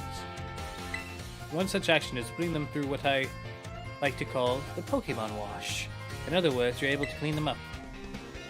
You can start by getting your sponge lathered up with soapy bubbles as you gently and carefully scrub your Pokemon. Once your Pokemon is nice and covered in soapy bubbles, the bubbles will encapsulate the filth. Then you simply wash it away with a spray of water.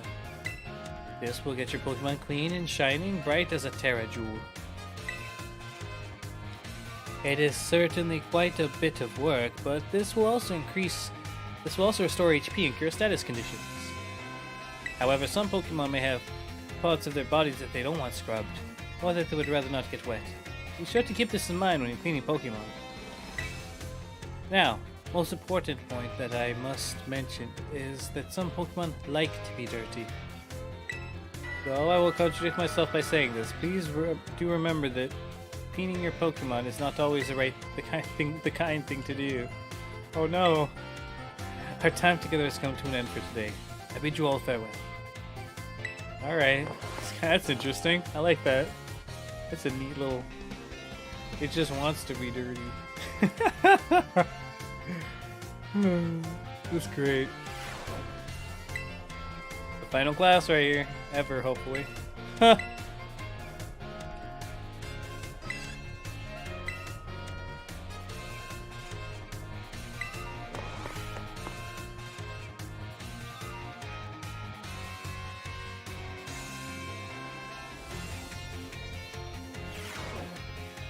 Put away your phones. It's time to begin our last lesson together. Home economics is a study of life's necessities. By looking back on our time together, I realized that I focused almost entirely on food. I hope it's not too late to shift to a discussion of clothing, another necessity in our last class. As I'm sure you're aware, our academy has an air of freedom about it. We provide uniforms for each season to accommodate the diverse climate of Paldea. However, students are free to wear whichever style they wish whenever they please. You should all have received 4 sets of tops and bottoms, 1 each for spring, summer, fall, and winter, when the Academy accepted you. If by chance you are not aware of this, you may wish to peruse your wardrobe. As long as you wear a school uniform, the rest of your ensemble need not be school issued. This includes your bags or your hat, if you choose to wear one. You're even free to style your hair however you wish.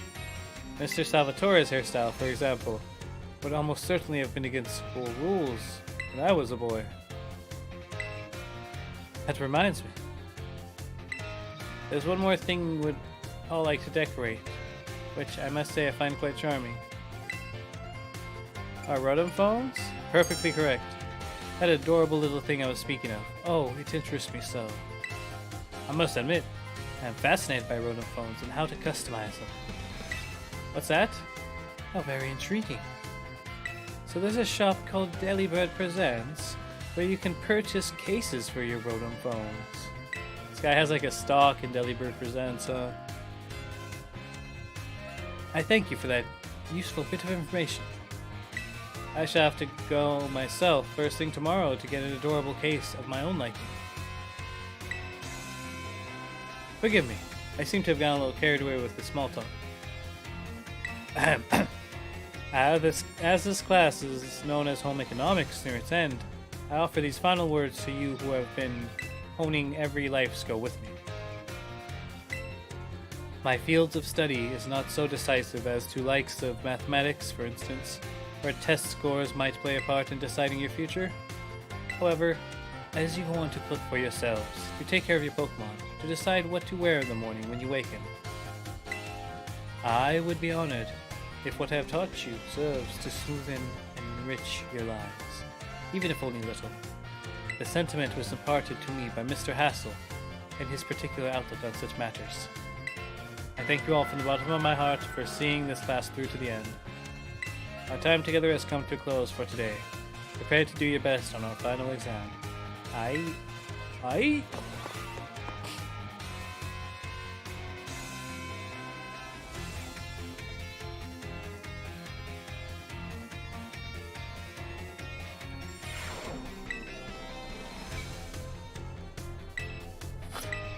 Yes.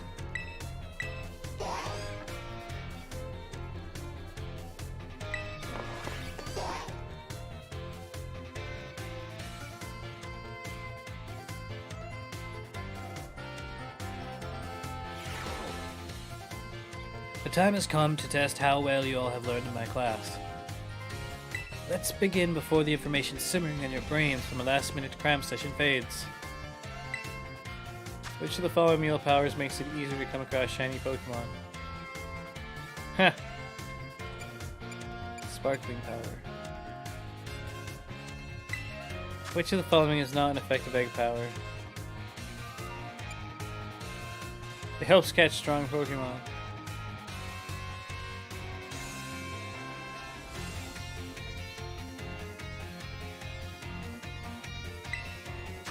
What is a simple yet important tactic for increasing the effectiveness of meal powers? Make food with others. Is the correct action to take when your adorable Pokemon becomes dirty? Pokemon Dash, Pokemon Wish. This is a question about Academy rules. Should you change your uniform tops and bottoms to properly match each season? Yes, you should.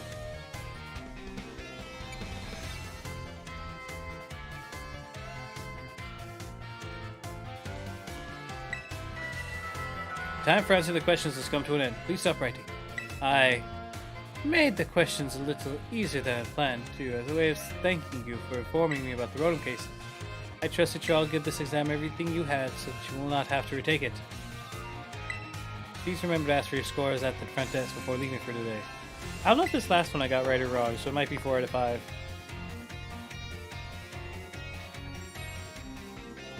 Probably 5 out of 5 though.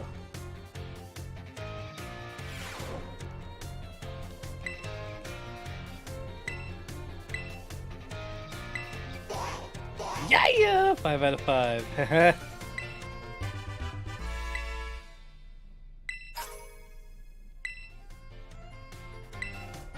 You now have finished all your classes. You passed all of your exams. I have this for you. From Director Cavell. Huh. Now you can focus all your efforts on this year's treasure hunt. Be careful out there.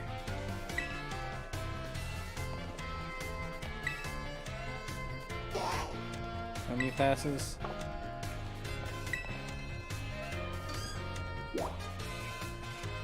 Ooh, Hassle's here. Squirrel's there. Oh! What's she doing in there? Talk to her, Miss Dendra.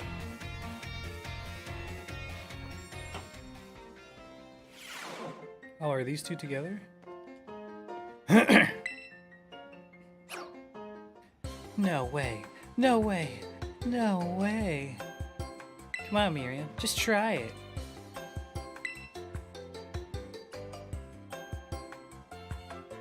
Dendro. Oh, great timing, new kid. Nurse Miriam here will try the sandwich I made. Well, duh. I don't want to get a stomach ache. You won't, probably. I still remember that sandwich you made me with the meat filling. And meat for bread. That one really messed me up bad. I hadn't trained in the art of sandwich making yet back then. I was young and thoughtless and... Young and thoughtless? It was last month. So, as you can see, I'm not getting anywhere to trying to persuade her. Even after all I went through with the intensive sandwich making training. It kinda makes me sad. She went through intensive sandwich making training? She worked really hard at it, man. Guess I have no choice if you've got one of our cute little students on your side. So fine, I'll try your sandwich. Let's see it. Yes! I knew you'd come around. Here it is! Giggity giggity. She munching on her sandwich. It's a little strongly flavored, but I guess it's not bad? Whoa! My training paid off! I'm so glad my sandwich pleases the great Nurse Miriam. I look up to you, you know. Thank you for trying it. And thanks to you too, new kid. Whatever. And she's run off again. That was weird. That's just how Miss Dendra is, I guess. She's always coming into the nurse's office with some injury or another, too. guess. I mean, she's fucking fighting, right?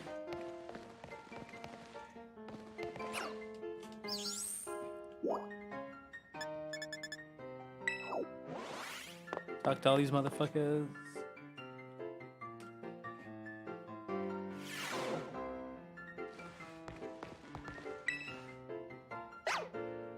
Ah, Master Yahweh. There's something I would very much like to ask for your help with. You need my help? Well, you see, I do not want anyone to overhear this, but I hear rumors of an incredibly sweet condiment that exists somewhere in the Paldea region. I absolutely must experience that ambrosial sweetness for myself. You're the only one who knows of my insatiable sweet tooth. Thus I have no one else I could turn to for help in this matter. I remember that.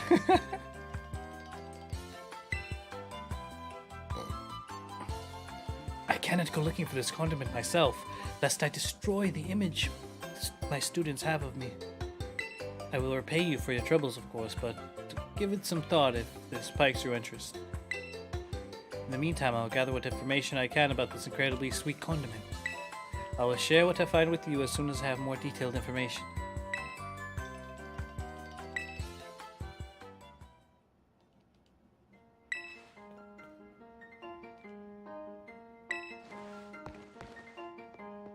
Let's go talk to somebody else, then we can talk to him again. Oh, he's in the home ec room now, never mind. Just go talk to him there.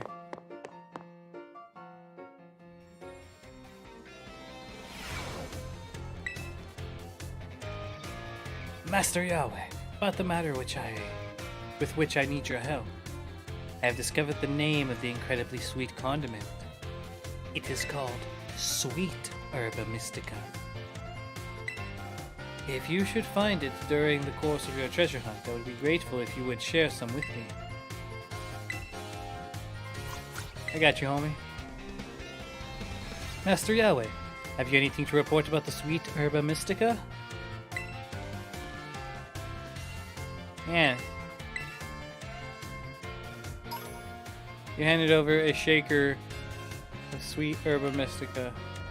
So this is Sweet Herba Mystica.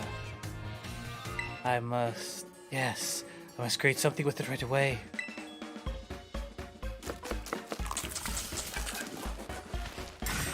So very sweet.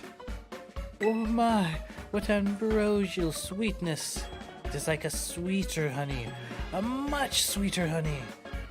Yes, as if honey's sweetness were multiplied by 100. Hey, Mr. Squirrel, what you eating? It smells super sweet, and you look so happy eating it. No, you see, there's a reason for this. You don't look like someone who likes sweets, but that's pretty cool. Pretty cool? I've spent my entire life trying to maintain the image that others have of me. But now, I see that it is possible to reconcile the difference between my outward appearance and my inner love of sweets. Well then, Master Yahweh, here is a reward for your efforts, as promised. Slowpoke Cup.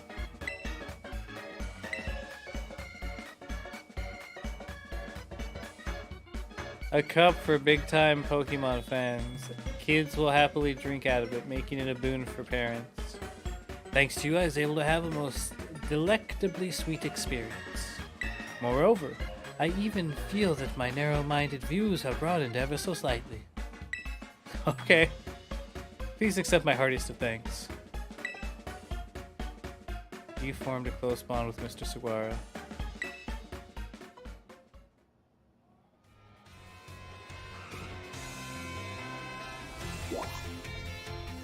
Who's in the school store? Miss Dendra? She over here peddling her sandwiches again? Trying to get the school store to sell her sandwiches?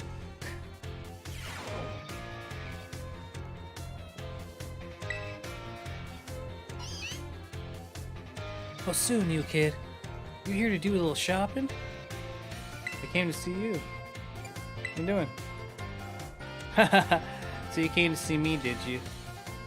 I'm here to check out the sandwiches they've got for sale.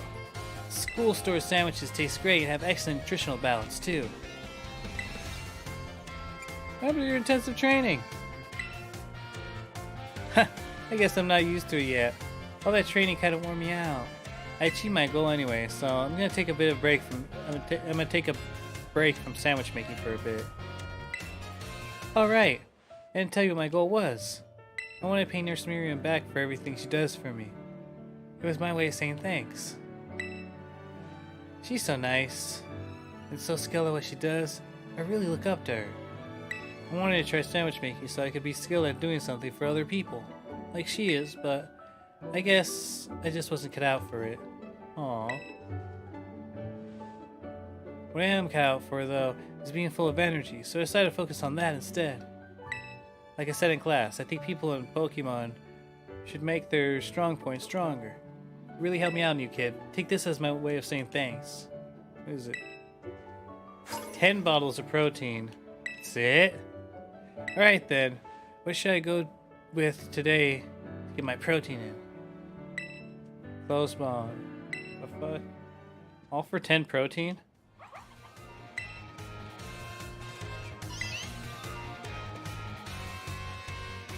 Let's see what they're selling here though, hold on.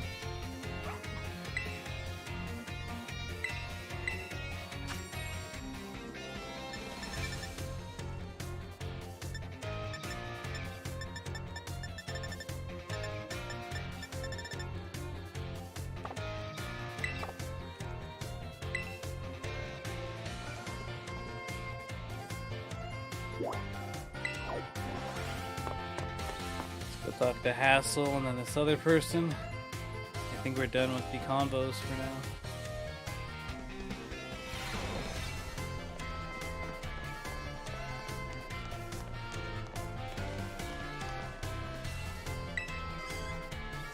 There's more books than I can read in a lifetime. Boy, I'm ever glad I came to this school.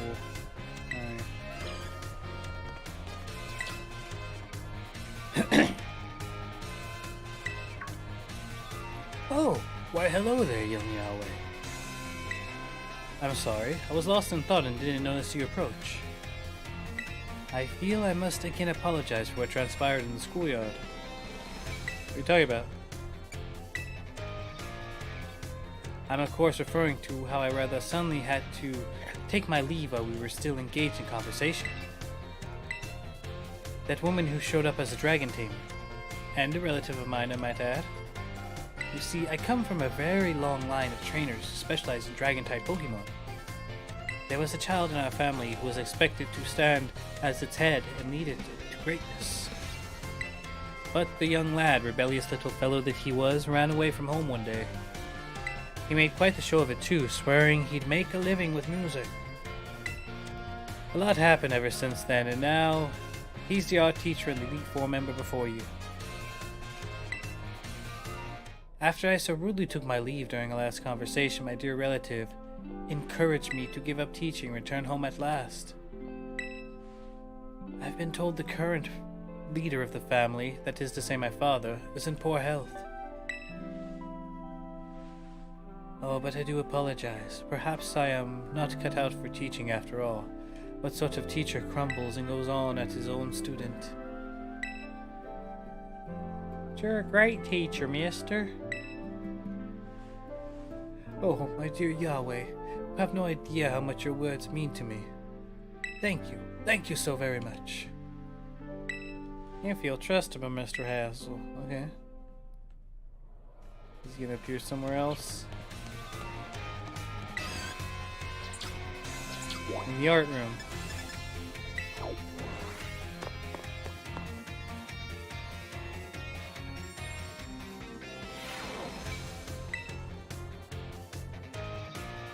Why, hello there, Yahweh. You always seem to appear at the most crucial of moments. Most crucial of moments, bro? What's up? Well, you see... Master Hassel, I am here to collect you. So I see. I'm glad that you finally made up your mind about taking your place as leader of the family. Well, it is indeed true that I have made up my mind.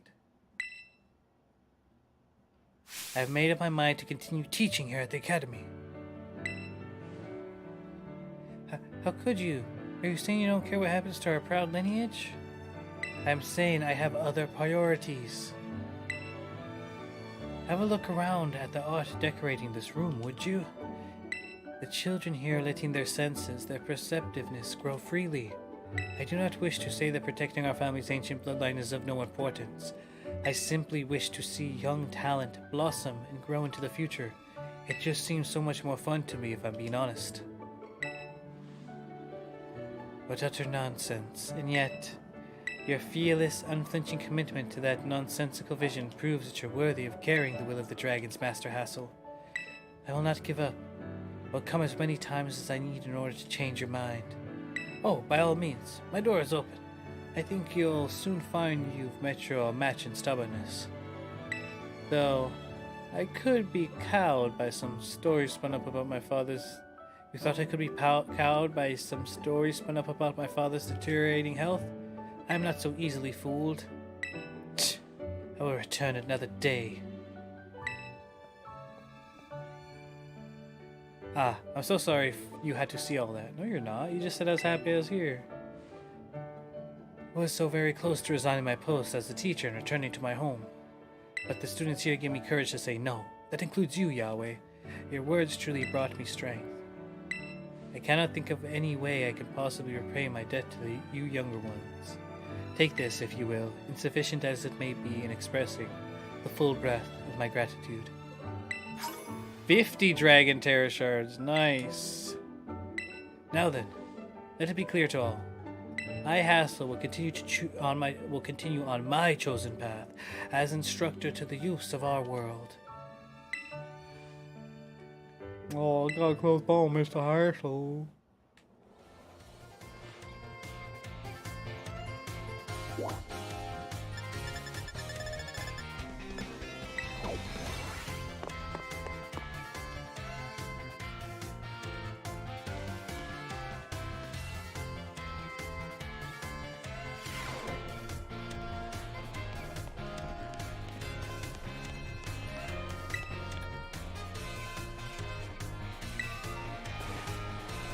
Alright, looks like our next target is just Treasure's Ruin and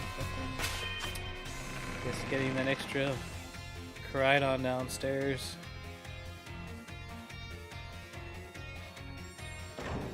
Let's see if they're selling any balls at that place.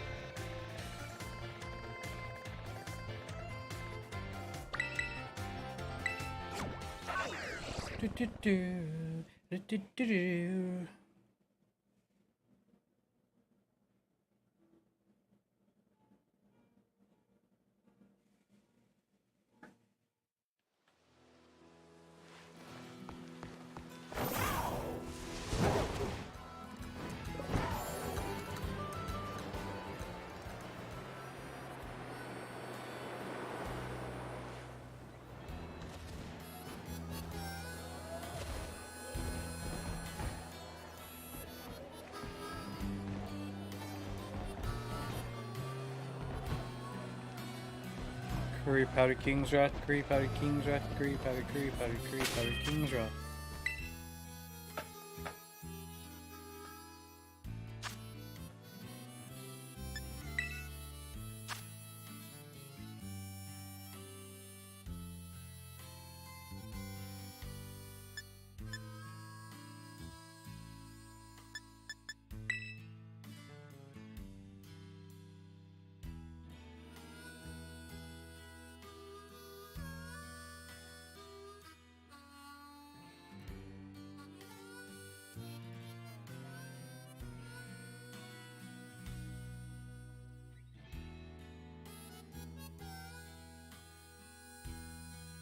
Yeah.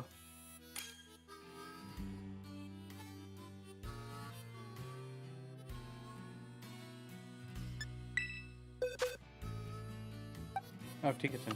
Fair.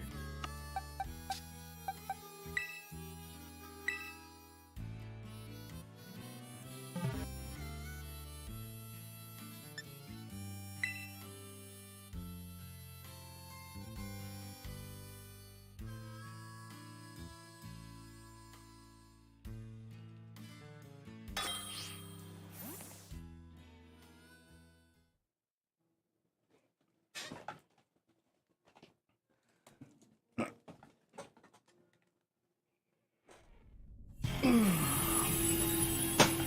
shit.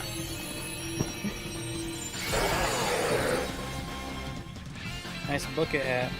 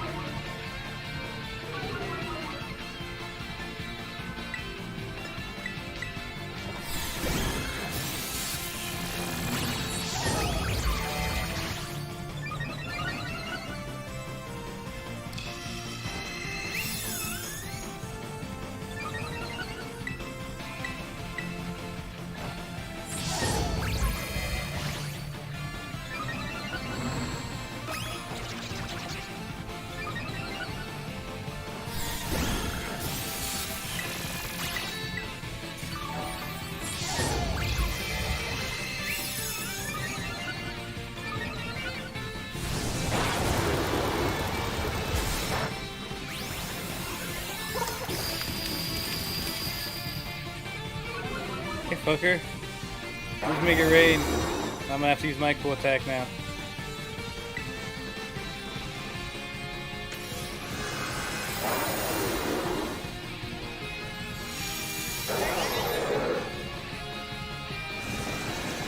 Can I just have an attack now, please? Please give me an attack. Please let me attack. Thank you.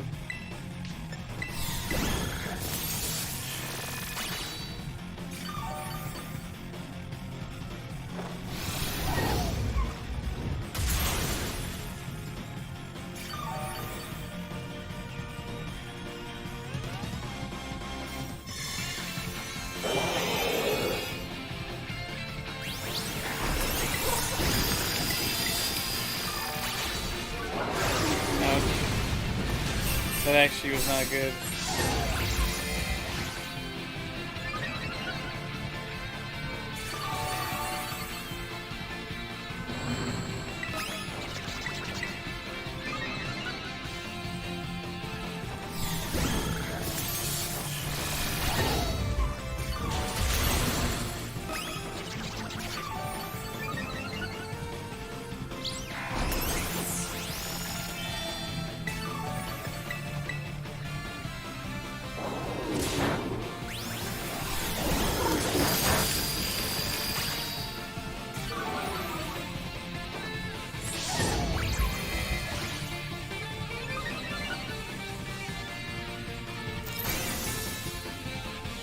He was defeated, wasn't he?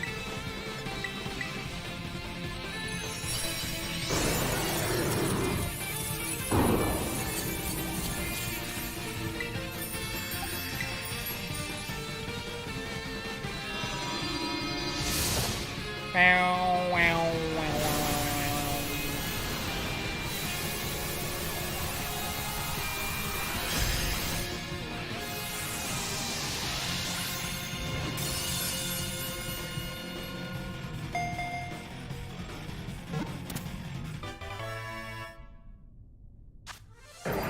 Ability capsule. I have so many ability capsules.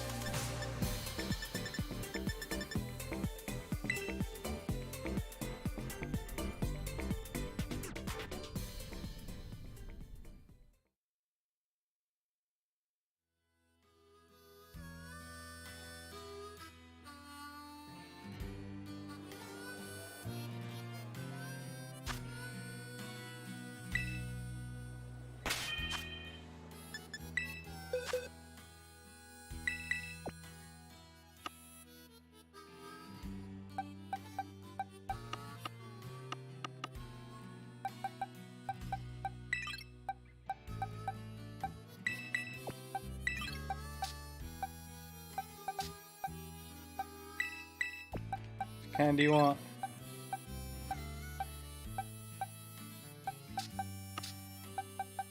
Psychic.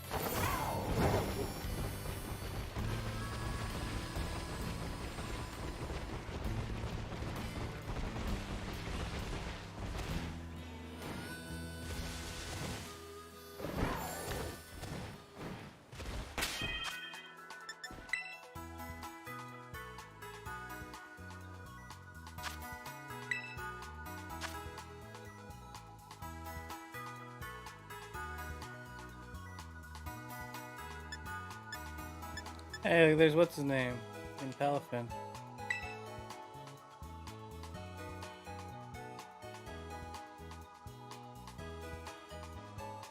A water frost moth might be good also.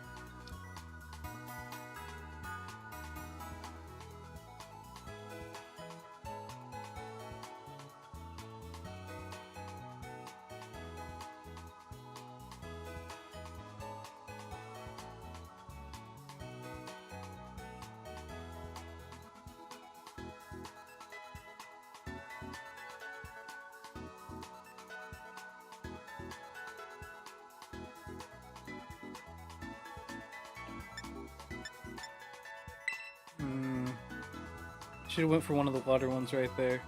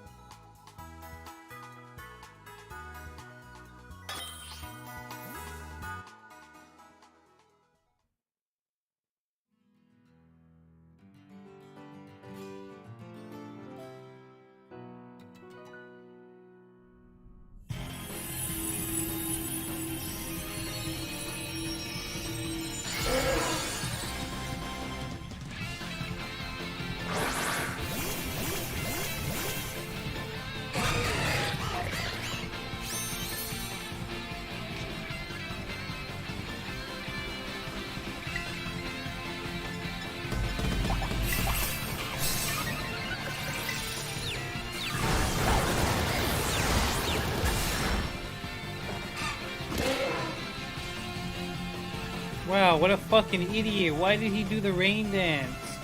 The fuck, is he stupid?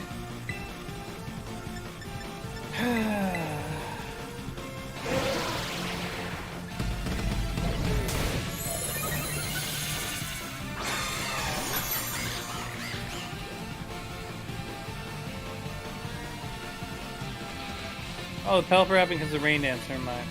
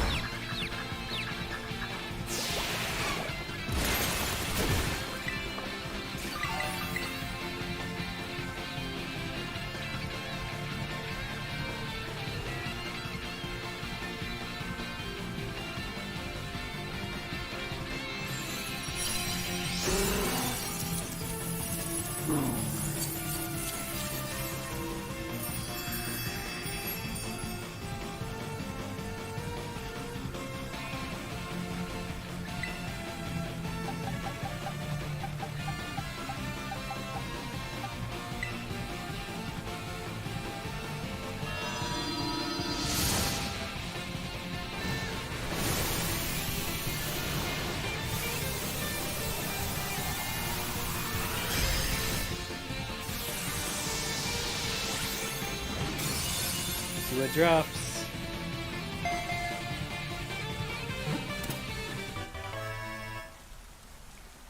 An ability capsule. 4 ground Tera shards. So many capsules. So many capsules.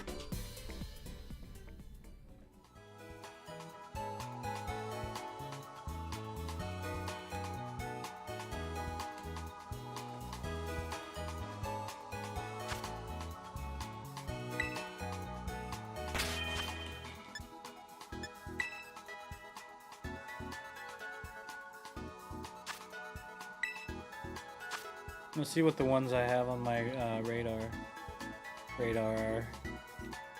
Water. No, fire is right next to it. He's even better.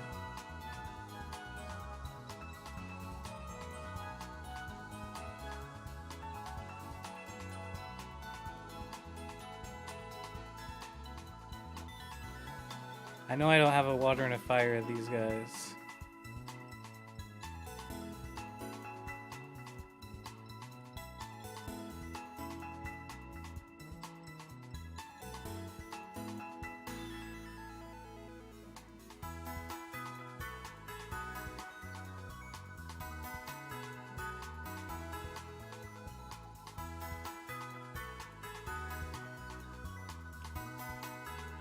No.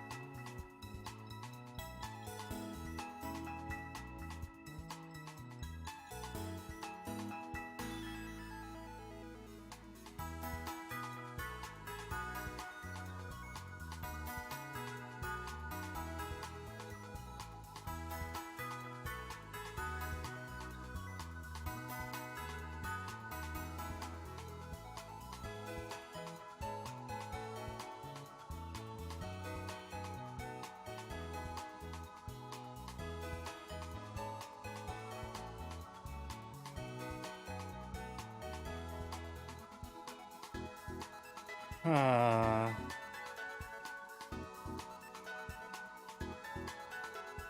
Can we check for new postings, please?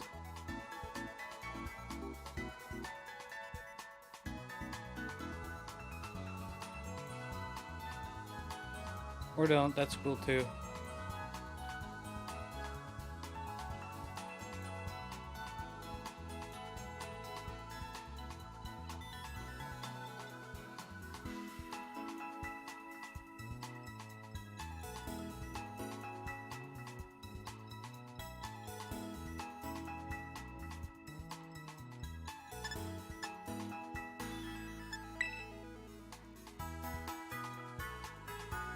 I don't know, I'm still gonna be hit by grass.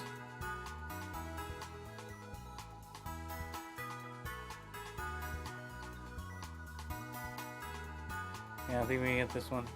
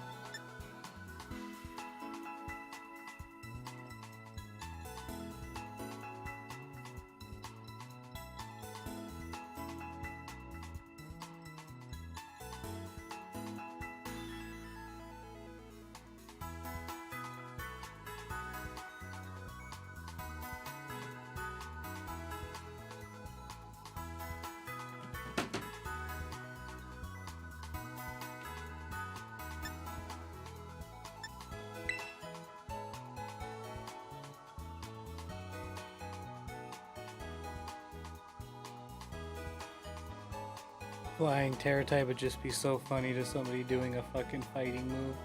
I mean, other than Ghost. I think flying is great though, because they don't expect flying. And you're gonna be hit by the earthquake or the fucking fighting, which usually takes out, it doesn't take him out, but it's big threats to him. Probably better options though, so no big deal if I don't get this. Refresh again.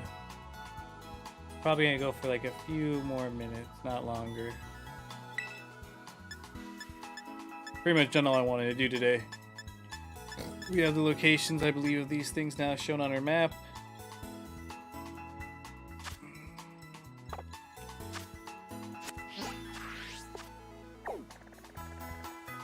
Yeah, see right there.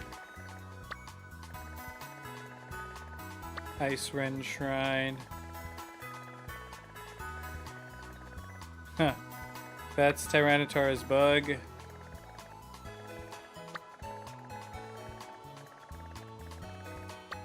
Tyranitar's dark. Huh.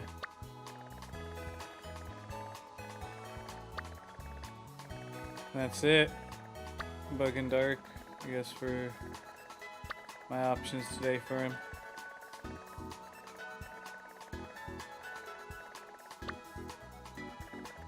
Damn, a lot of steel ones.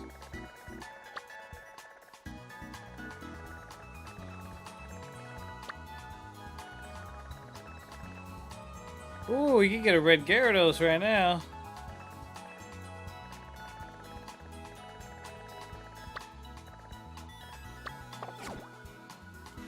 See what's up with the Poke Portal.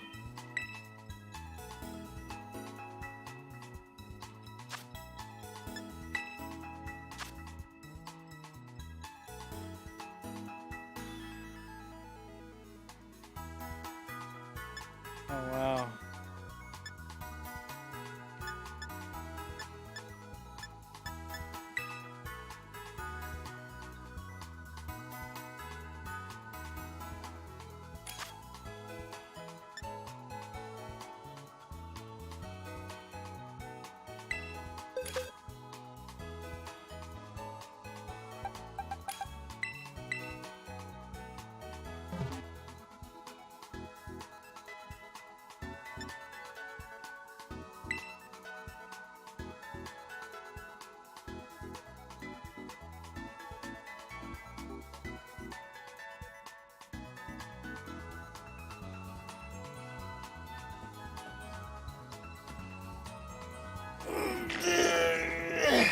I like the typing on this. Because you can just instantly alleviate the fucking ground weakness. Instantly trump it right here. Why are you doing this, you fucking idiot? Fucking idiot. Why are you choosing your Charizard? Don't choose your Charizard. Do not choose your Charizard, you fucking idiot. You will get hit by the lightning attacks. Thank you.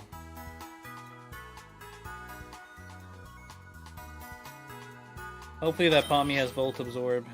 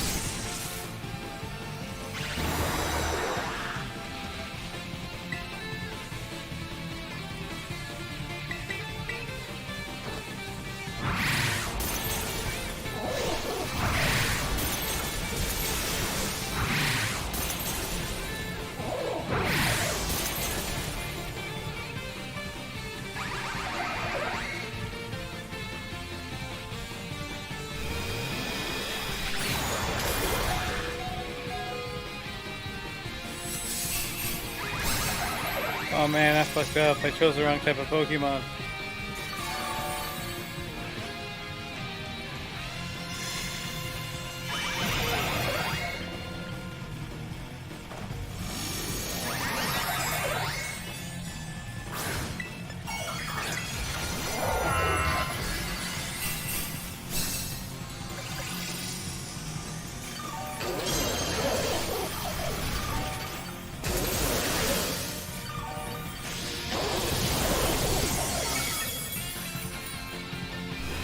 Don't, please.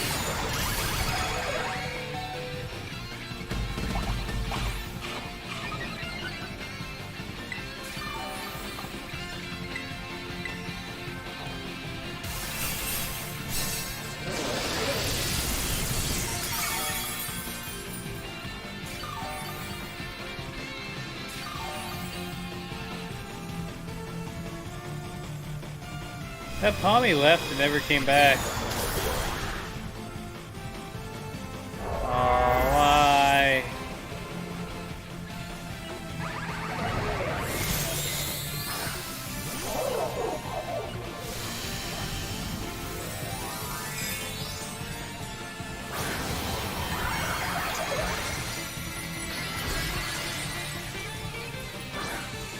I think this flash cannon would ruin me so bad.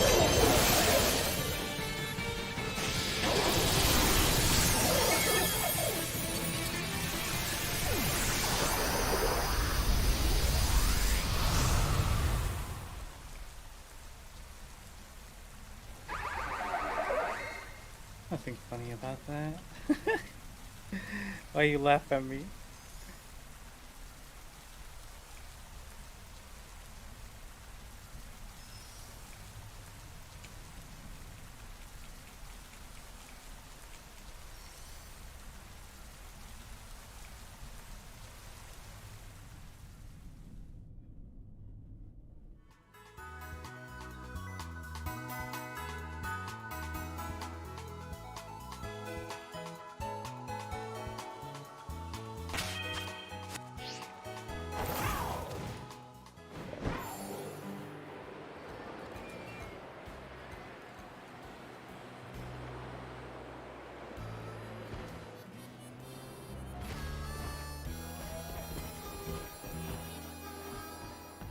Still Curry Powder and King's Rock, okay.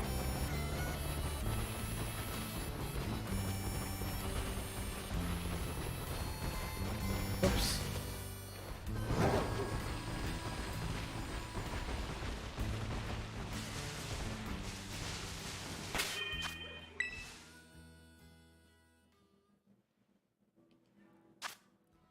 Damn, I feel like I kind of dropped the ball right there. I shouldn't have chose what's his name.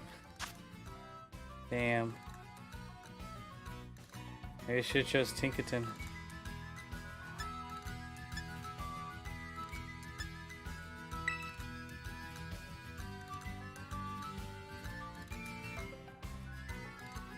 Dark Salamence would be interesting.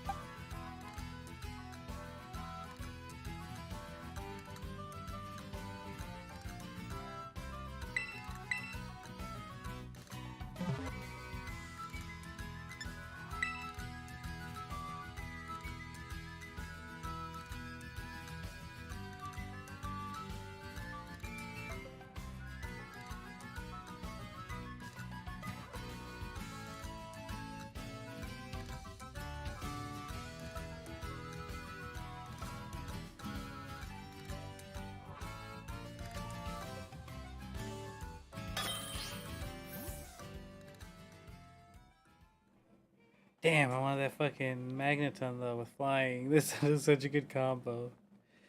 Damn.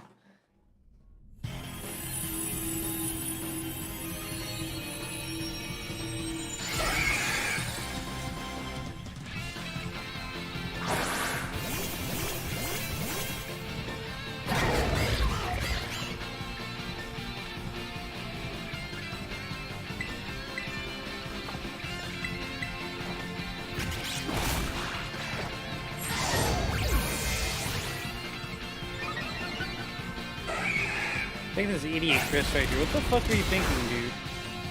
Oh. You just use close combat on me? Like, why are these guys over here killing themselves to fucking attack this guy for?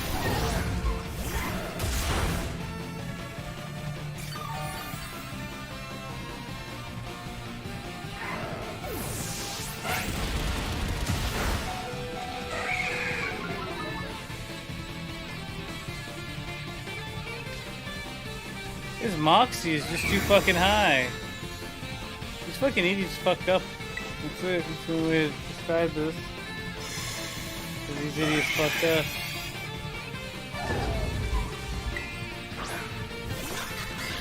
I'm not faster than him. Oh, I can't.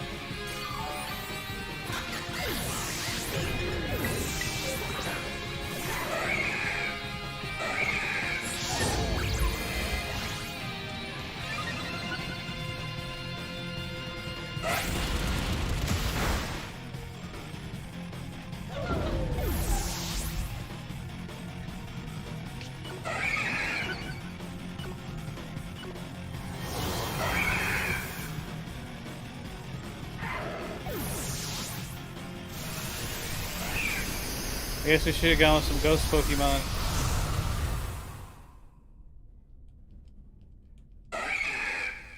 Goldingo would have probably been the better choice right there. Could have used the fucking rock move or something, or the steel attack. Sure, he would have found some other way to kill us. Damn, got right into that one too when I wanted it. Failed the last two I got into. Why? Let me go on a high note right here. Fire is right next to it, but it's only 4-star. Ice 5-star. Oh. And Ice 6-star. Oh, oh.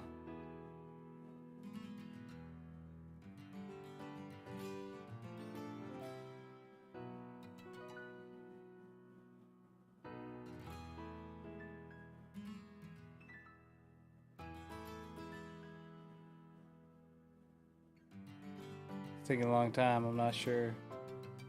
Come on, I want to get one more. I want to go on a high note.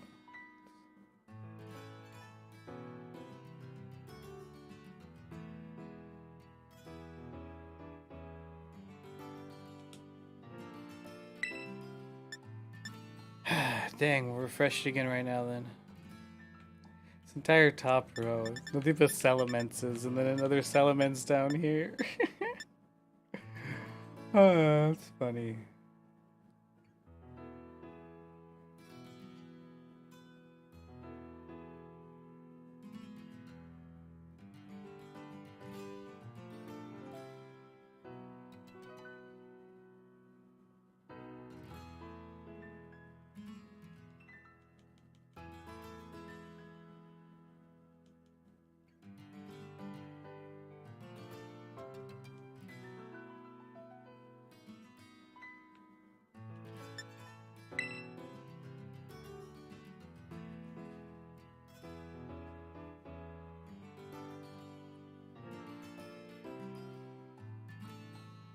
Normal would be an interesting answer to a ghost heavy meta. I imagine you go normal type on your Salamence knowing that somebody else is running, what's it called? Golden Go?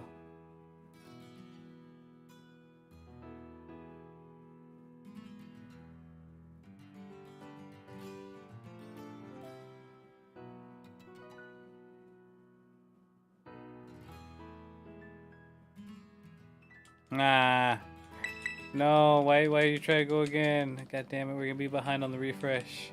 No.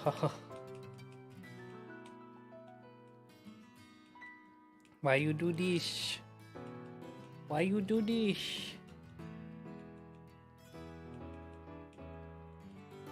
I'm stuck in the communicating thing. Please, I just want to refresh the posts.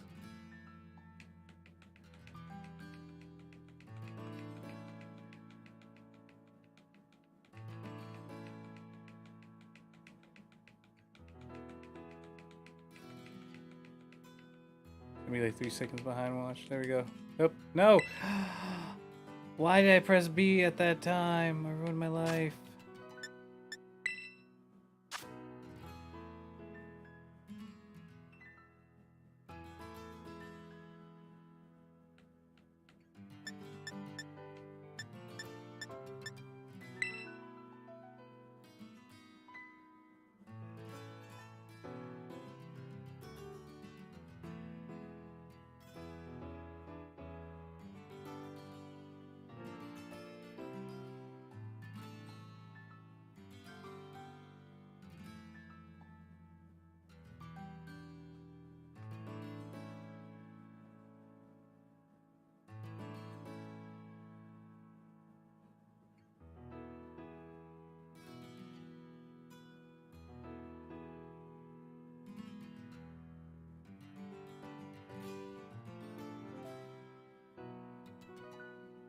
No.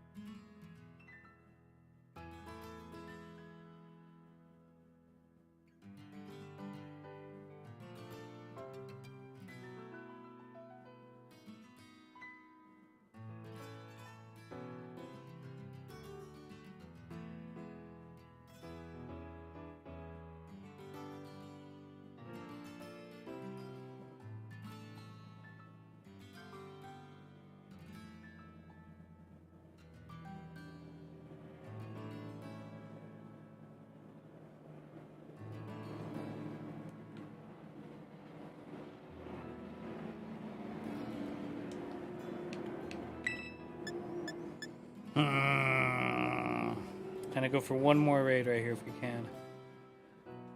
Hey, my face.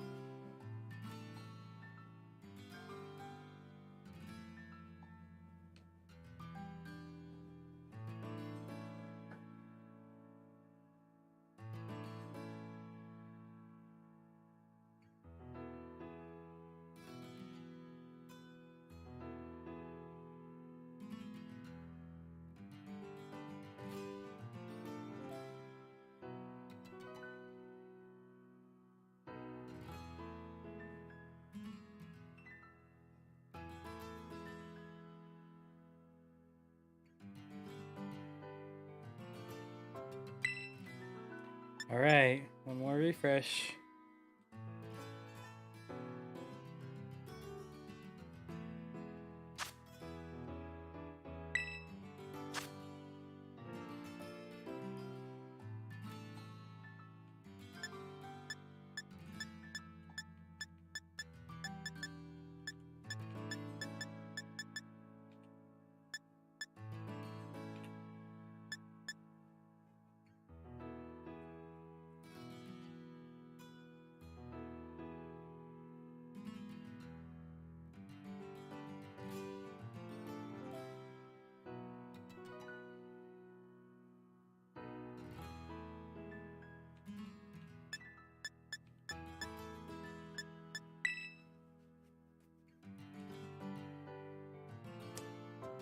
Fucking Star Raptor right there.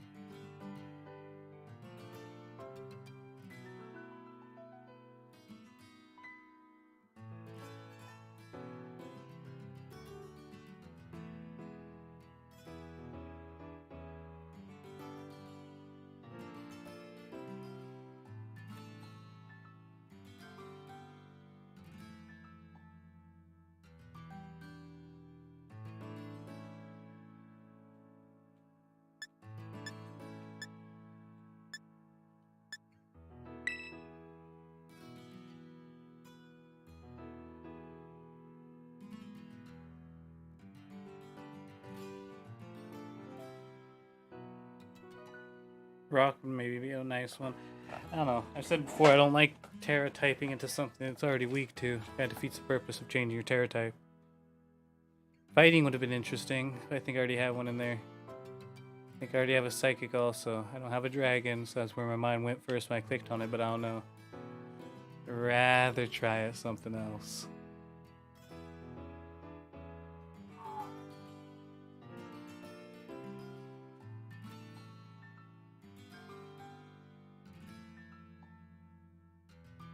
Oh, shit. This will be rather easy though.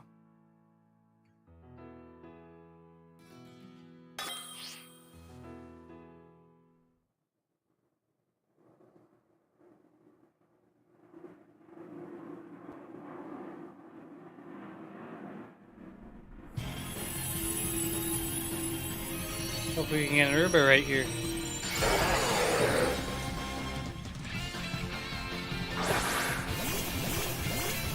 He is Dragon who turns into Dragon. Wearing a dragon hat.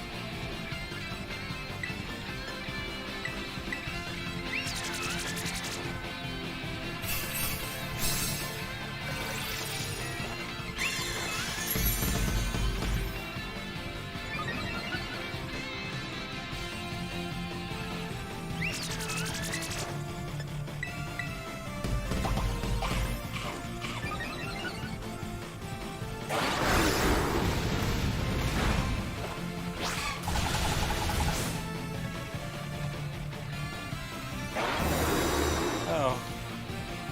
May have broke him.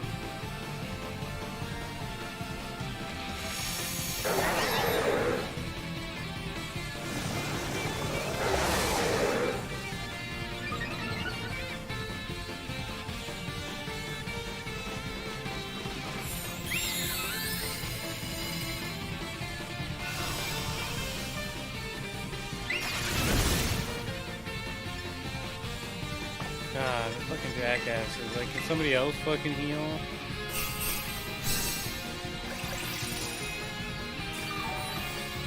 Thank you.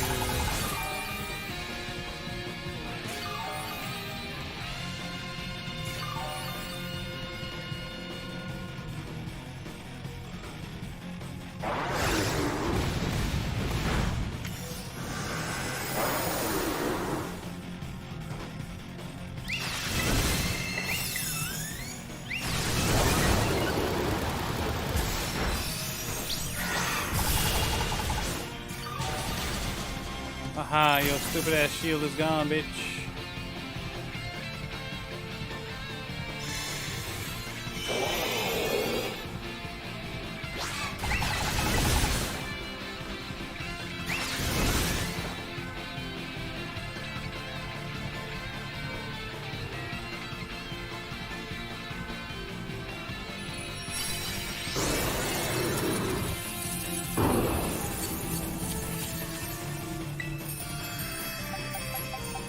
Ha ha ha ha ha ha ha ha.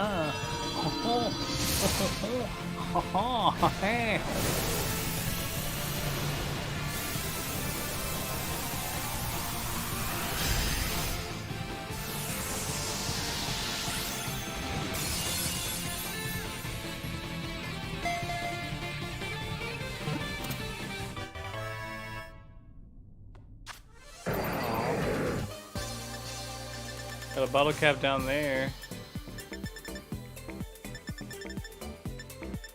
3 Dragon Tera shards. Not much else. Bunch of caca. 8 Bagon shards. Man, whatever. Whatever. My United States of whatever, huh?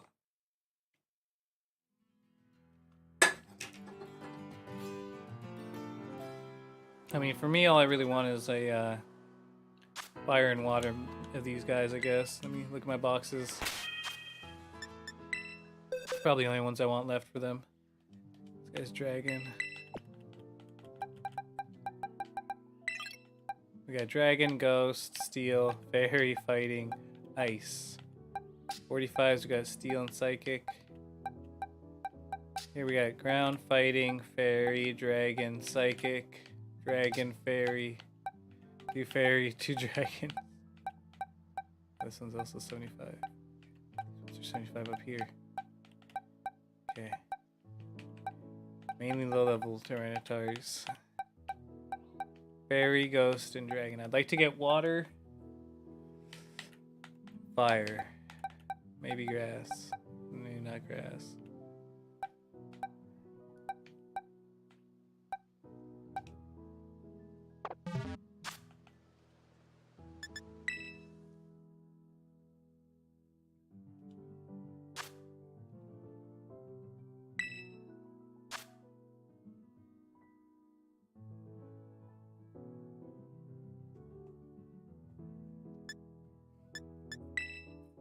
Try to get into so many water ones right here. Just keep denying me.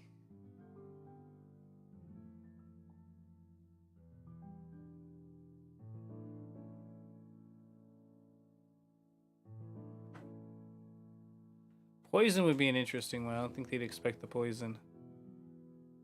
Out of nowhere, the poison!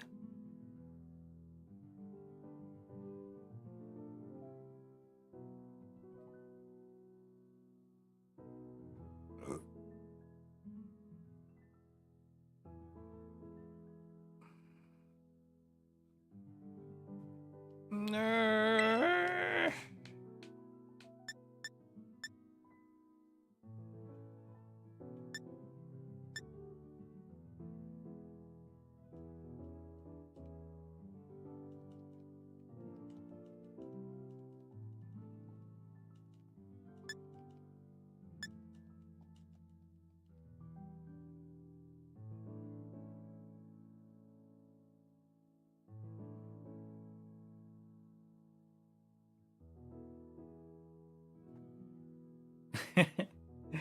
I did say we're about to finish, but I don't know. I'll do one more. You can always do one more, can't you?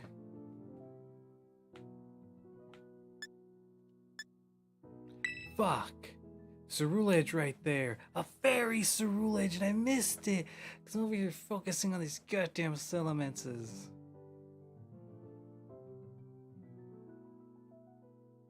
Fucking Cerulege, that's perfect. That would have been perfect. Fucking fairy fire that turns into ghost fire that turns into fairy. Oh. Oh.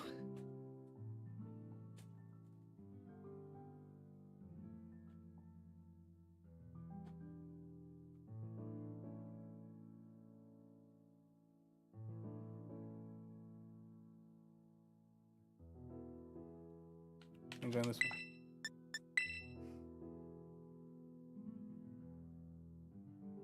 Please.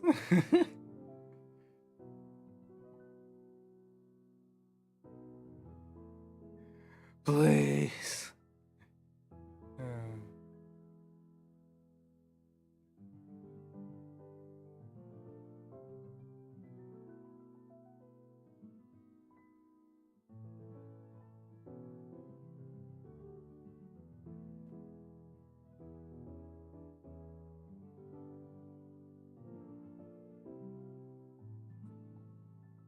Fucking Cerulege. That's what I'm forever over here refreshing the postings for, is Cerulege.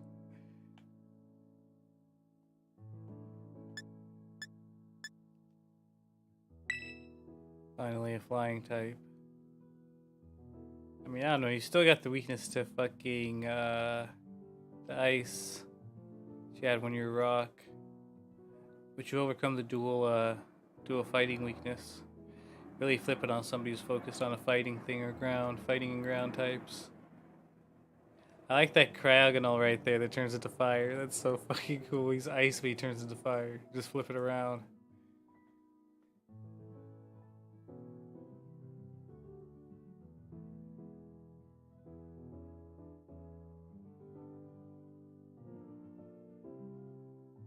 I'm not gonna get it.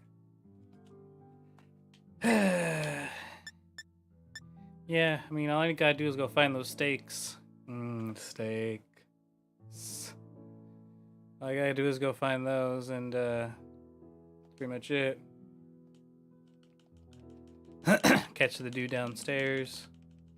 Trade for the last few Pokemon I need to get the shiny thing. And from there, it's just making teams. Shiny hunting.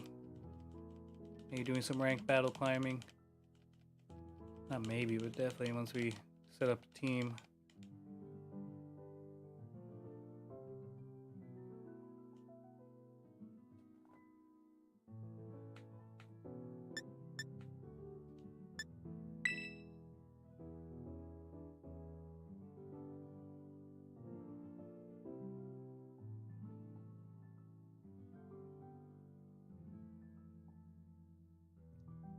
Poison Volcanra.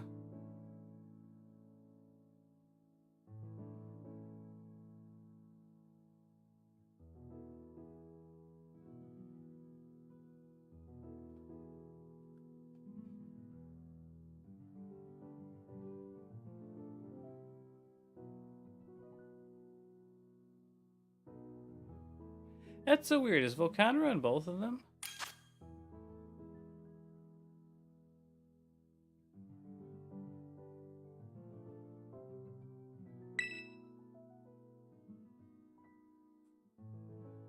I'll put up a light screen first to protect against the hurricane. They'll probably tear it apart.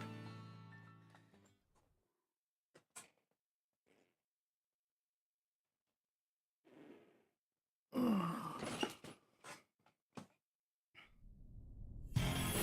mean, I'm more so focusing on the Salamence because I can always see the Tyranitars. I mean, they're always going to appear for me.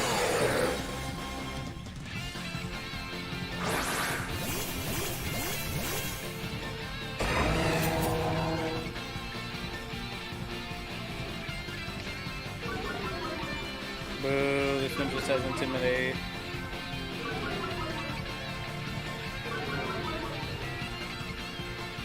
It's cool though, is if I belly drum.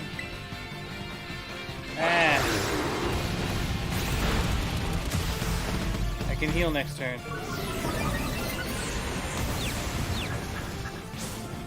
Why the fuck? That Lucario's a fucking idiot. And we got this stupid motherfucker right here too, over here flare blitzing. Like, why are these people stupid? God, I get like retarded people on my team all the time.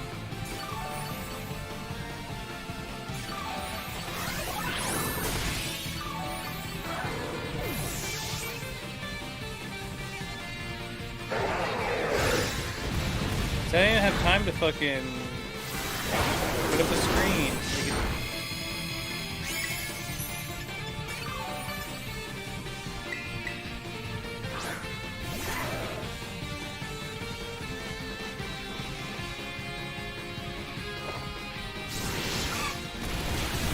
And now put up a screen is the best choice of action, I think.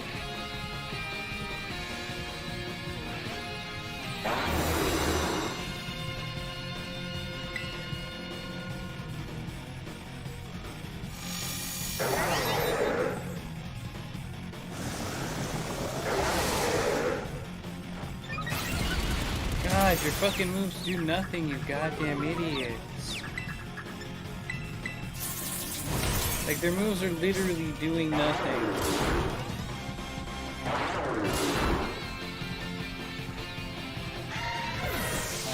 Whatever, we're not winning this one.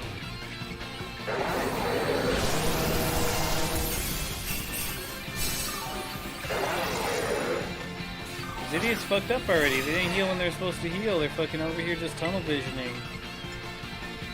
Bye. Don't fucking waste our time, dude.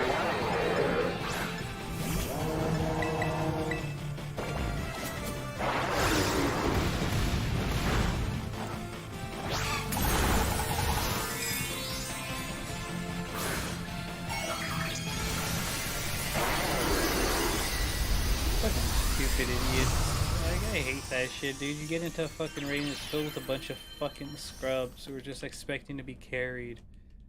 Like, really? And how the fuck would you send in fucking Skeledirge? You're stupid as fuck, dude. Uses Earthquake.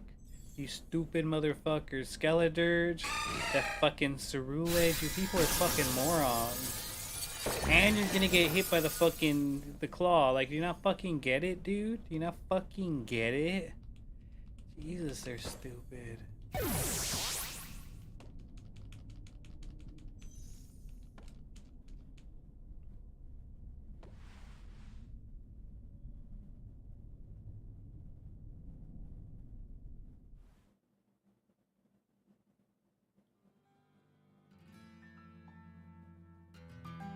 Damn. I'm shocked at the level of dumb fucking shit.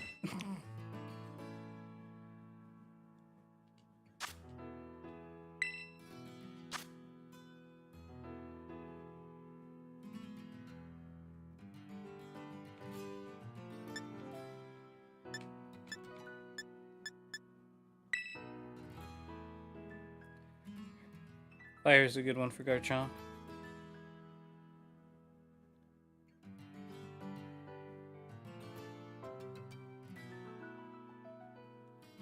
Definitely stop that ice, it's trying to tear it down.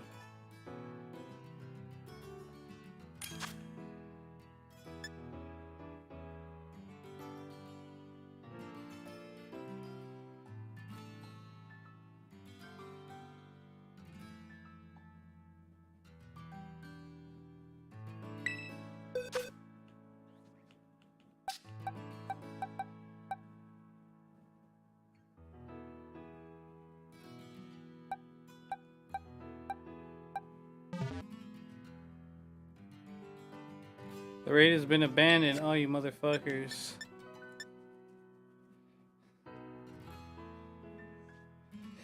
Motherfuckers.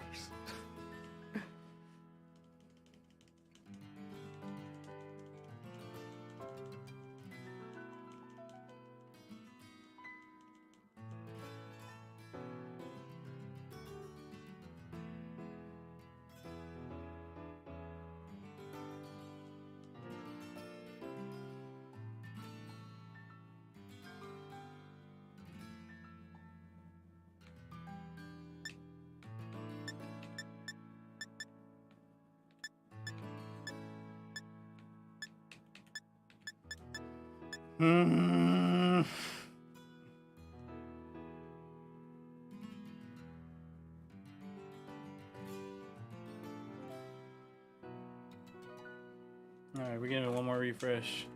And it's over.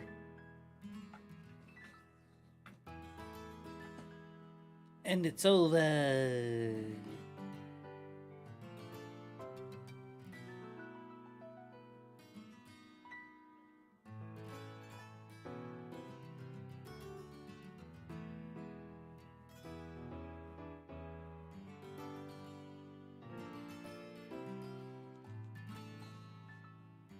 Delibird turns into water. That looks nice too. Would have been nice. Must be nice.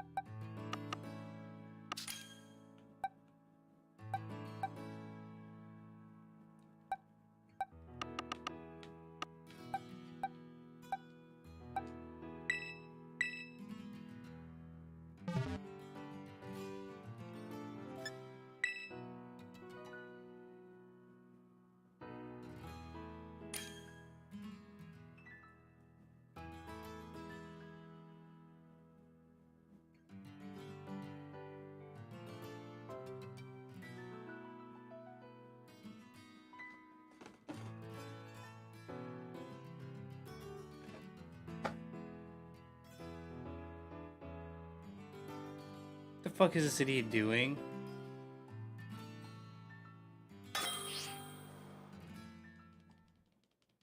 I'm about to get hit with Earthquake also, now that I think about it. I gotta hurry up and terraform up. I don't have many turns.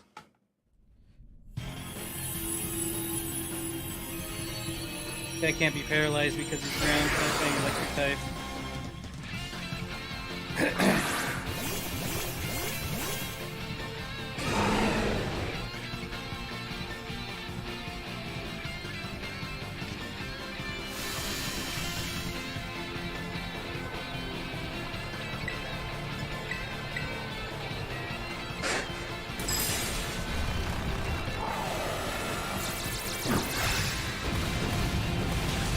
We're not gonna get this.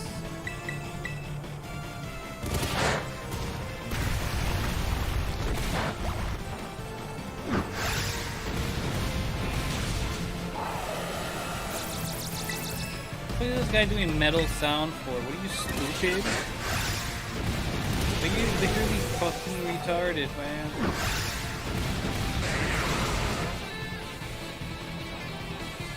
I gotta just leave this fucking group. Is there any way I could just leave immediately? I don't even want to cheer anymore. Tell them, stop healing us.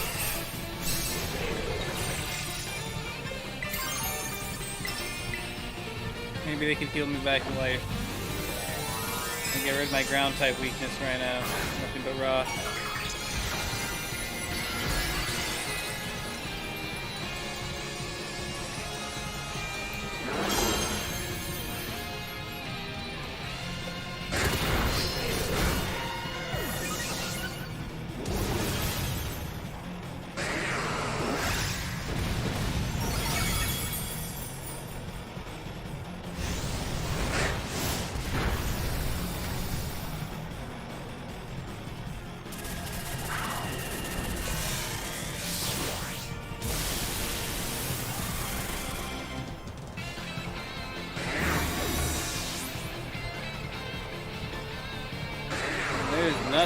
stop them.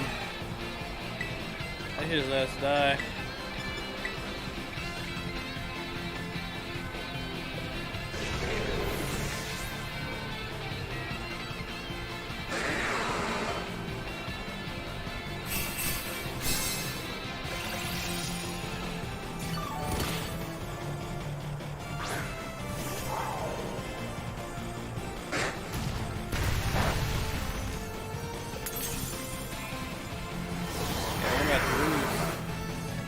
It's already over. What's up, man?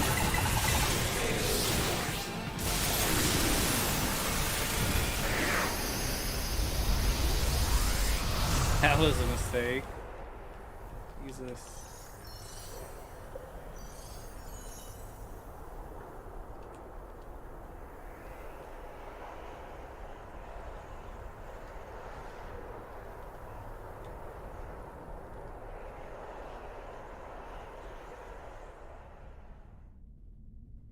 Damn, well that sucked. I'll try to gather as many of these fuckers as I can. Leave you guys with a dab. I mean, there's a good variety of them that we already got. Especially on the Salamence side. There's probably some more scattered around here too in the nooks and crannies or something.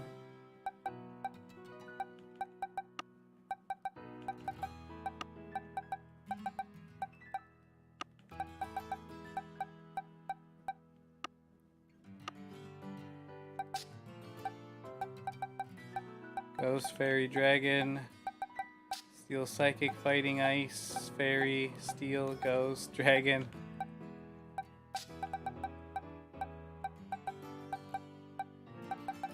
Good variety for these things. Oh shit. I guess we already have a Fairy Tyranitar. Wait a second.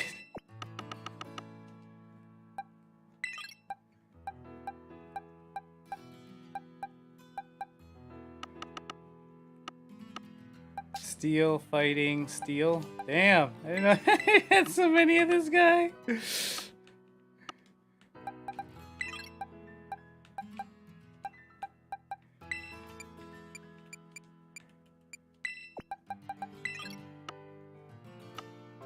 Told you there's some other ones, maybe.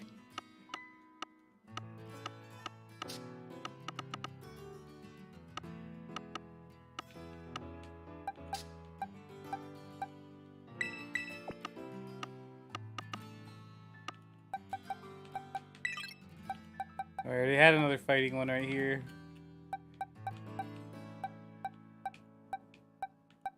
Steel, Steel, Steel. Oh man.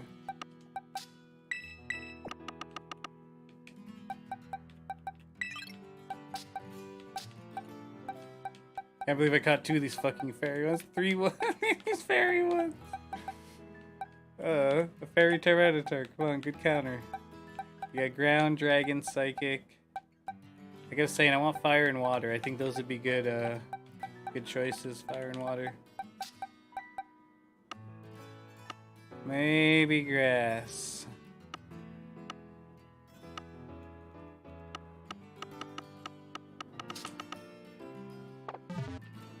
But yeah, I might not be back tomorrow. Let's go check this thing for a ball.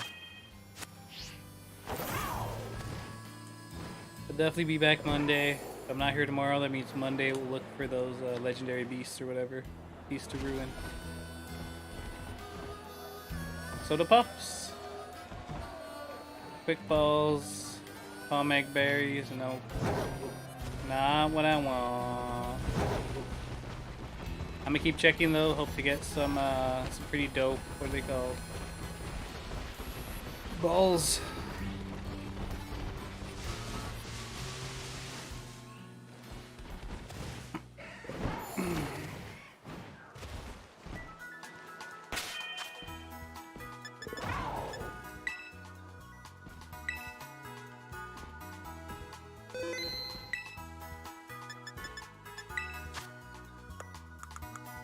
As far as these Tera shards, look like we got 50 of everything almost, except for Bug, Psychic, really missing ground. That's...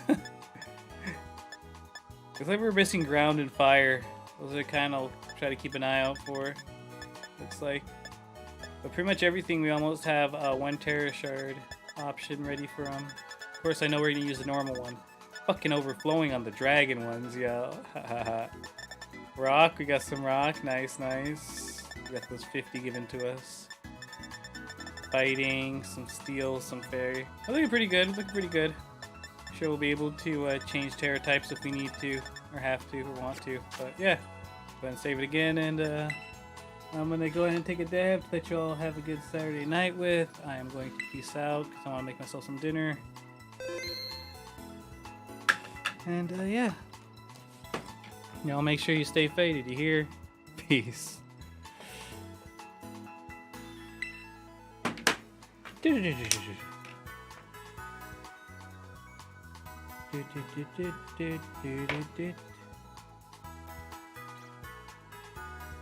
Alright. I'll see y'all, if not mañana, if not tomorrow. Definitely Poke Monday. Try wrapping up the Pokédex, getting the legendaries they won't have. Hopefully we can trade. Maybe we'll try to set that up with somebody. Or we'll just like make some advertisements for people to come trade us or something. They just need Gulpin, Hissimian, Cerulege. I think we can check the silhouette, so we'll figure it out Monday. Yeah! Stay faded, everybody. Have a good Saturday night.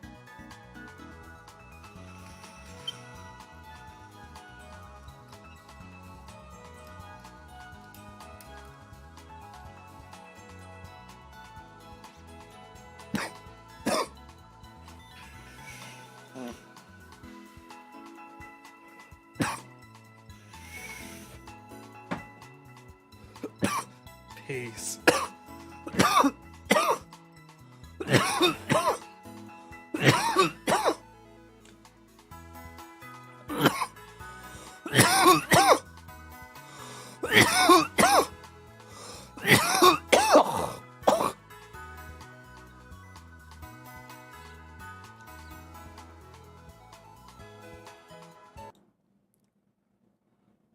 Stay faded. Wait. Okay, never mind.